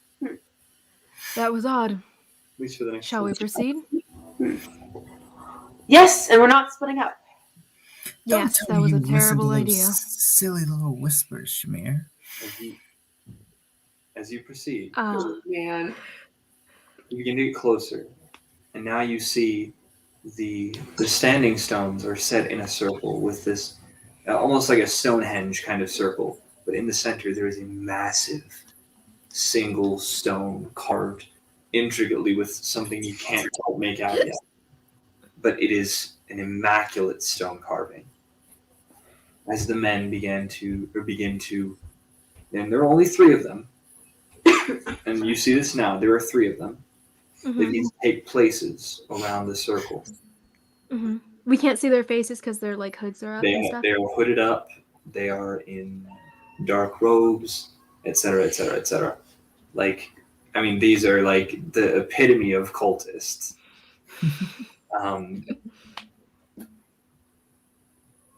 As you come to this point, make another wisdom save. Oh. Yay! My best Begins to pick up. thing. What'd you say? Ooh, As the wind begins natural to 20. pick up. 15. Okay. Oh, 12. Okay. Uh, Sunbeam, ah. what do you fear most in the world?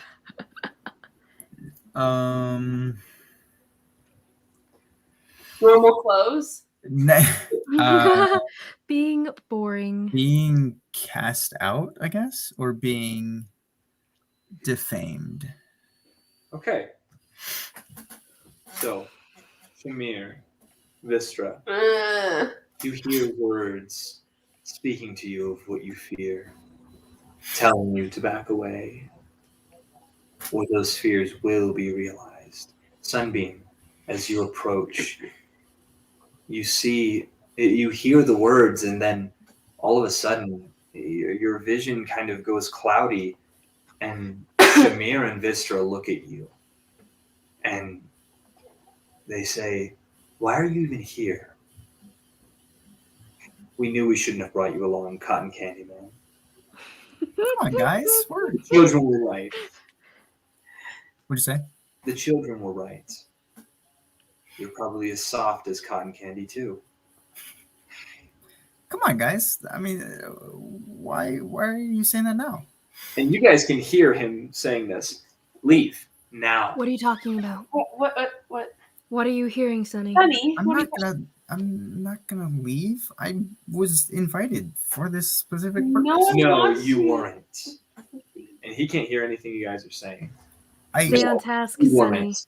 We had to take you along because the No, mayor said to. I was definitely. Sunny. Just wait I till the reach out mayor my hears. hands for him. Wait till the mayor hears how you missed the monster, then how your plan wrecked the whole operation. I have She always. grabs Sunny's hand and like squeezes it like, what are you talking about? Sunbeam, Right. repeat your saving throw. Repeat my same thing. I'm also gonna guidance him. I'm guiding. It won't matter. That's a 3. Total? Well, I guess guidance, but the most I can get is a 7 from that. So Okay. I said leave. I You have the fear condition. Sunny, You pay do have to attention to be me. making movements away. Sunny. Repeat that. Sorry. You are under the fear condition. You do have to start making movements away. Oh, okay. I'll start just backing up. Like I'll. Actually, you can't move closer. That's what it is. You cannot move any closer than what you are. Do you have to? Dang, I forgot the fear condition. I don't.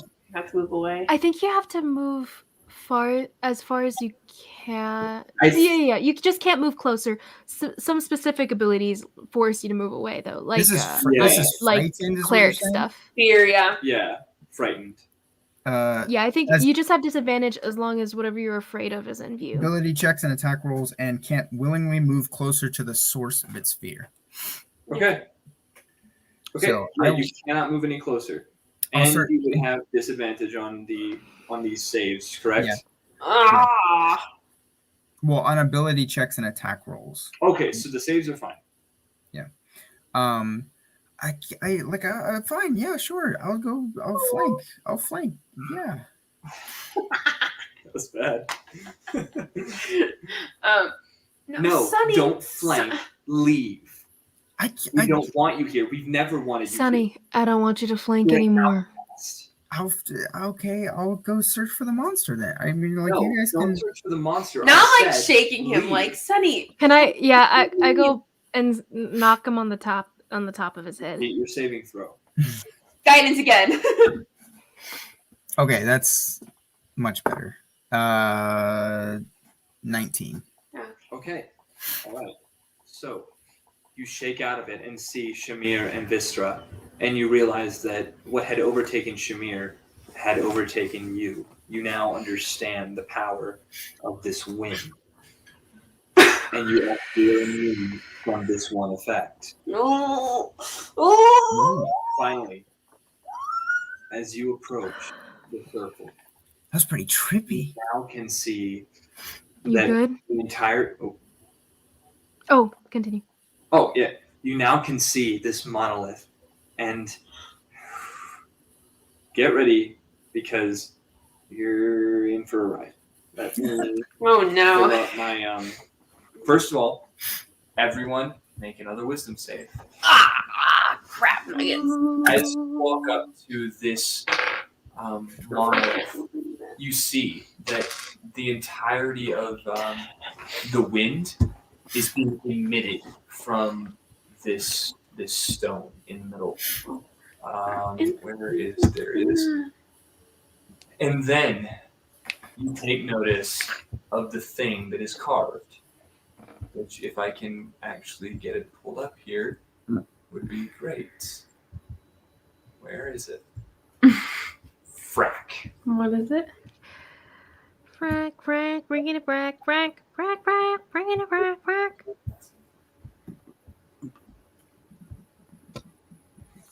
I'm sorry, guys. I can't see it in my head, so I have to look up pictures for it, and I cannot find the picture. I had it saved.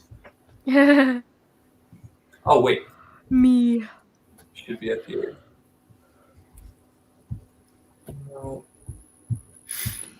Dang it. Frustration. It is frustration to the nth degree.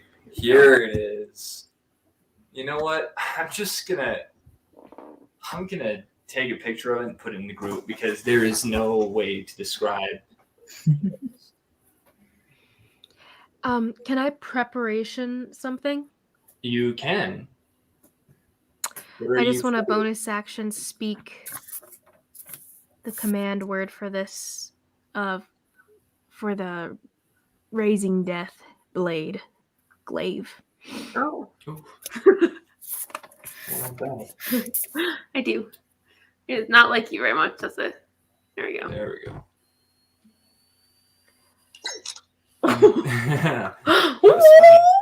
And that is the image you see carved into this. Use it in a different tab.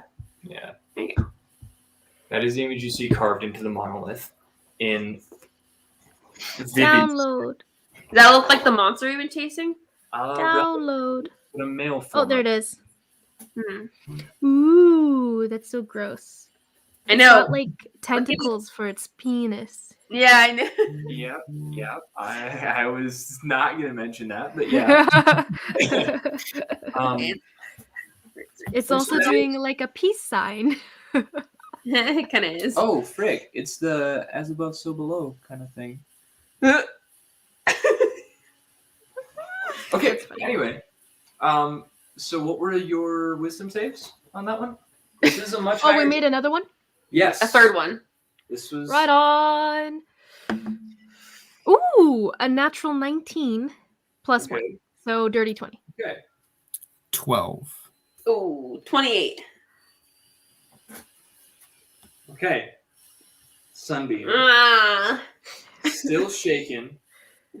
Let me roll on a table really quickly. Ba, ba, ba, da, ba, ba, ba, ba, da.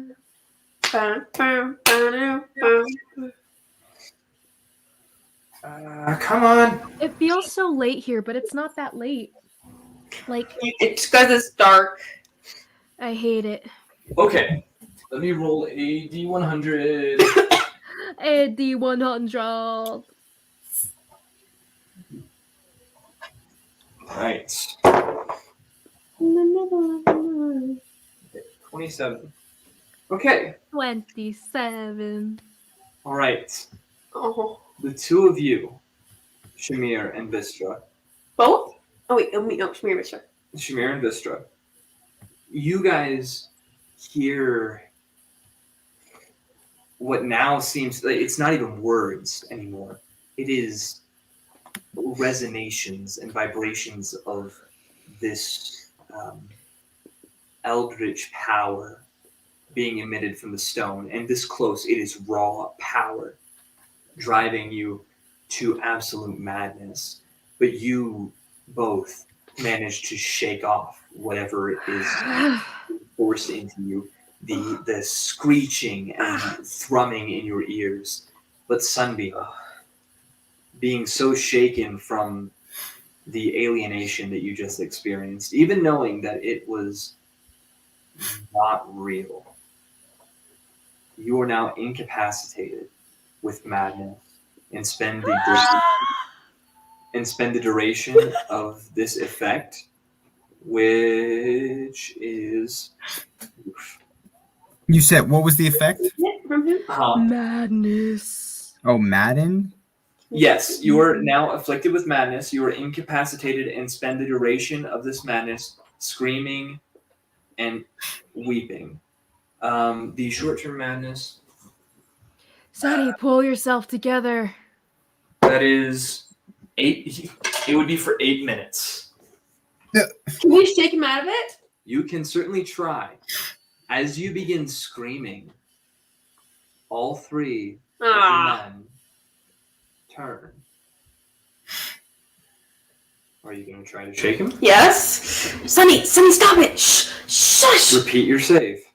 Guidance. Mine? Touch you in the mouth. Repeat your save. I rolled a 3 again. No. 52. You no longer scream and weep. You must now use your action, and we are entering combat. Roll initiative and use your action to attack the nearest character or the nearest creature to you. Oh my gosh.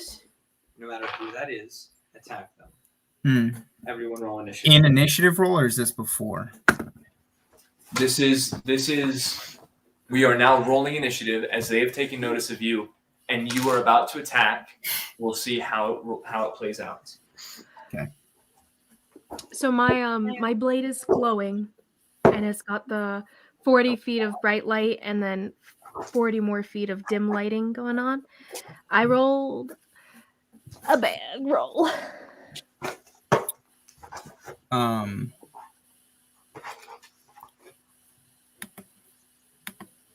By the way, for people, I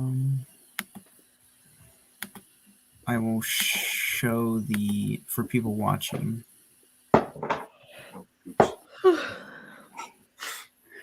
I'm so upset.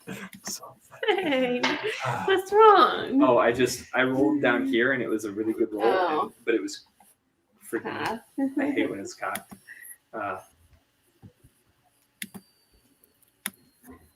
Are you showing the image of the thing? Yeah.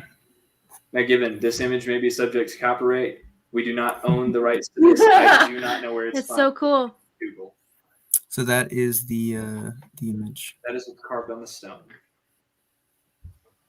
That is presumably the one called Azarath.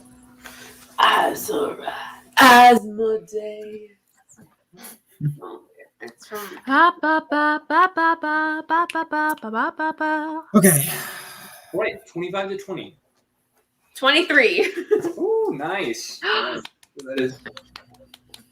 What a high roll for a cleric. Okay, Right? 15 to 20. Got enough 20. 17. All right. Years. 10 to 15. Oof. 5 to 10. Nope. Okay. So Oh, sorry. Actually, 5. 5. They will still all go before you. No, all but one. All but one. I will kill that one before it gets to move.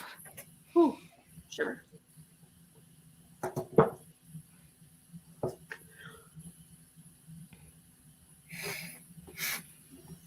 All right. So top of the order. Top of the Vistra. order to ya. Vistra. Oh crap. I don't know. Top of the order to ya, Vistra. Was that a Overcomer reference? Yeah! I actually didn't think anyone would get that. Very obscure to recognize. That's actually really funny. No. I'm surprised you knew that. You did Zumba. I do Yeah. not. Give me like half me like a wake up bomb because we both know that His mercy flows in the morning. I knew a person on a few mission trips that we went on that would play that song at the beginning of every day. So it was their alarm clock. It was very annoying. But yeah, so that's what I'll think of that. Top of the morning to you. Where that was played at every breakfast. Ooh. Which Yep. happens at like 6:30. Nice. Nice. Okay. Anyway, so Vistra, to you.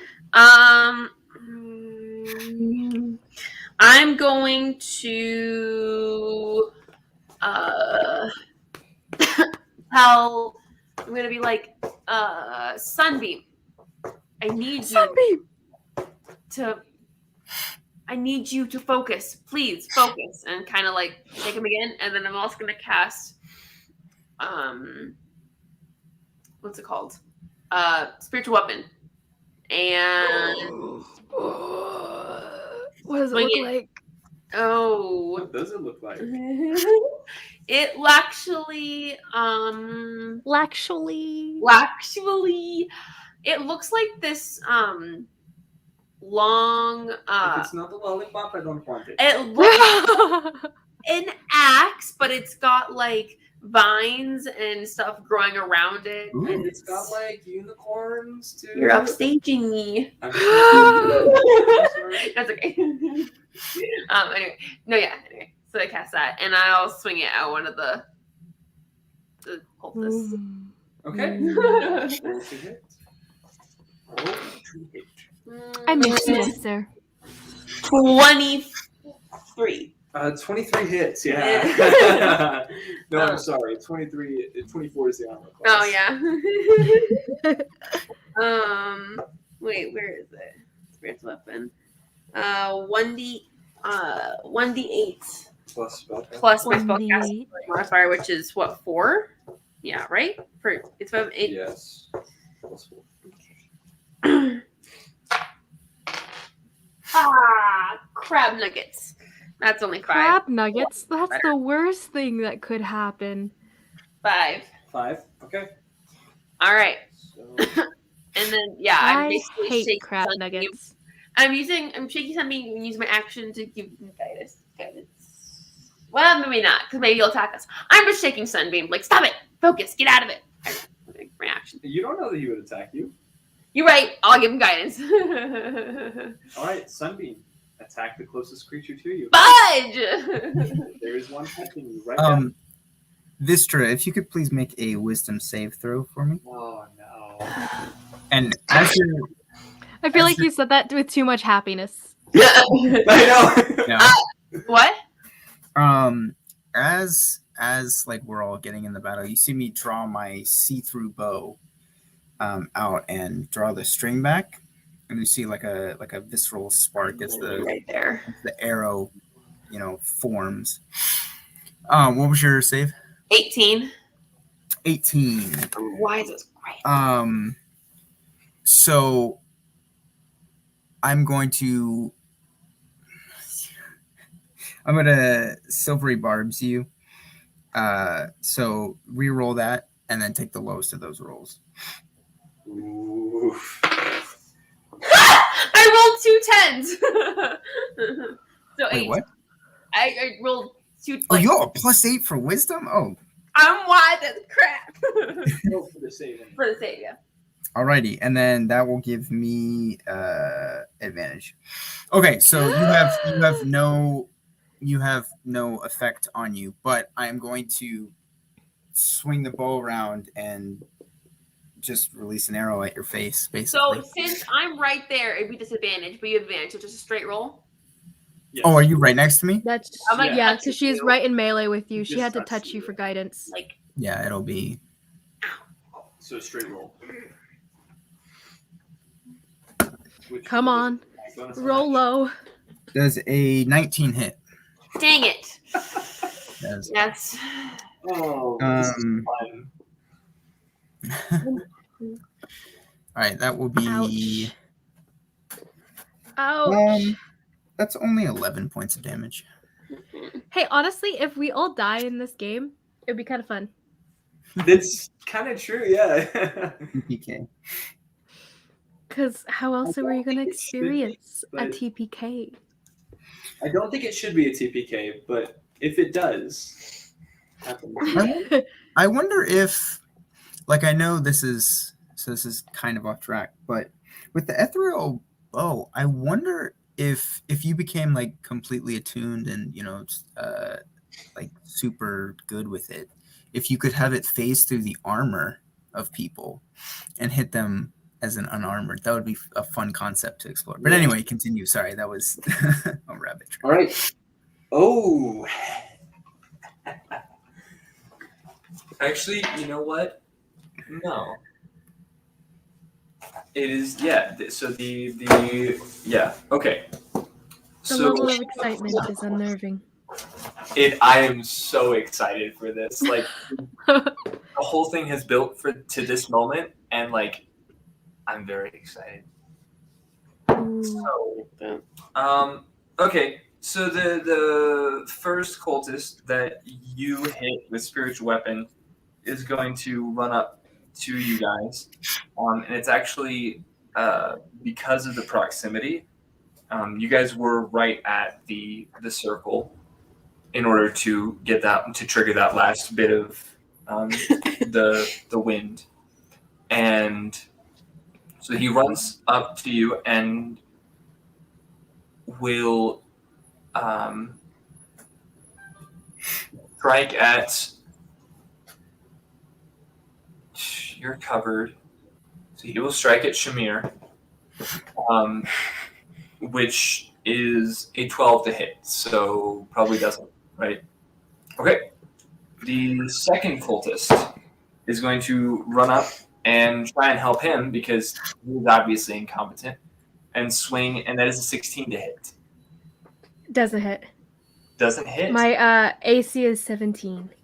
Ooh, then it is your turn because that is really what they can do right now. These are fighters, from what you can tell. Okay, yeah, I will.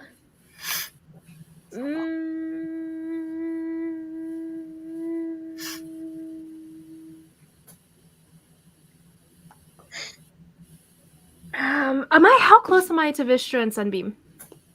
Like 5-10 feet. You're pretty close. Yeah. Okay. Well, I'll just attack them for now. Yeah, I'll just attack them for now, and I'm gonna swing twice with them. Both my attacks. Attack 1 is a 12 to hit. Does that hit? A 12 to 13. hit. 13. Well, so a 13 for the first attack. I'll hit one guy with the first attack and then hit the other guy with the second attack. So 13 to hit. That's why did I move it? Anyway, 7 plus 4, so 11 points of slashing damage with the glaive, and I swing around and then I bonus action attack to hit with that. With the backside of the halberd thing, and that's a 20 to hit. Dirty 20. A dirty 20 hits. So that was a 7 plus 4, so 11, and then with the backside of it, I get 4 more points of damage. So that's 15 in all for one guy. So I like swing it around, boom, boom, and then I swing it around again to hit the other guy, and that's a natural 1. So swing and a miss, and then with the backside, does a 15 hit? 15 hits. That'll be 2 damage on the other dude. Yes. Do I add, Josh, for the polearm feat? It says like I use the what was it? That to hit with the backside, you use the same ability modifier as the primary attack, and the weapon's damage is the D4. Do I add my strength to that on top of that as part of the damage? Why not? Yeah. Oh okay, man, then it was 8 points, and the other one's like a 19. I don't know. So 8 for one dude, and then 19 for the other dude of damage. Okay, yeah. So the first one that you hit, slash, boom, like just drops. He's done. Mm-hmm. You just see like arterial spray as you kind of cut across his throat, just all over you, and then just put it thud into the top of his head, and you just knock him down. The second, still standing, not strong. Mm-hmm. I'm going to pull away from him actually, and I'll move out of melee range if need be. with that guy, and I'm gonna go over to Sunbeam and Vistra, and I'm going to use I'm going to what's it called? Extra action surge, and punch Sunbeam across the face. Sunbeam. Well, roll to attack first. Come on. This would be for your unarmed strike. Dirty 20, unarmed strike to the face. All right, Sunbeam, go ahead and repeat your save while Shamir, you roll damage. Okay. You are still guided. It's just 5 bludgeoning. Okay. Sorry. I am guided. Oh, 5 points. That's fine. That is an 11. Oh, sorry. Wisdom save? Yes, it was 10. Okay. Dang it. Even worse. Crap nugget. Let's see what You said happens. 5 points of damage, Elizabeth? Yeah. Oh, Sunbeam, Yes. you are now unconscious. He goes down. You're not rolling death saves. You didn't go down to any HP. You are unconscious. Okay. Well, at least he's not attacking anyone anymore. What did Even you though my do fist was that here? strong. You just I didn't hit him that hard. here. Yeah, it's funny because all you see is her just Yeah. like, punch him and he just drops. But He was weaker than I thought he'd be. It's time you said it today. was 5 damage. People are weaker. What can I say? Oh, 5 so points Sunbeam, of you bludgeoning shoot the- damage. okay. Yeah. All right, and then let's see. Oof. Come on. Okay, that was. I didn't roll. Okay. The third cultist runs and does not go near you because it just saw what you did.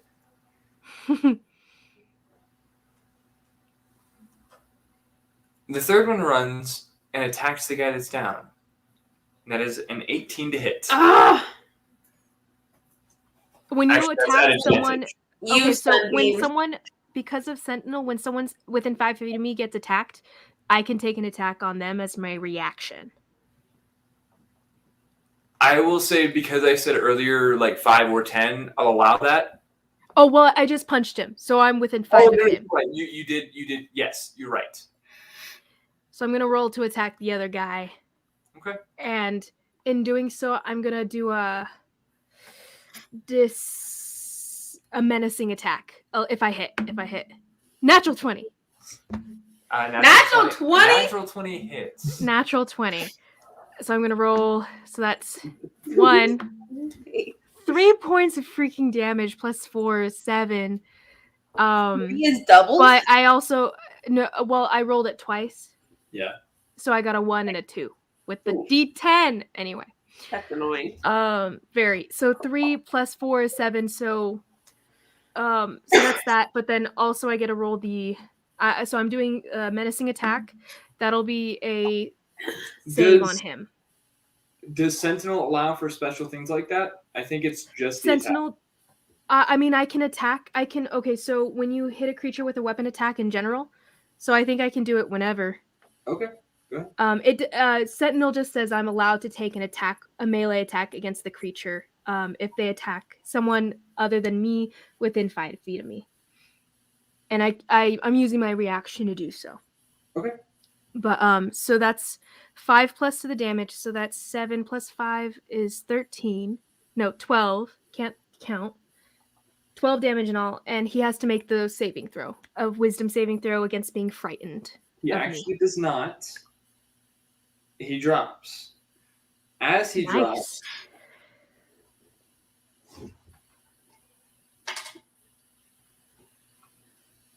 Take Sunbeam 4 points of bludgeoning as he just like collapses on you, and repeat the save. his attack does not go through, as kind of the way it resolves. As he's swinging, you're taking the attack. Oh my god. Nathan. This is cool. I like this table. However, you are no longer unconscious. But now he's gonna attack someone. We'll see. We'll see what he does. We'll see. Okay, you now retreat into your mind and become paralyzed. So, Sunbeam, I'm having a hard time with it. as you still lay there on the ground, you now open your eyes and can see what's going on around you. You begin to wonder if you will ever make it out of this. And the fear and the terror, the general overwhelming sensations overtake you, and you cannot move. Mm-hmm. Whether Okay. you're Nemo or Sunbeam, you're still down for the count. All right, so That is true. Vistra, it is to you. Oh, I'm Vistra. Sorry. So do I not do anything on my turn? You are paralyzed. Wait, who's still alive?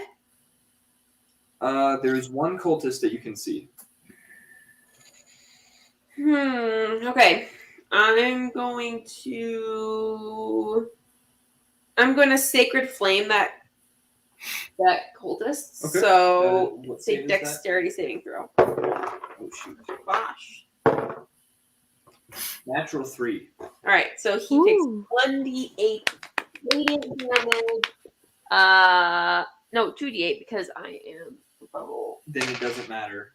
8 damage. Then it doesn't matter. Okay. 2 was enough to do it.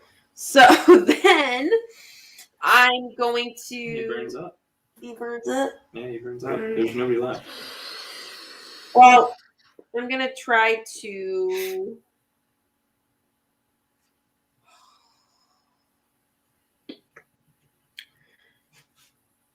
Can I hit him? Like just. You can. As you lean down, the stone begins to glow. Ah! Like, not the whole stone. Just the etched, like the carving that you saw, that you see, begins to glow. And you hear on the wind, "You interrupted my ceremony. You killed my followers. I cannot take full form now. But no matter. You will not be able to live through the form I have." And from behind the stone comes the creature you saw originally. That wolf-like, tentacled, feminine creature.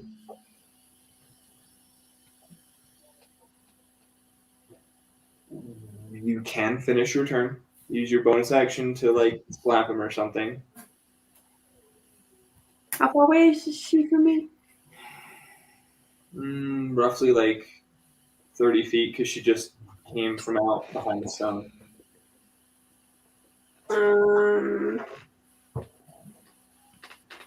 Oh, yeah. All right. So she's more than 20 feet, so I can't use my physical movement. So I'll just go ahead and smack what's his face. I there's nothing can only move 20 feet. Okay, smack what's his face then. Smack what's his face then? 26 to hit. No, wait, 23 to hit.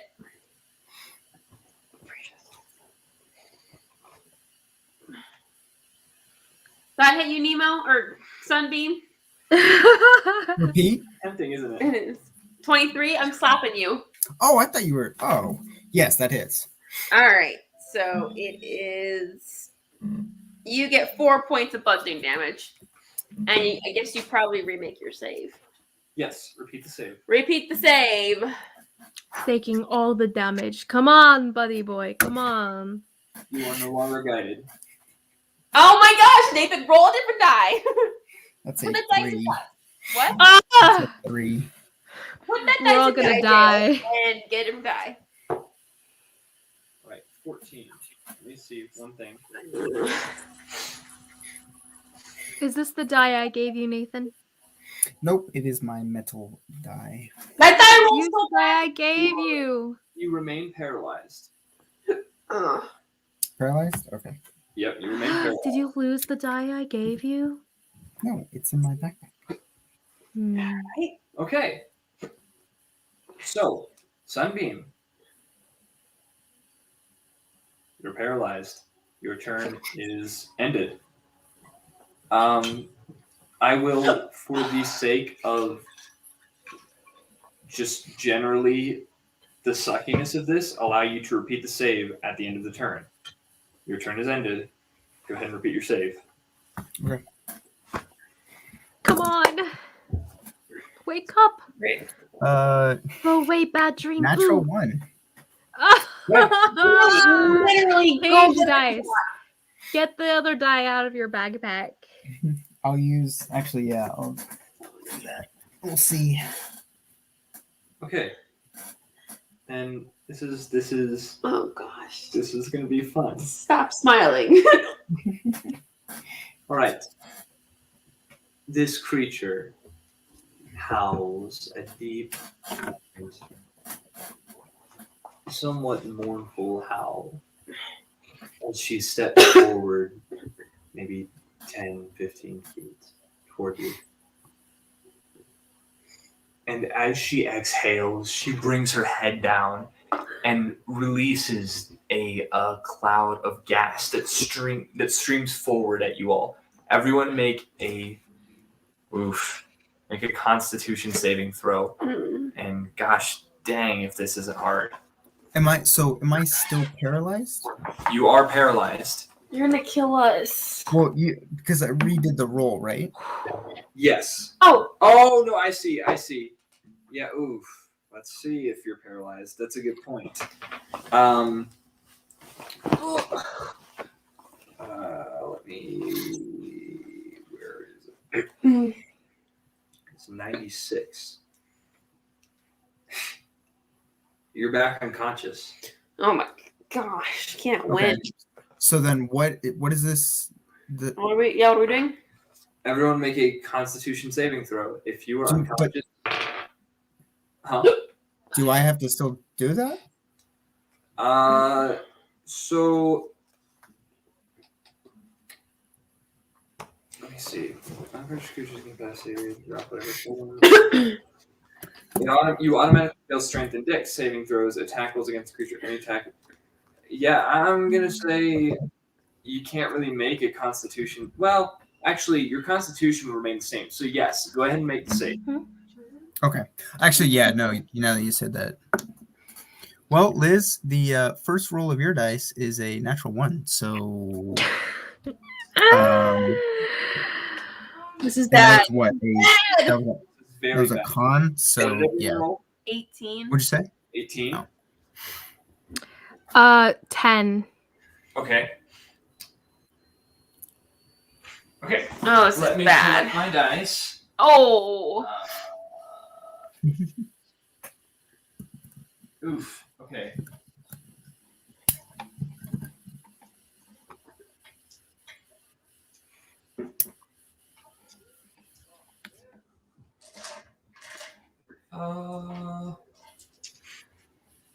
Do you have any other D6s? That's a lot of D6s. A lot of these sixes. A lot of these sixes in my life. Roll 2 of them again. Alright. Okay. A little bit of Monica in my life. A Gonna roll little the bit of ones Tracy again. in my life. Okay, so 1, 2, Little 3. bit of in my dreams. Little bit of in between. 2, 6, 32. All right. So you two, go ahead and take 39 points of poison damage. 39? 39 points. 39? I take half that again. I'm just Dang, dang, diggity, dang, dang. Dang, dang, diggity, feel like- dang, I dang. really do feel like Nimazine. Yeah. 8. Yeah. Take 8 poison damage. Shoot.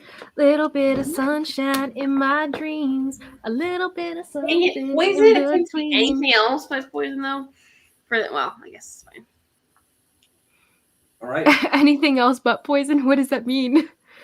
I have things that I want to do. It's fine. All right. Go ahead, and it is now Shamir's turn.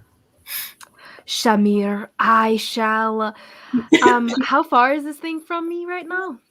About 15 feet. 15 feet. I'm going to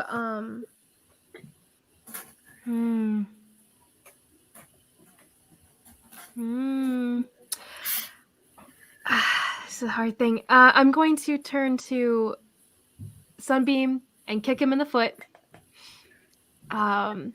Really quick, as I guess my bonus action. And then run up to the monster and hit him. Okay. Can he make a save from that? You can. You can. I'm gonna say it's only like 1 damage. But yes, go ahead and take it. Make your save. Sonny, wake up! Kick him and then I run. It's only 15. Nathan! Does a dirty 20 or a 19 or a 17 hit this guy? A dirty 20 does, a 17 does not. Doesn't? Dang. Okay then, I'm going to add in a goading attack. When you hit a creature with a weapon attack, you can expend 1 superiority die to attempt to goad the target into attacking you, and only you, everyone else, it gets disadvantage on.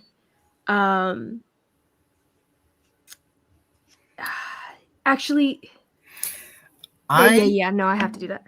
Just realized, and I checked this because, anyway, as a satyr, I have magic resistance, which gives me advantage on saving throws against spells and other magical effects. Okay, So- so we take this as So this whole time, you should have been taking this at advantage, is what you're saying. Basically, yep. So that would be a Oh my goodness. 13. 13 still fails. Phew. So you are no longer unconscious. However, you know who you are. You retain your racial traits and class features, but you do not recognize any of the other people around you, and you don't remember anything that happened before the madness took effect. So you're waking up in a new body. I mean, like with your own body in a new place with new people, and in the middle of combat. Yeah. You do see the monster, though. I feel like the monster is the more credible threat here.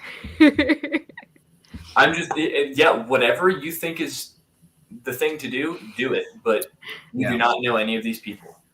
That was, by the way, 14 damage on the monster itself, and I already used the bonus action, so 14 damage on its own plus the superiority die, so 16 damage of slashing, and then what's it called? He has to make a saving throw against my goading attack. Yes. Okay, and that is a wisdom. And I'll be like, come at me. Something like that. Come at me, bro! Is it a wisdom? Come at me, bro! It's a 14 save, a wisdom saving throw. I believe. It rolled 11 plus 3. Aww. Yeah, no worries. And then that's my turn. With your glaive, correct? That was with my glaive, yes. Okay, and what? Oh, the 2d6s, yeah, because it's on fire. 3. You did set it on fire. What 4 was the points. total 4 damage? points of 4 more points of fire damage. Total damage. 10, 14, 16, 20 damage. 20 damage intermixed. Okay. I'm rolling so low on the damage dice, though. Hi. Anyway. All right, then Vistra, back to you. All right, how far is the creature? Where am I in the initiative line again? You were right after After me. Vistra. Right. Okay, I am going to walk up to the creature and touch it and cast Dispel Evil and Good and try to break enchantment.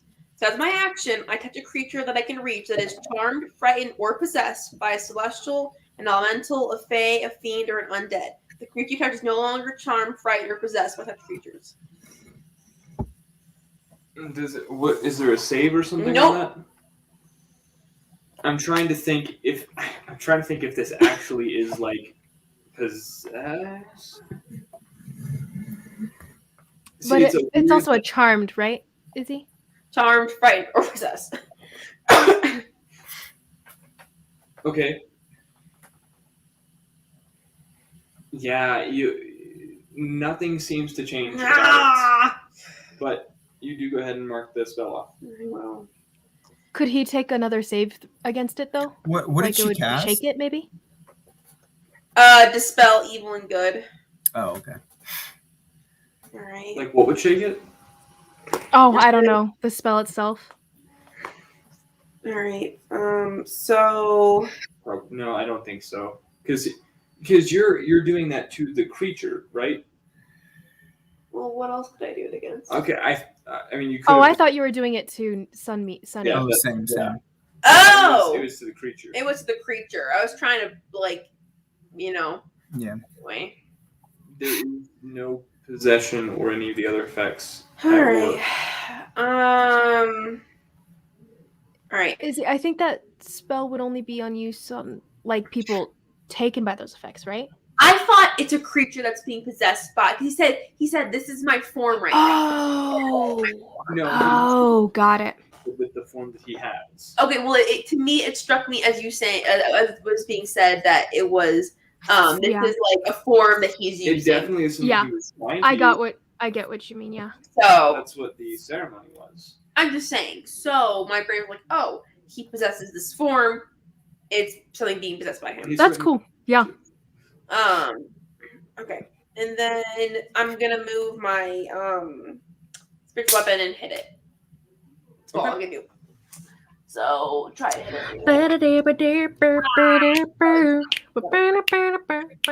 Nothing? Yeah, just for the sake of like not having to say it every time, 18 is the AC. So if you roll below an 18, you don't hit it. 18 or above, you do. Gotcha. Yeah, Sunbeam, your turn. That was Oh, bless. So I just roll? Oh, no. That's right. I am conscious. I am going to wake up on the ground and just panic because I see. So all that's alive right now are Vistra, Shamir, and the monster. And right? a monster with I'm going to.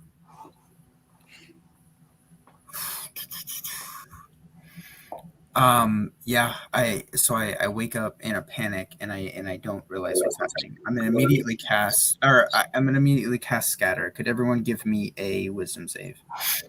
Oh, Including interesting. the monster.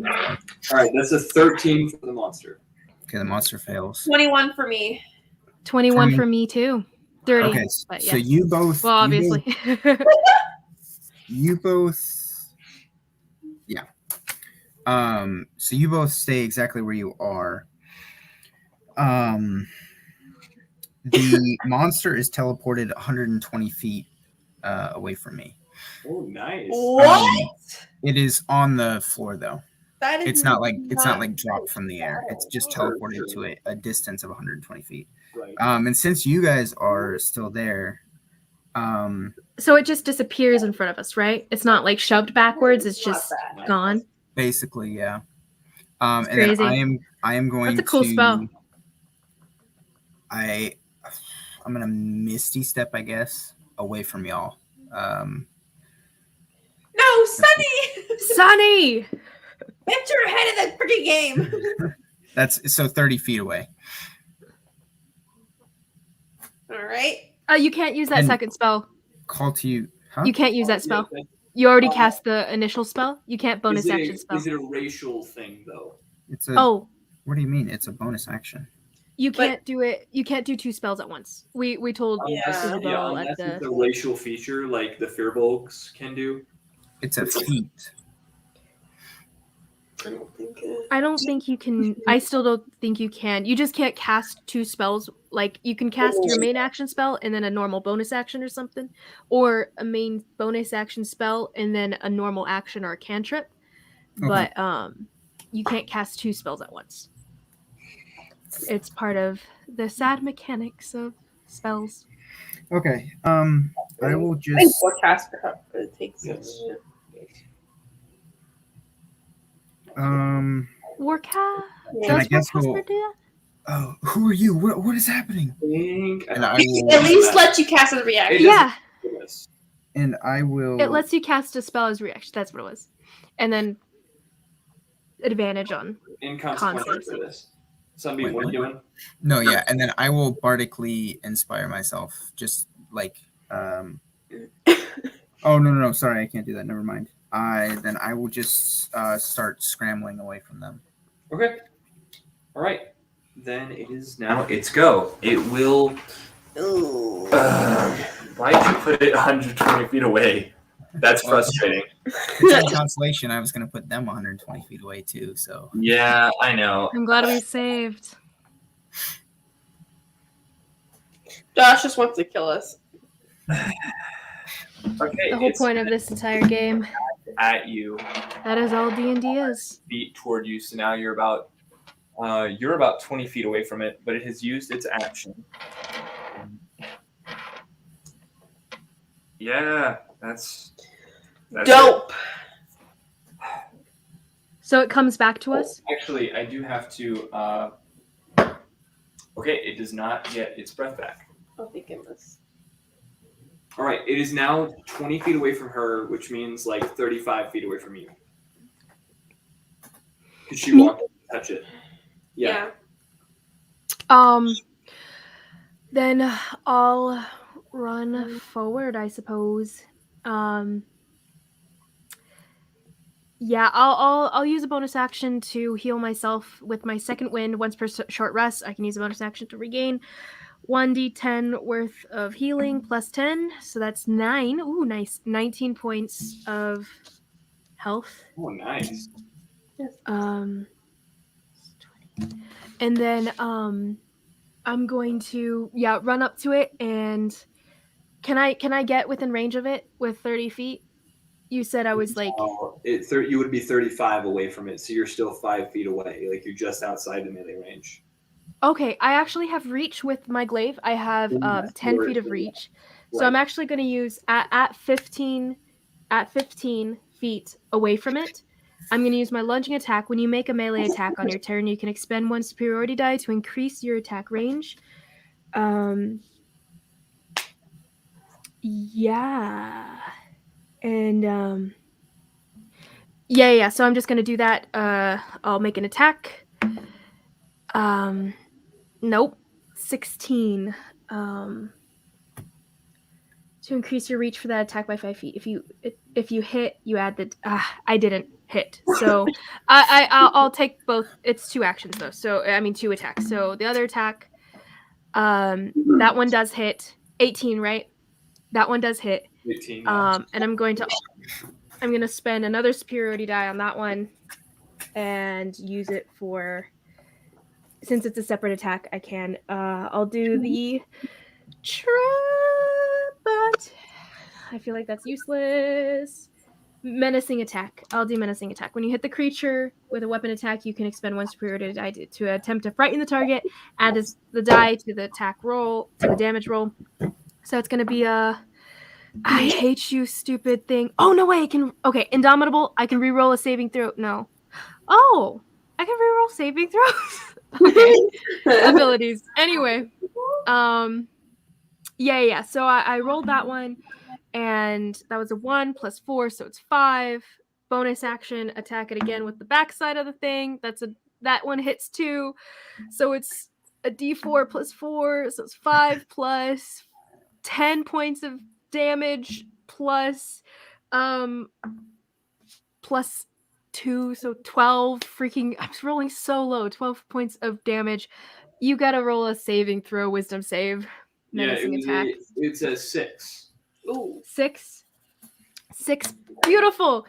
So it is frightened of me, and target must. So it is frightened of me until the end of my next turn. So it has disadvantage on all of its attacks as long as it can see me, and it can't move closer to me. I'm 15 feet away. Okay. Okay. Yeah. That was my turn. What was the total damage? That was a lot. Yeah. It was 12 plus. I think it was only 12 in the end, actually. Okay. Yeah. All right. Very well. Lame damage, but it is frightened. Disadvantage. Hallelujah. I move the remaining. No. That was all my movement. So yeah. Then Vistra, to you.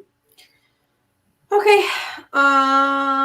She's gonna go ahead and cast Destructive Wave.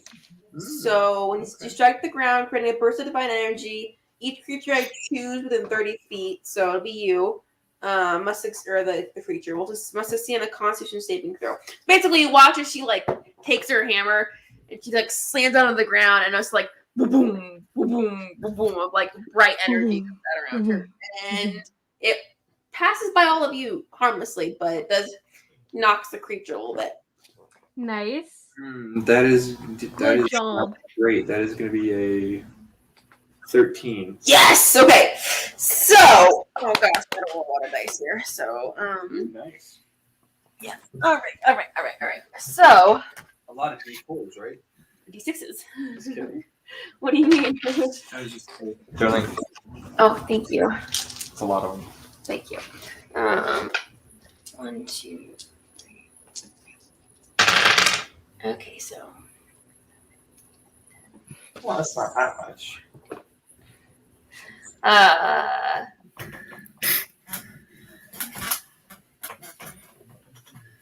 So you take 20 thunder damage, Okay. and Woo!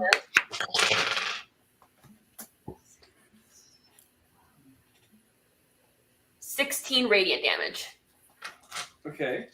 So that's 36 damage. Yeah. Good job. Thank you.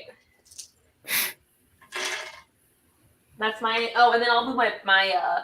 Go ahead and swing again with my what's it called? Spiritual weapon. Okay. Better than it. All right. Sunbeam, to you. Do I re-roll or no? Yeah, go ahead. Okay. And it will be an advantage this time. Yes, it is an advantage. That would be, I'd say 13. What? Not make these. Let's see what you do this time. It's literally rolled it 7 times. Specifically, every time you ever save from anything that's keeping you down, It's true. the world want to keep you down. Well, it's also not a great. My wisdom is my lowest stat, so. No, but and you've rolled 7 times for this. You've got to have rolled above. And this has happened for Nemo as Well, well. I'm rolling 14s, but Even when you had the con saves back with Nemo, when you have advantage on con saves or something, you had a good bonus to it. Yeah. And stuff. You were still failing every time. You were rolling this ones and instance, fours. it's I have to roll a 16 on the die. So I am rolling 3/4 of the die good, but you are back to paralyzed. Oh just my gosh. fall down. Post depression. Yeah. And that is my turn then, I guess. All Yeah, right. that is your turn. Oof. Okay. So, Well, he does at the end of his turn, right? So could he have done stuff before that? No, that is. Did you True. do that at the end of your last turn? Because I don't think He did. I didn't make a save, no. Okay, so that would have been kind of at the end of the last turn. This turn, you would be paralyzed. Okay. Well, okay, so then roll the save again to see what happens this time, because now your turn's over. So I've seen what they're doing though, I guess, in the duration of my turn. Yeah. I'm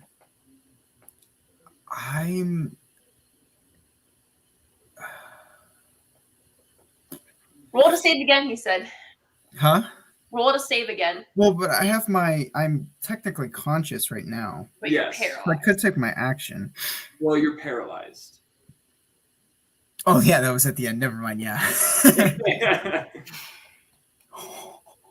With advantage? For a second, I thought you had spells that you could cast without somatic or verbal So stuff. I rolled a natural 1 the first time, and I rolled a natural 20 the second time. Yes!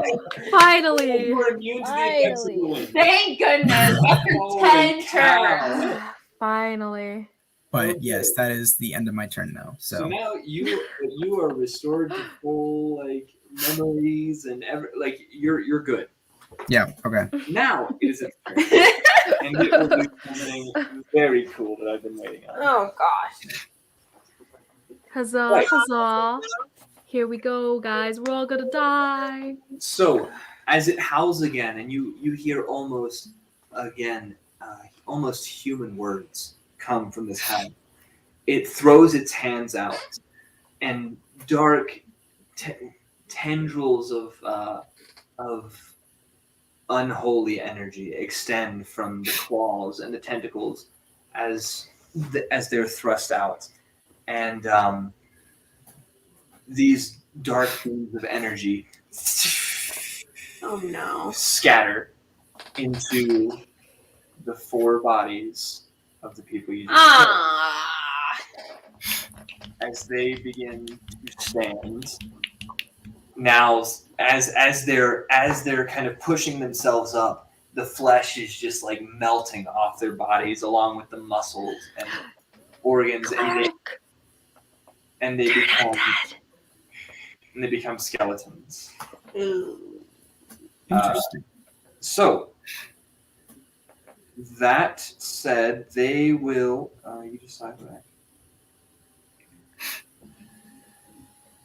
With her bonus action, she will then mentally command them to attack Shamir, as she herself moves towards Sunbeam, 50 feet. Sunbeam, how far did you move away? Well, all of my action. So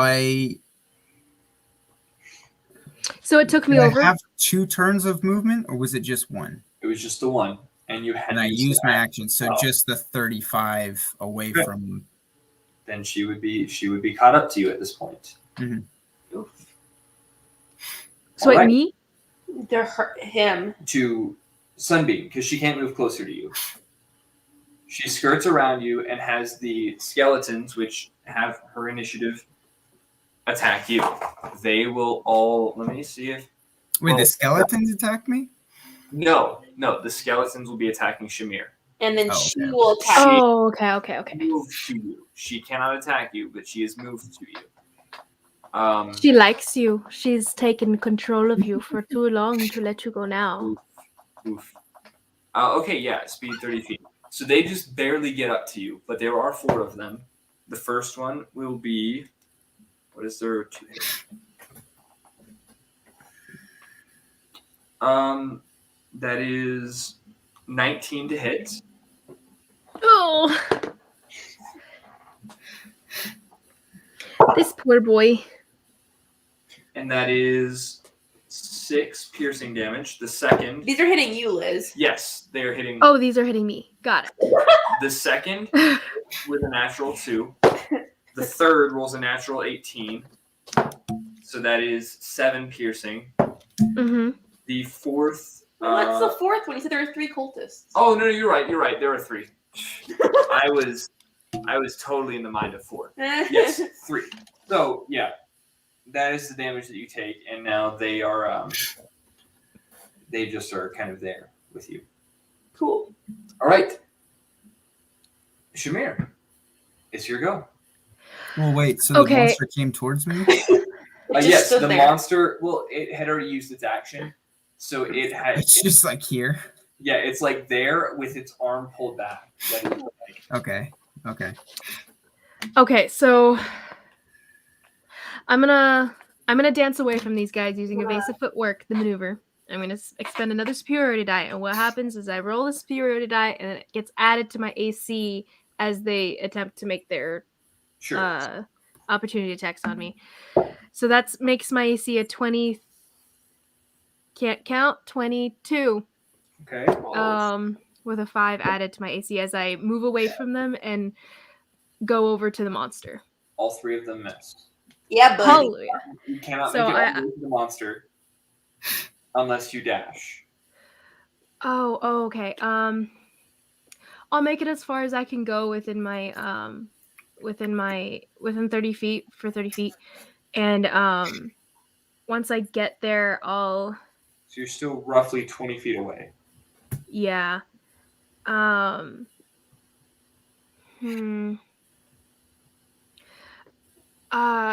So 20 feet away should be fine. I can. I'll just do the bow and shoot it with the bow.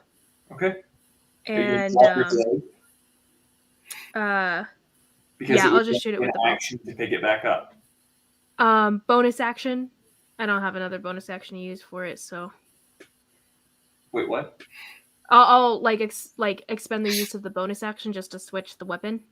No. That's what I'm saying is it would be a bonus action to switch if you just dropped the glaive and picked up the bow. To do a full switch, that's a full action. Okay, yeah, I'll just drop the glaive. And then if you want to use it again, you're going to have to expend a full action to pick it up. Could I use half of the movement like standing up would be? Yes, I would allow that. Yeah, cool. Yeah. So I'll drop it and then shoot it with my bow. Does a 19 hits. Yes. That'll be a D8 plus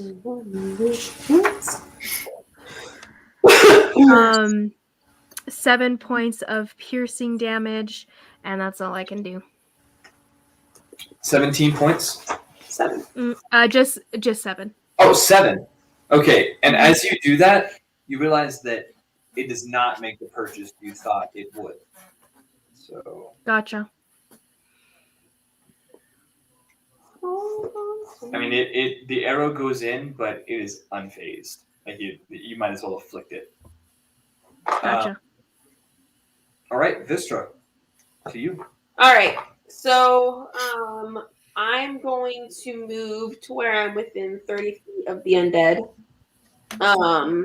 And so I am gonna. So you're gonna notice that the wreath she has on her head, it kind of starts to glow.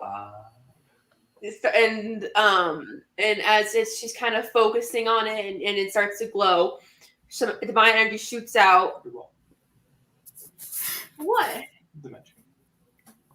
No, that's my holy symbol. Oh, okay. I see. It's your holy symbol is the wreath. Very nice. Yep, it's anyway, nature. And so then she's gonna cast Turn Undead. That's pretty cool. Yeah. So are they below my CR? What is the CR? For a level 10? Asks me if it's below it. I mean, you're the DM! You made the character. I had a bunch of other things I was doing today. And I didn't. Well, I'm just saying. Yeah, I have no idea. Momentarily, we're experiencing some technical difficulties right now. We're getting close to being done. It is this creature is beginning to look as though it is actually taking. How do I figure this out? Go to your features on. Oh, you don't have. Maybe just Google a level 10 cleric, is he? What is she trying And to what look the up? CR level would be? I think it's. I mean, if it's anywhere like I think it's one challenge level or half or fourth and stuff. I think all of those will die. Which are you trying to look up? I might. The CR. I'm pulling it up on D&D. Yeah, for what? A level 10 cleric. Like the equalness, because I have to know the CR. Did you Google it? I'm trying. It should pop up. I got it. Like for what though? Oh, okay. So as a turn undead thing that clerics can do, if the CR level is below her own CR level, then it kills them outright. It's 1. Yes, they are all 3 lower. So they all get destroyed? Undead. I think they have to fail the save. Oh, wisdom save. Yes. Okay. The first one did. Ooh, that was cocked. The second one did. What is your DC? 16. Yeah, that one did too. All 3 of them are destroyed. Yay! They all just about energy. Yep. Awesome. Ooh, sorry. And then I'm going to use my spiritual weapon to just try to attack the thing again because Goodness sake, I can't get it to actually hit, but oh! It would be outside of the range that you can move your spiritual weapon. Actually, I actually hit it for once. Okay. yeah, you can move your spiritual weapon in the general area or general direction, but it does not make it there. I'll move it there. It would be like another round and a half before. 20 feet. I'll move it 20 feet towards. Okay. Yeah. All right, that's my turn. All right. So Sunbeam, seeing all of these undead just burned into ash as green light extends from the laurel of Vistra, after seeing the arrow puncture this creature from Shamir, what do you do? I'm gonna immediately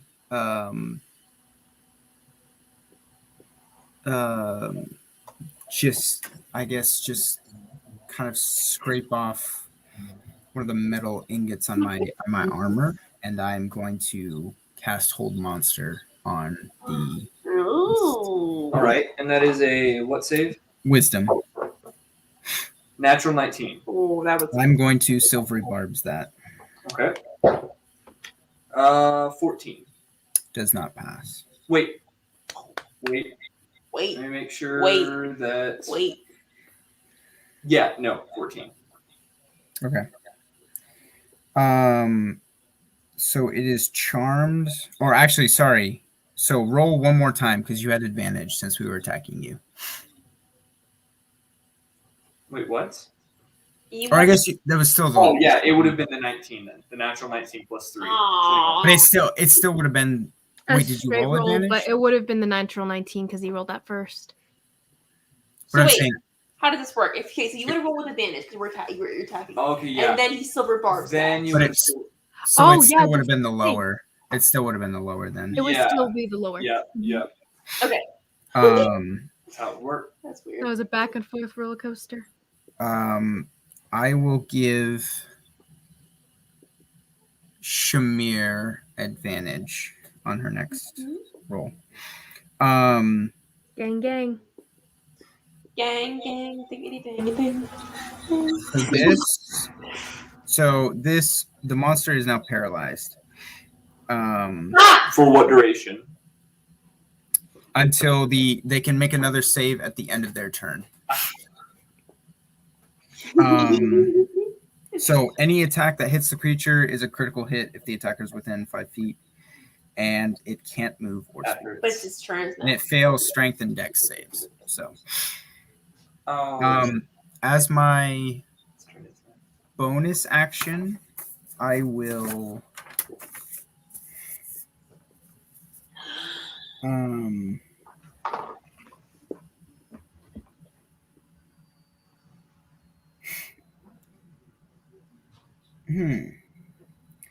as my bonus action, I will again just kind of brush myself off as I watch the creature fall down in front of me, and just kind of cast it off. And once again, my mantle of majesty will begin to form, and the magic will start shimmering around me, and I will cast command on the creature. Didn't you just cast? Yeah, Hold you just Monster? cast Hold Monster. So okay, well then this is a Oh, wait. racial ability. This is enacting an ability on your. Oh, your cloak. Does it say as an action though? It's a bonus action. So it says cloak to fey magic to cast command as a bonus action without Go spell ahead. slot. Go ahead, because it's a magical item. That doesn't So then affect once your- again, my appearance will change, and I will command the creature to stay. I am going to count that because it stops for a good 2 seconds as it was sliding. Okay. And then I will I mean, it's still paralyzed, but it's just. be done. Yeah, it was a natural 19 on the save. Plus 3, but For the command. for the command. Well, I'm So- saying, so your reroll, though, even if you had rolled a second one, your reroll was low enough to fail. So that's What? What? No, he's So No, I am paralyzed or whatever, but the command that I rolled to save was a natural 19. Well, charmed creatures auto fail. Oh, is it charmed? Because this creature has an immunity being charmed. If that's a charm effect, it doesn't go through. I'm not paralyzed. Oh, really? Let me succeed wisdom saving throw or be paralyzed. Okay, sorry. It just had a listing for condition, so I don't think it is charmed then. What? So you passed the save for? Wait, hold on. It's not charmed. I passed the save for command. Yeah. Okay, so it is not. It is not. Yeah. So then I am done then. Okay. Then it is its turn. Yeah. It is paralyzed. It ends its turn and will repeat its save. 14. 14 does not pass. I think that's what it rolled last time. Okay. Go ahead, Shamir. Okay. I'll pick up. I'll use half my movement to pick up the glaive. And use 15 to get over to it. Let's see. I'll attack it with the glaive and just do the double attack.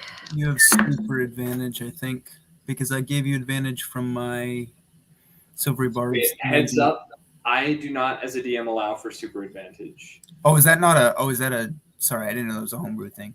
That is yeah. totally that a is, homebrew that thing. is okay. not, Yeah, stacking that is not advantage law. is a homebrew thing.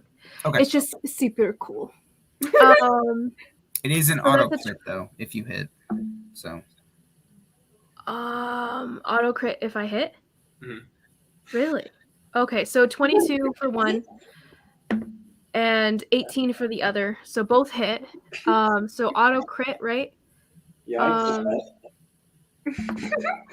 So 9, 18. Oh, 18 and 27. 27 points of damage there, plus 27 plus 8 is 35. Plus the bonus action hit on the back side of it every time I attack. So that's 25. Plus, or no, sorry, 35 plus 8 is 43. One more time, 43. That one hits it again. 43 plus 8 again is 51 points of damage. Thank you. Okay. That's slashing and bludgeoning.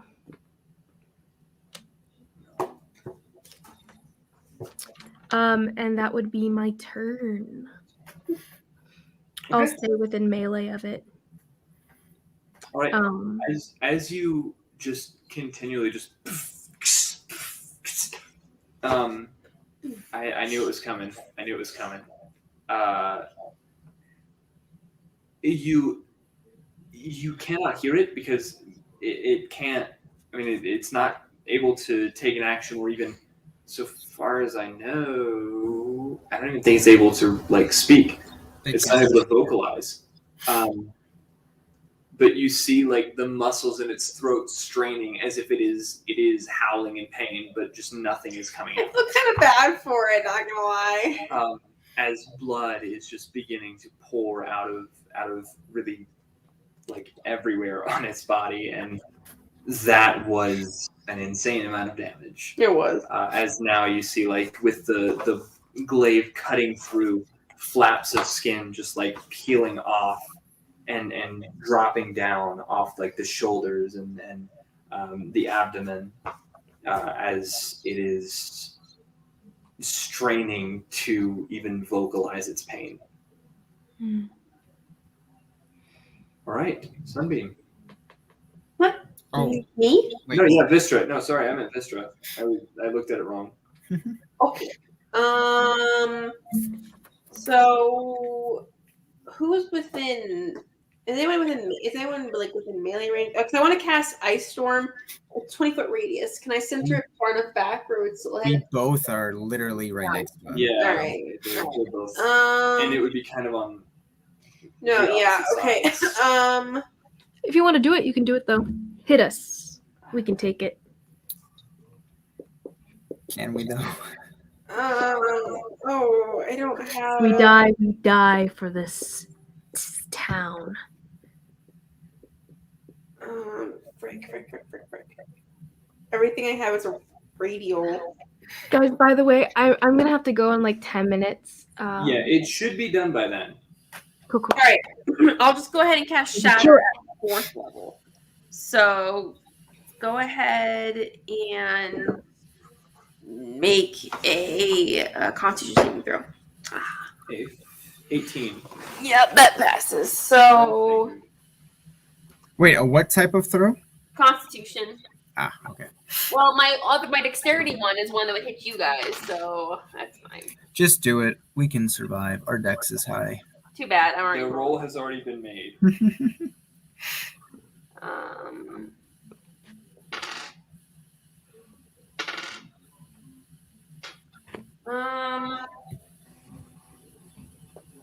20. Me. I don't double that, right? It's not a critical hit because it's paralyzed, right? If it's a melee attack, if it's within 5 feet, it's a critical. Okay. So 20 thunder damage. And then And that's half, right? I have 10 succeeded on the thunder save. damage. Yeah, 10 thunder damage. Right. Okay. And then Or is it, I mean, like, I do 10. still take damage, you take correct? 10. Okay. And then I should have just done the thing. Whatever. And then my silver weapon can't move far enough, can it? It can move Another another 20 feet. So can it reach it? It's still How about, far away it's was still- it? It moved 50 feet away from you. From me? It moved back Yeah. towards us. It moved back toward Sunbeam, which ran like a full 35 feet from where he was, which was 15 feet away from you guys. I don't know. Okay. It's a I little don't far. You'd still be another round before you got to it. Okay. On the next round, you could swing at it. Like, you'd be close enough. It hurt me too, Izzy. That's my turn then. Okay. Damage taken. Sunbeam, go ahead. I'm going to give up my action and bonus action to Martial Adept Commander Strike. Give to Shamir. Shamir, you are able to use your reaction to attack the creature. And Right now? Yes. Oh, please hit. Come You on, buddy boy. You add 4 points of damage to your roll. If I hit, please hit. That's what she said. 15 doesn't hit. 15 does not hit. You have no. advantage on any attack. Oh, I do? Oh, I Yeah. do. Okay. Come on. 18. Just barely. Okay, so 4 plus. So I've been forgetting to add the flaming blade thing part of this, so there's gonna be more damage there. Cool. Anyway, so this is it an automatic crit if I hit still? Yes. Yeah. Okay, so that's 3 plus 8. 8 points of that. And then on top of that, 3 plus, so 11, 15, 15 points of damage there. Part of that being fire damage. And I believe that's it. Oh, no, I can hit twice, no matter, as long as I attack. So 14. You give your abilities I should be able to. Wait, extra attack. You can attack twice whenever you take the attack action. Although it does say on my turn, does that still count? You're able to. You're basically taking my action and bonus action to attack. Yeah, but this is not your turn, so no, that would not go through. Okay, then that's fine. 18 points of damage. Okay. Good job. And I'll just walk over for the. Better than mine, easily 10. I'll walk over and just stand by the creature, and I guess kneel by its head as Shamir is just wrecking it. Stab, stab, stab, stab, stab. Stabby, stab, stab, stab, stab. All right. So it has no turn. Go ahead, Shamir. Your turn. It doesn't actually even matter at this point. If you roll to hit enough times, like it's 2, come on, just Sorry. let's go. Okay, one's a natural 1, doesn't hit. One's a 17, doesn't hit. Oh, wait, I still have advantage, right? yeah. Yeah. Somehow a natural. Okay, so that one. So it was 2 natural 1s on the same die. What? That's crazy. One of them does hit. That one's a 5 plus 7. 5 plus 7 plus 11 plus 13. So 13 plus that hits. That was really 13, 17, 20, 24. And I'm just gonna add It doesn't matter. Are you action surging? I'm not. I don't have action surge. I just have double attacks. It doesn't Oh. matter. How do you You- want to do Okay. it? Like Let's go! Stab, stab, stab, stab. Burn, burn, burn, burn. Bang, bang. No, you gotta describe it cool. You know, you go and as it's paralyzed, you cut it right up the middle through its weird Slice fat thing. into its So- mouth. I mean, Rip it out, and blood splatter all over me. so yes and no. Shamir becomes a flurry. Like she's not a monk, but she's dang near close, apparently. As she just swings the glaive and becomes this tornado of movement, mingled with blood and flesh. But as the cuts are going through, the weapon is so hot and dealing fire damage and scorching as the blade moves. So less and less blood is being pulled out, and more of it is singed on the flesh, and the entire area is now kind of filled with a smoke that emits from its body of singed flesh, melting now off of its body, and hair just soaked with rain that is now singed and burned into the smoke around it. As finally you drive the glaive up into its jaw and throw it back, what would be blood is so damaged with flame that it just melts down what was its throat. Teeth and tentacle just collapse inside of itself as it drops to its knees and falls forward. The last bits of flame kind of scattering off of its fur and into the air as it is no more. It could not even howl its last bit of agony.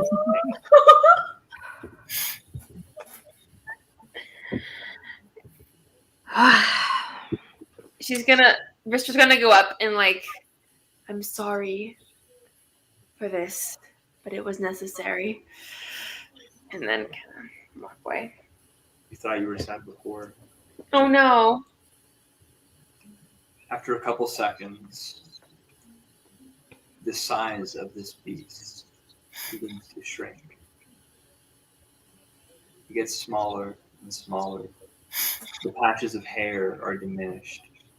And before you see beaten, bruised, and torn apart the body of maybe a 15-year-old girl.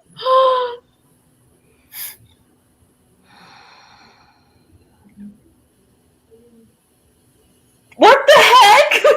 Shamir turns around and just shakes off some like the guts from before, and just walks away in silence and makes her way back to the town. What are the others doing? I'm gonna clean my cloaks and I'll bury the child. Okay. You take the next. I'll help. You take the next hour or so to do the hold. Another hour to perform some form of last rites and bury her. Could I observe the stone in the middle of the thing? You can, and give me a general perception check, kind of for the whole of what you're looking at now. Okay. When you guys do eventually get back to town, you guys will see that like Shamir's horse, the horse that she had ridden there, is gone. And she is also gone, as well as me because I have to go. I'm sorry, guys. Okay. That's okay. Okay. But good night. I have fun. Good night. Have a good night, and Good I'll job. watch the rest of the video Character. from when you guys are done. Okay. It won't be like probably 10 minutes. Good night. And then there were, well, I guess 3, but Nice. that will be a 16 for perception. Okay. So this is like all the time that you spent burying and everything. Like you notice that on this body there was a silver medallion that bore the likeness roughly of a wolf's head with 3 roughly curved lines above it. You kind of begin to wonder and take a look at the remains of the skeletons that were left. They also bore these same medallions. As you look at the stone, the glow has faded, but it is roughly the same likeness as on the medallions.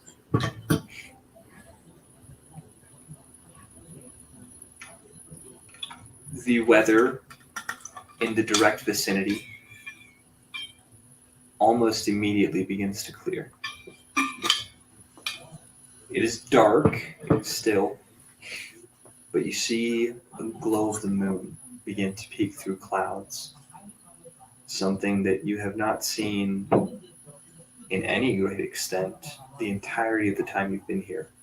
A single moonbeam streaking across the night, illuminating the place where you stand. What did you want to know exactly about the stone? Oh, well, I was going to see if I felt anything about the, like the, whatever the presence was before, and then just, I don't know, just observe it more, see if there's anything to see than just a carving. Whether or not the presence remains in the world, it is at least relieved for now. Hmm. As for the carving, it does seem to be just that, a carving, ignited with light by magical means during the ceremony. Now, what ceremony you are very unsure of, but it was a ceremony spoken of by presumably Azeroth himself, and one disrupted by you, and presumably ended by you.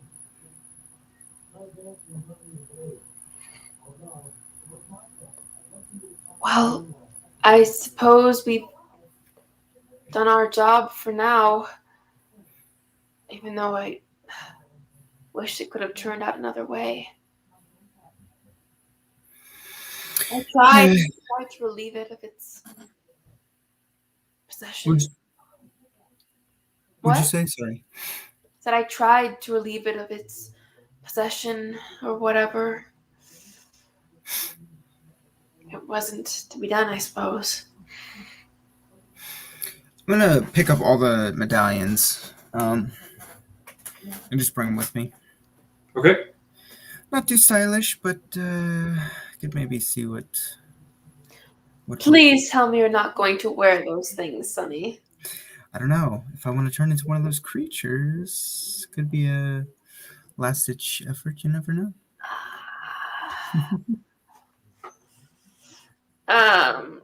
I guess we go back to the town and I'll just tell them your problem's been solved. You should be fine, and then leave.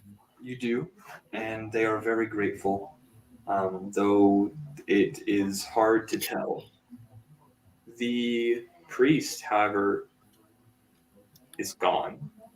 You do not see him, as well as 2 other men from the village. They have mysteriously disappeared. They were part of it. They're the dead people. But nonetheless, the village does seem grateful. As you leave, little Johann and the girl he was with, whose name you still don't know, but it's okay. Julie. No, Julia was Greg's wife. Oh. Julia. But they kind of like trail behind you just for, a couple feet outside of the village and wave goodbye to you. Bye! And I throw them a couple more candies. They still somewhat like unsure, pick them up and kind of, and roll away.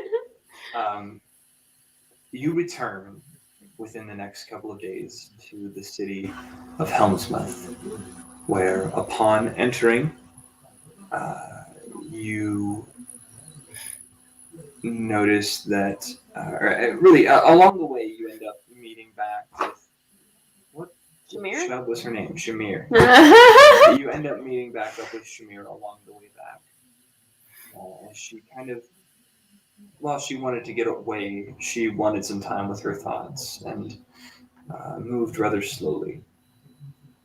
So you overtake her in the way and all get back to the city of Helmsmouth about the same time. You are hailed with, honestly, a bit of a hero's welcome.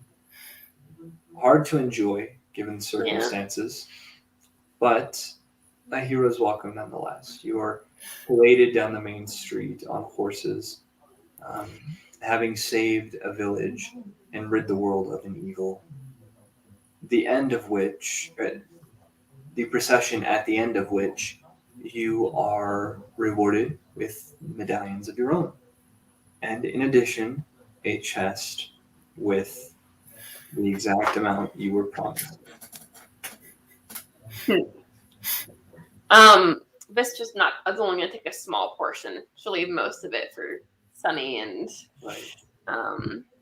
she doesn't need much, She does say, she pats Sunny kind of on the hand. She's just like, now, dear, you are welcome anytime you want to make the trek out to where I live. And your company will have tea. I have lots more selections at my house. And Shamir, you're welcome too, if you want. And she kind of says, not really my thing. But maybe. She'll come. Don't worry. She'll be there with you. She gives a hard eye roll, breaks away from your grasp, and walks away. Well, I look forward to seeing you guys again soon. And I kind of pinch your cheek. And then Vistra, it's been amazing getting to know you. Until we meet again. Definitely were a pleasant part of this journey. Until we meet again, maybe we'll be called up for the mission together. Yes, of course. Our next mission, which I hope the outcome is slightly better. May Storm, bless you. And then she'll turn and just start walking slowly back to her faraway house. Very well, guys. And that is the end of the one shot. Took us 6 hours because I did not think that you were going to do like half the stuff you did. But I never do. So That's true. It's okay. It's true. But good job. That was fun. Yeah. Okay. I had something I was going to say, but I don't remember what it was. Anyway, you got to get out of here. It's really late. It's late for you, dude. Yeah. But I love your character. Phenomenal.